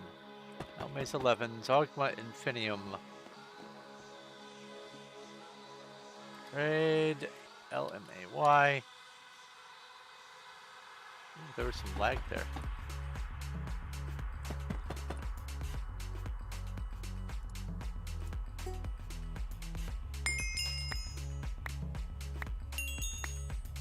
Let's make his day by giving him a netherite full kit. And if you're watching, hello Elmaze. Enjoy the tools and armor.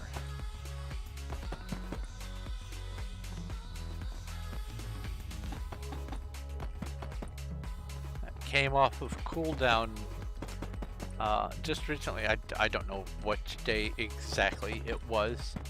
It was since he joined may have been later the same day he joined, but I looked again and my netherite kit was available, so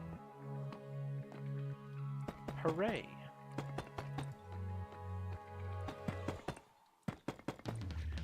It occurs to me that if I'm going to be using the kits as treasure hunt rewards and maze rewards and stuff like that, I'm gonna have to start redeeming them and putting them in storage, like all the time, like stay on top of it. Ha. That'll be after the stream.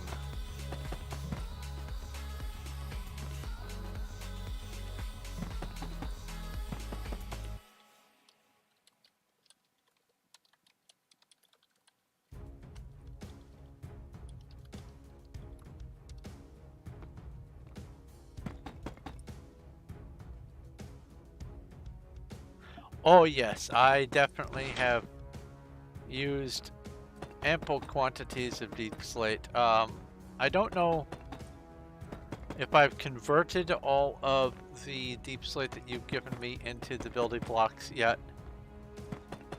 But as far as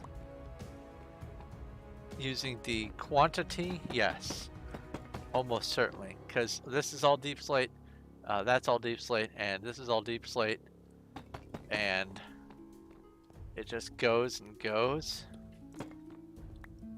So volume-wise, yes, I have used it. Those exact blocks that you gave me, no, I have not. I put those in storage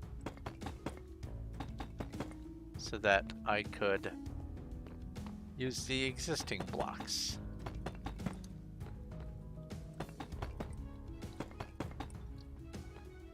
How many stacks fit in one shulker? That is 27 stacks for a total of 1,728 blocks is one shulker.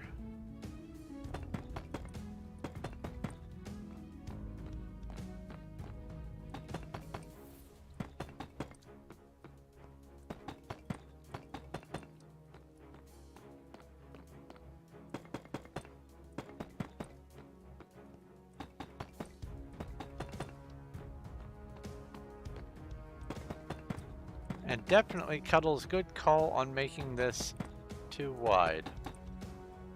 Oh.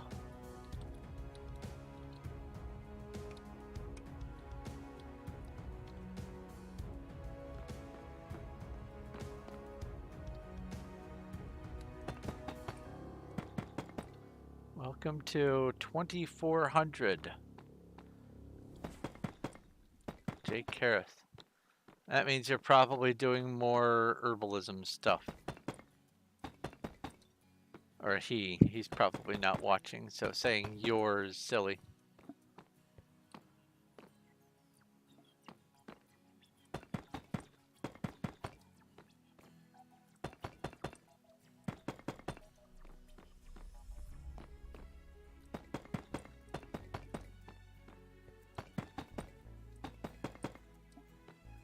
Sometimes, because of the Optifine random rotation, the symmetry looks cool. This looks like a spinal cord, and I think that is so cool. It has very MC Escher, or not MC Escher, H.R. Geiger vibes. But not only does it look like a spinal cord, but if you look at it carefully, it looks like a Space Marine. Like, there's the helmet. There's one arm, there's the other arm, there's the chest plate, and there's one leg here and one leg there. So we've got, here, let me turn that off so I can get close without the hitbox and take a screenshot. Dual purpose pattern. I think that looks so cool.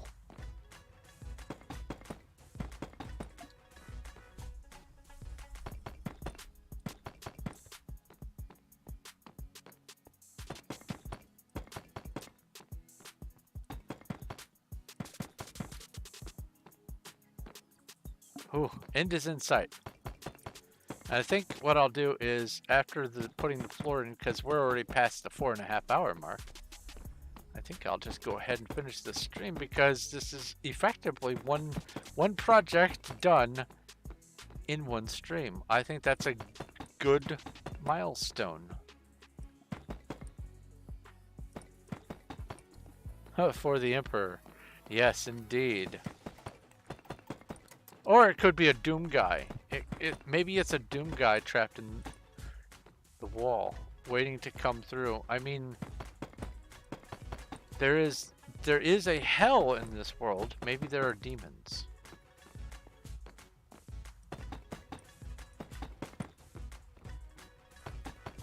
Oh, that's a good question, actually. Is it still called a hell biome in the Nether, or have they changed the name?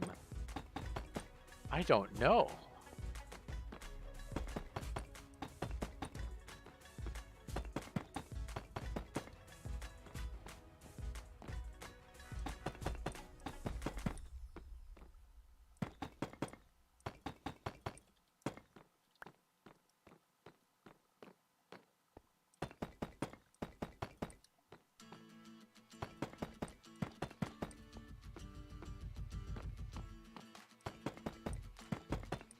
Oops.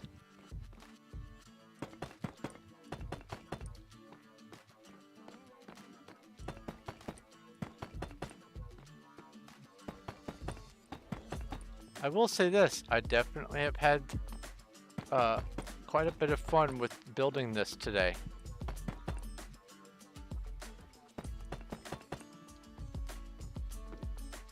It has scratched that itch of needing to get things done. It has scratched the itch of being creative and coming up with designs. And it has scratched the itch of planning for future needs. So it's like the triple whammy, which is of course better than a double whammy.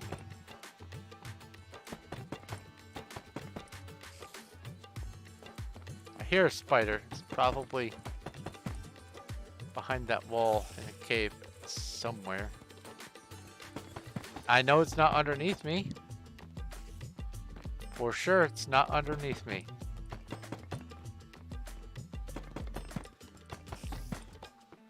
Look at that. It's going to be exactly last block in the stack. Boop. There we go. With 3 to spare. Holy cow.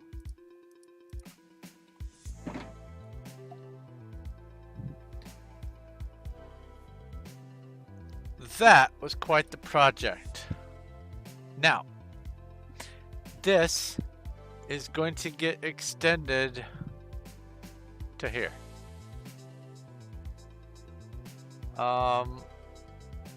Maybe not the full width. Maybe the full width, we'll see. But this is going, the roadway at least, is going to get extended all the way down to here. And it's going to be beetroots.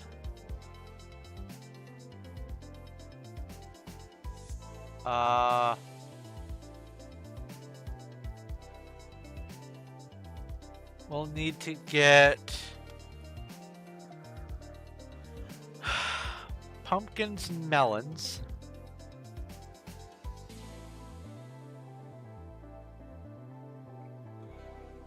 What is missing? Oh, you know what's missing? I know exactly what's missing. The wild berries. The regular just berry bushes. Don't have any of those down here.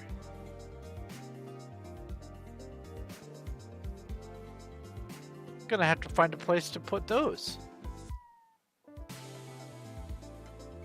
Maybe just a row in the back or something. Huh. If I'm remembering that one, then there might even be another crop that isn't coming to mind. We'll have to see. Anyway, yeah, this is today's project. It started off with just one layer, and it has grown from there. New details, lots of fun going into this. Let's turn on the shaders again, just to see how it looks with shaders. Oh, the hazy glow coming from the glowstone works nice. Yes, it is dark back here, and I for sure feel like something like this needs to be put back there. Let's just see what this looks like. Pick a row over here, and just at this level, yeah, I'm gonna have to do that.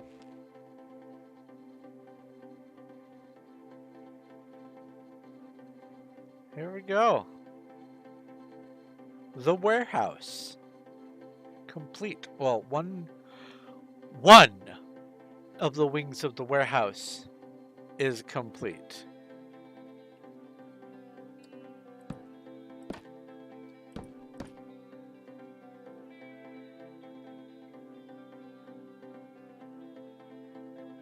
I really like how this turned out.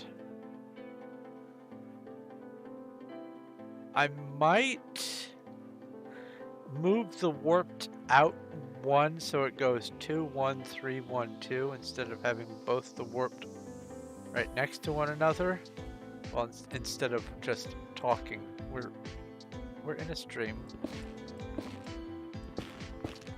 I need to show, not to tell. When I'm writing, I tell, don't show. But when I'm streaming, I show, don't tell.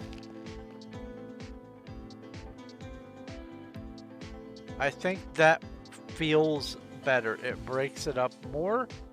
It doesn't make it this claustrophobic kind of, it's really bright right here.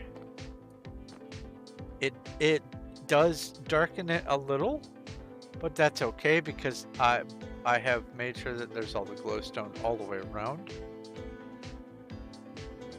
Like, not lighting darkened, but visually darkened. Yeah, that's not bad. Not bad at all.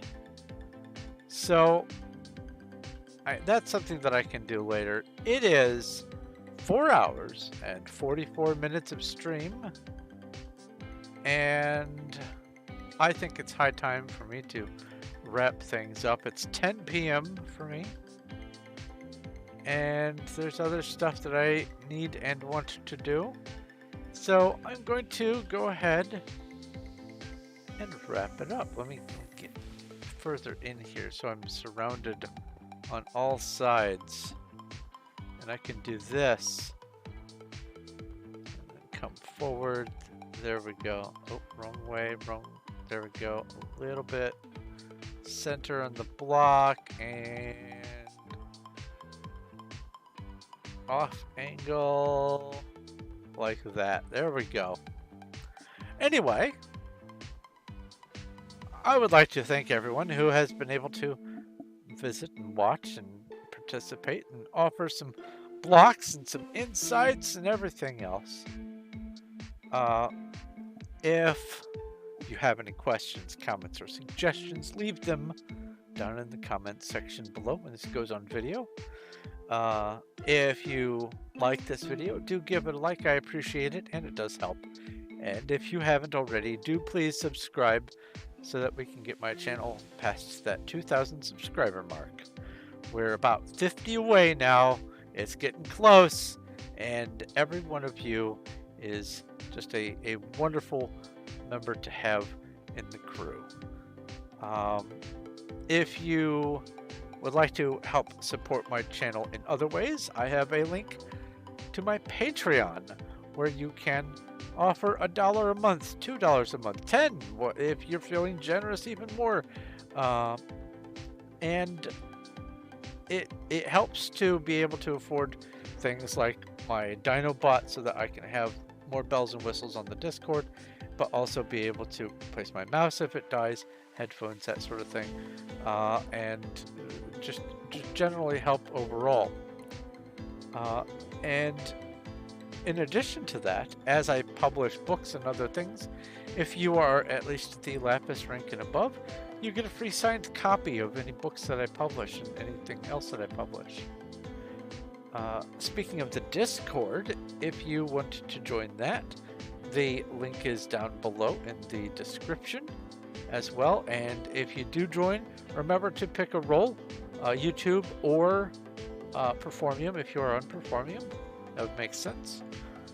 And then you'll be able to have access to all the wonderful things that I've got going on over there on the Discord, which include a whole channel with like 10,000 desktop wallpapers, channels dedicated to feeds of YouTube videos from lots and lots and lots of different channels, science and math and linguistics and all the things that I like, and, you know, gaming and Minecraft, which is, I guess, still gaming, and lots of other stuff.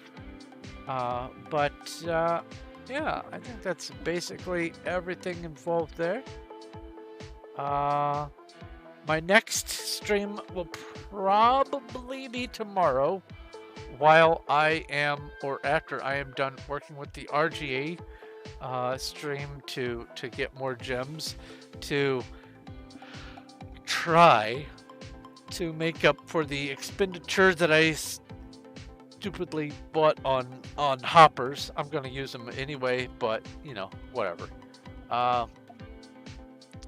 And after that stream is over, either I will be streaming during that and maybe redeeming gems and stuff, and then you can watch me as I'm getting or redeeming cosmetic crates and mystery boxes, and you can also watch how I get the gems in the gem game thing, or I will be streaming afterwards. Either way, I plan on redeeming all of oh no, it is going to come up, all of my crate key stuff, and then the mystery boxes and all that kind of stuff. I need to get those redeemed, so that is part of the plan for tomorrow. And I don't know, I might work on Varanya's castle. We'll see. It is weekends. Weekends are kind of weird for me, but yeah, I have had a blast with the build today, and I can't wait to start migrating the things down here to storage. I'm looking forward to having a little bit more sense to my storage. But anyway, I am going to let you go. Thank you once again ever so very much for watching and hanging out. This is Thorn of the Night, and I will talk to you later.